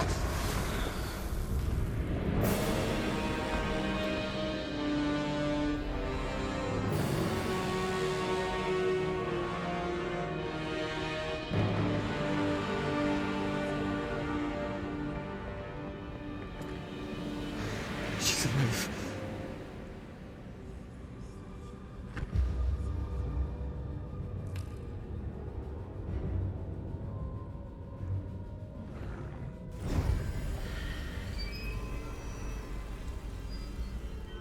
The caverns below Hogwarts, where you fought Isadora. Is that the location of the final repository? It is. You see, we could not destroy the strands of emotion Isadora had stolen from so many. So we did all that we could to keep them safe. We also realized that until they could be destroyed, the magic used to create them was a danger to wizard kind. Hence, we became keepers. Keepers of an unfathomable secret. We knew that someday, one with the ability to see traces of ancient magic might be seduced by its power. We built the trials to lead that person to us, to allow them to prove themselves worthy of the knowledge we'd kept hidden and the responsibility that accompanies it. Have I not proven myself, Professor?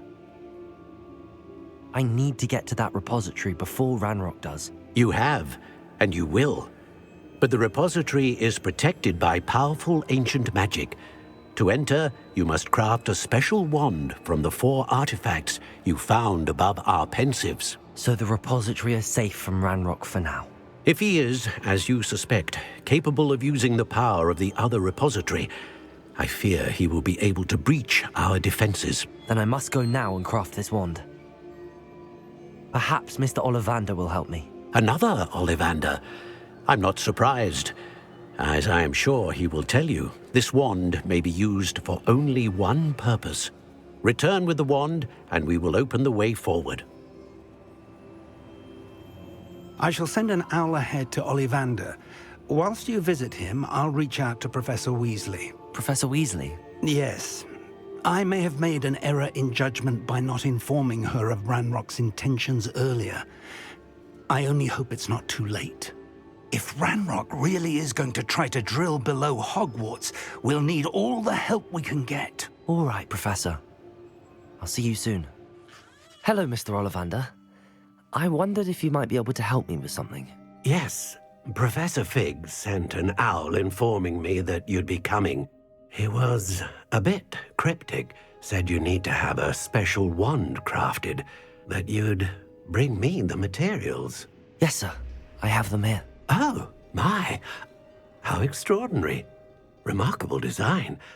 I will be honest, I have never crafted a wand in this fashion. Repaired broken wands, of course, but this is something else entirely. Keeping me on my toes, aren't you? I think I can work with what you've brought me. Let me see what I can do.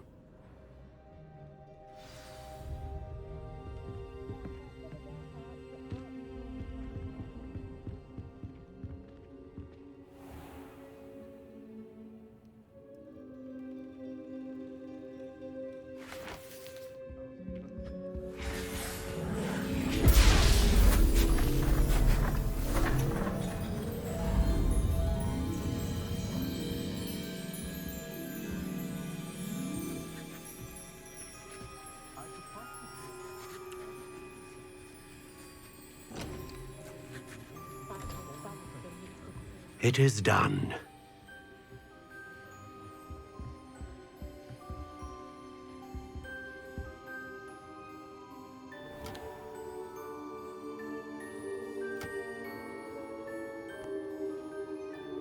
I should warn you, I've never seen a wand like this before.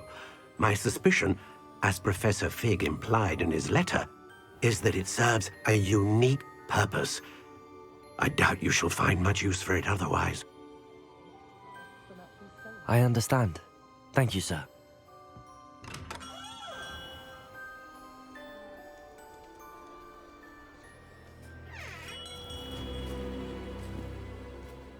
I'm afraid you're on your own. I've ensured that we have a moment to ourselves. Oh, come, come. No need for such theatrics. In light of what Ranrock now knows, you must agree that our interests are aligned. Our interests will never be aligned. You would let goblins take what is rightfully ours? The final repository belongs to wizard kind. We would be fools not to work together. What's that you've got there? Might this sudden visit to the Wand Maker have something to do with our mutual pursuit? I have no idea what you're talking about. That repository is my birthright! Charles Rookwood wouldn't have wanted you near it. The arrogance. Should have known better than to try and reason with a child.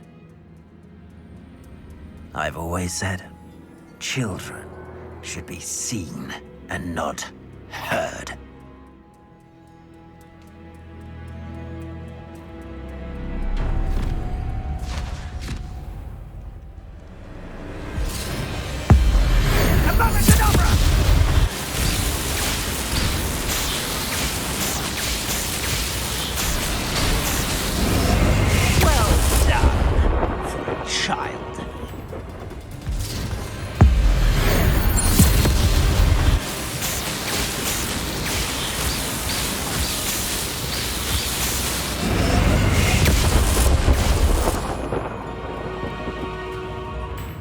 Victor Rookwood is dead. He confronted me as I left Ollivander's with the Keeper's wand. I had to defend myself. Godric's heart, are you all right? I know you're well able to defend yourself. I've seen it often enough. But Rookwood himself... He destroyed so many lives and he wouldn't have stopped. I'm glad I was able to put an end to him. You're right. He wouldn't have stopped. You did what you had to do. With Harlow in custody and Rookwood gone, the wizarding community owes you a great debt. Thank you for saying so, Professor. I'm ready for what's next. All right, then. The Keepers have been waiting.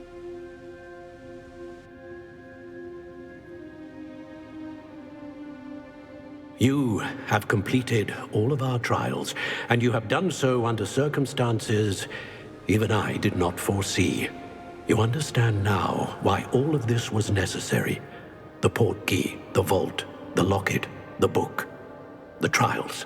To ensure that one with the ability you and I share would make the same choice that San, Neve, Charles, and I did. Now that you have witnessed my memory, you understand all that is at stake. Not everyone is what they seem.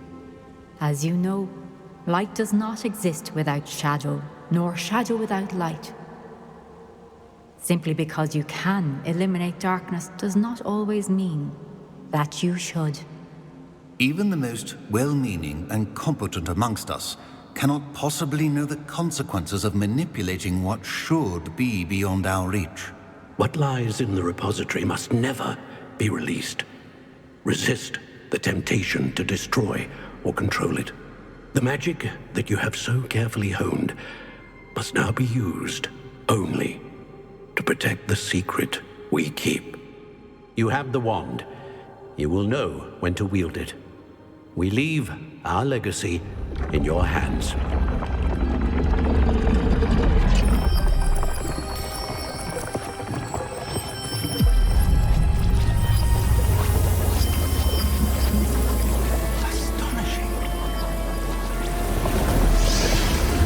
Be the way to the repository.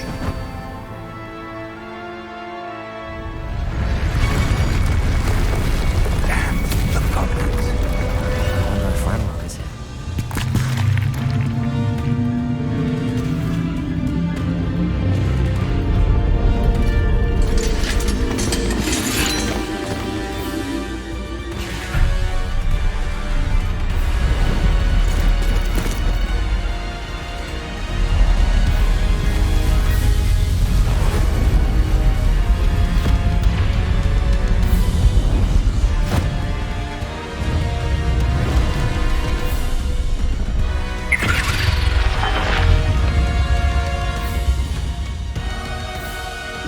Have somehow evaded the castle's defensive charms.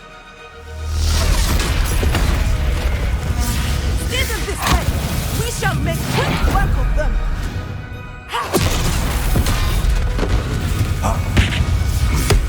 They got this.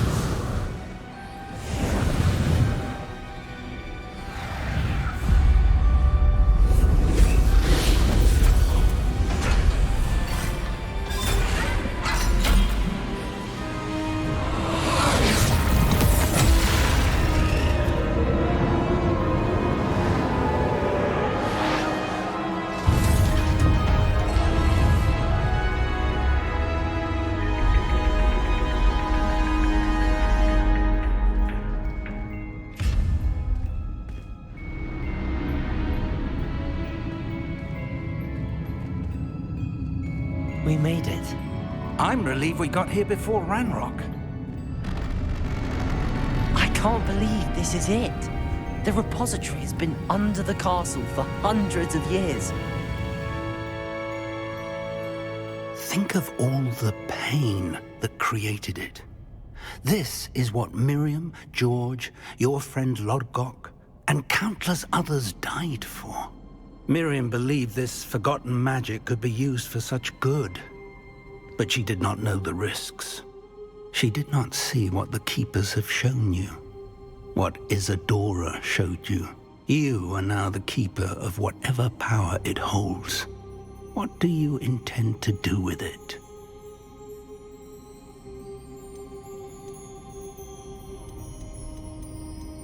I have decided to open the repository. Its power cannot lie dormant for centuries more. After everything you've seen, what about Isadora's fate?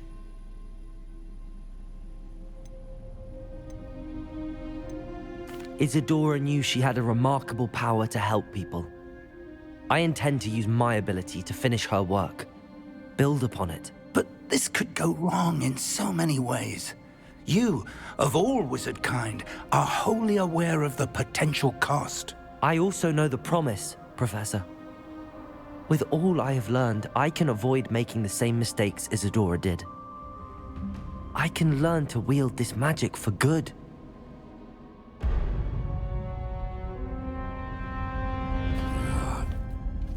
The arrogance of wizard kind. Goblins built this repository. It belongs to us. Enough, Ranrock. It was never yours. I've been wanting to play with this. Miriam's wand. If she'd simply handed over the container, all of this could have been avoided. Foolish, self-important witch. Seems you were two of a kind. She didn't know when to give up either.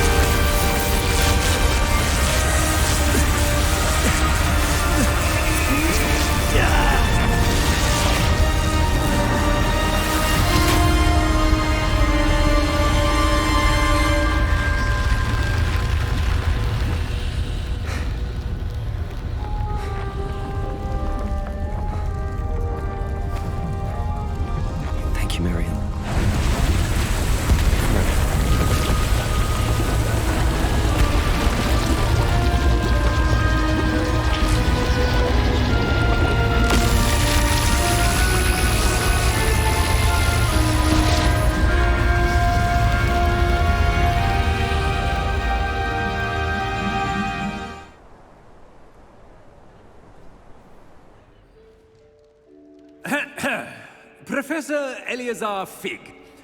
I dare say he was a beloved professor to many of you, certainly a long-standing colleague to his peers. A famed adventurer and seeker of knowledge, he built a reputation charging into the unknown, brazenly disregarding both discretion and safety, providing perhaps a rather unfortunate lesson for us all. His devotion to adventure was rivaled only by his dedication to Hogwarts. And of course, to his wife, Middy, whom we lost much too soon as well.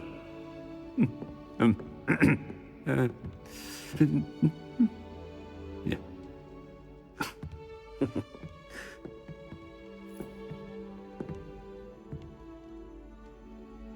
Professor Fig represented the best of all of us.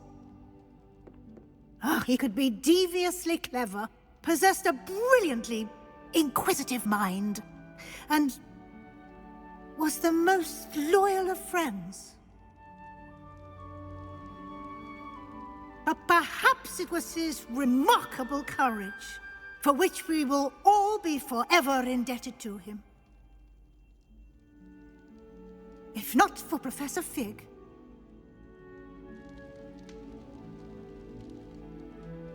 well, I can say with confidence that if not for him, many of us, let alone Hogwarts, would not be here today. Those that knew him best will agree that we must now honor him as only Hogwarts can, by wisely, resourcefully, justly, and bravely facing all that lies ahead. To Professor Fig!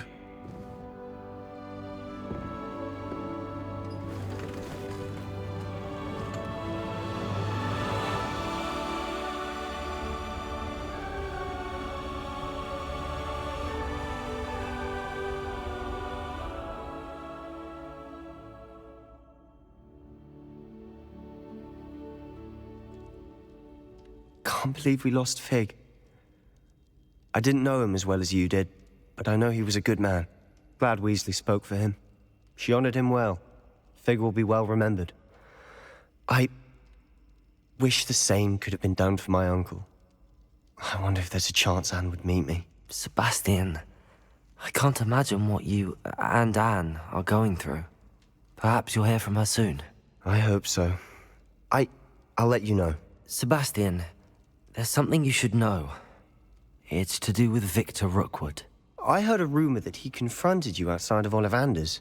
Sounds as if you faced quite a fight. The rumors are true, and I did, but it's not that. Just before Rookwood attacked, he uttered something familiar. The same words Anne heard before she was cursed. Children should be seen and not heard. Wait, what are you saying? It wasn't one of Ranrock's loyalists who cursed Anne. It was Rookwood. It was Rookwood all along. This can't be. It was the Loyalists. It's always been them. The night Anne was cursed, all she saw were goblins. Once Rookwood allied with Ranrock, Isadora's estate became of interest to them both. That's why Rookwood was there the night Anne was cursed. He was working with Ranrock. When he saw your sister, well, he didn't want anyone to know. So he cursed her. And she's never been the same. So cruel. Rookwood deserved what he got. Thank you for telling me. It wasn't a goblin. I suppose I owe you an apology. All this time I thought goblins were the enemy. But it was never that simple. Ominous said he's spoken with Anne. I wonder if she'll see me. I'll find out and send word when I know more.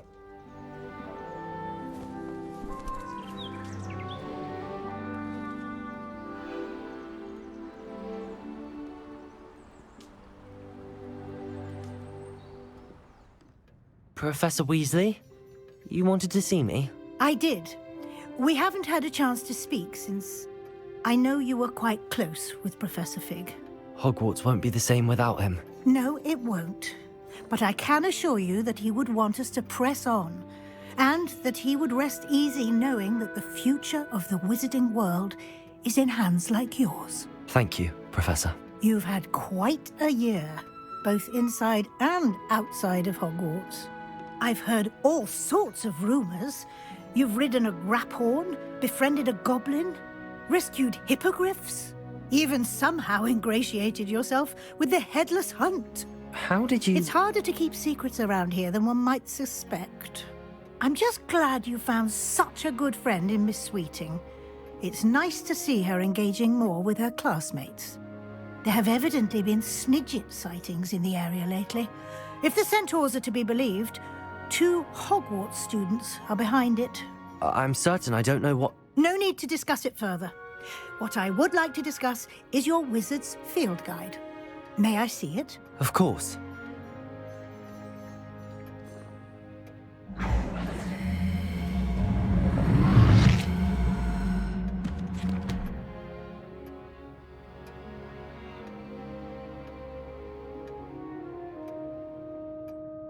What do you think, Professor?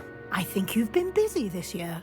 I see some progress here, but quite a bit of your field guide has yet to be completed. Fortunately, you do have some time to prepare for your OWLs. I will confess, I had a sense about you from that first moment you came bursting in, late, to the sorting ceremony. I am pleased to see that my instincts were correct. To think you've only been with us a year and you'll already be taking your OWLs, well, it's nothing short of astonishing. Thank you, Professor, for everything. You are most welcome. I look forward to seeing what you do during the rest of your time with us.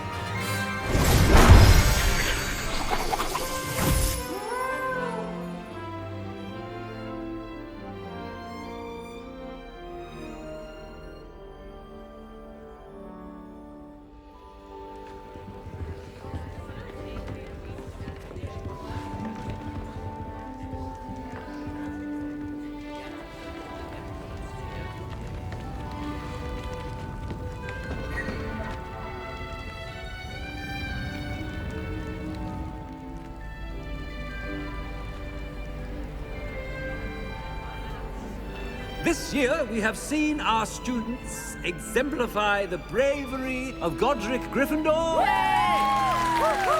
Allow me to finish. The loyalty of Helga Hufflepuff. The wisdom of Rowena Ravenclaw. And the ambition of Salazar Slytherin. And so, the winner of this year's House Cup... Excuse me, Headmaster, if I may. One particular student's heroism during the attack on Hogwarts, not to mention the level to which they have excelled in their coursework, as a new student, no less. Well, it would seem that it certainly merits... I'd say 100 points to their house. Wouldn't you agree? Ah, yes. Thank you, Professor Weasley. I suppose we have our winner.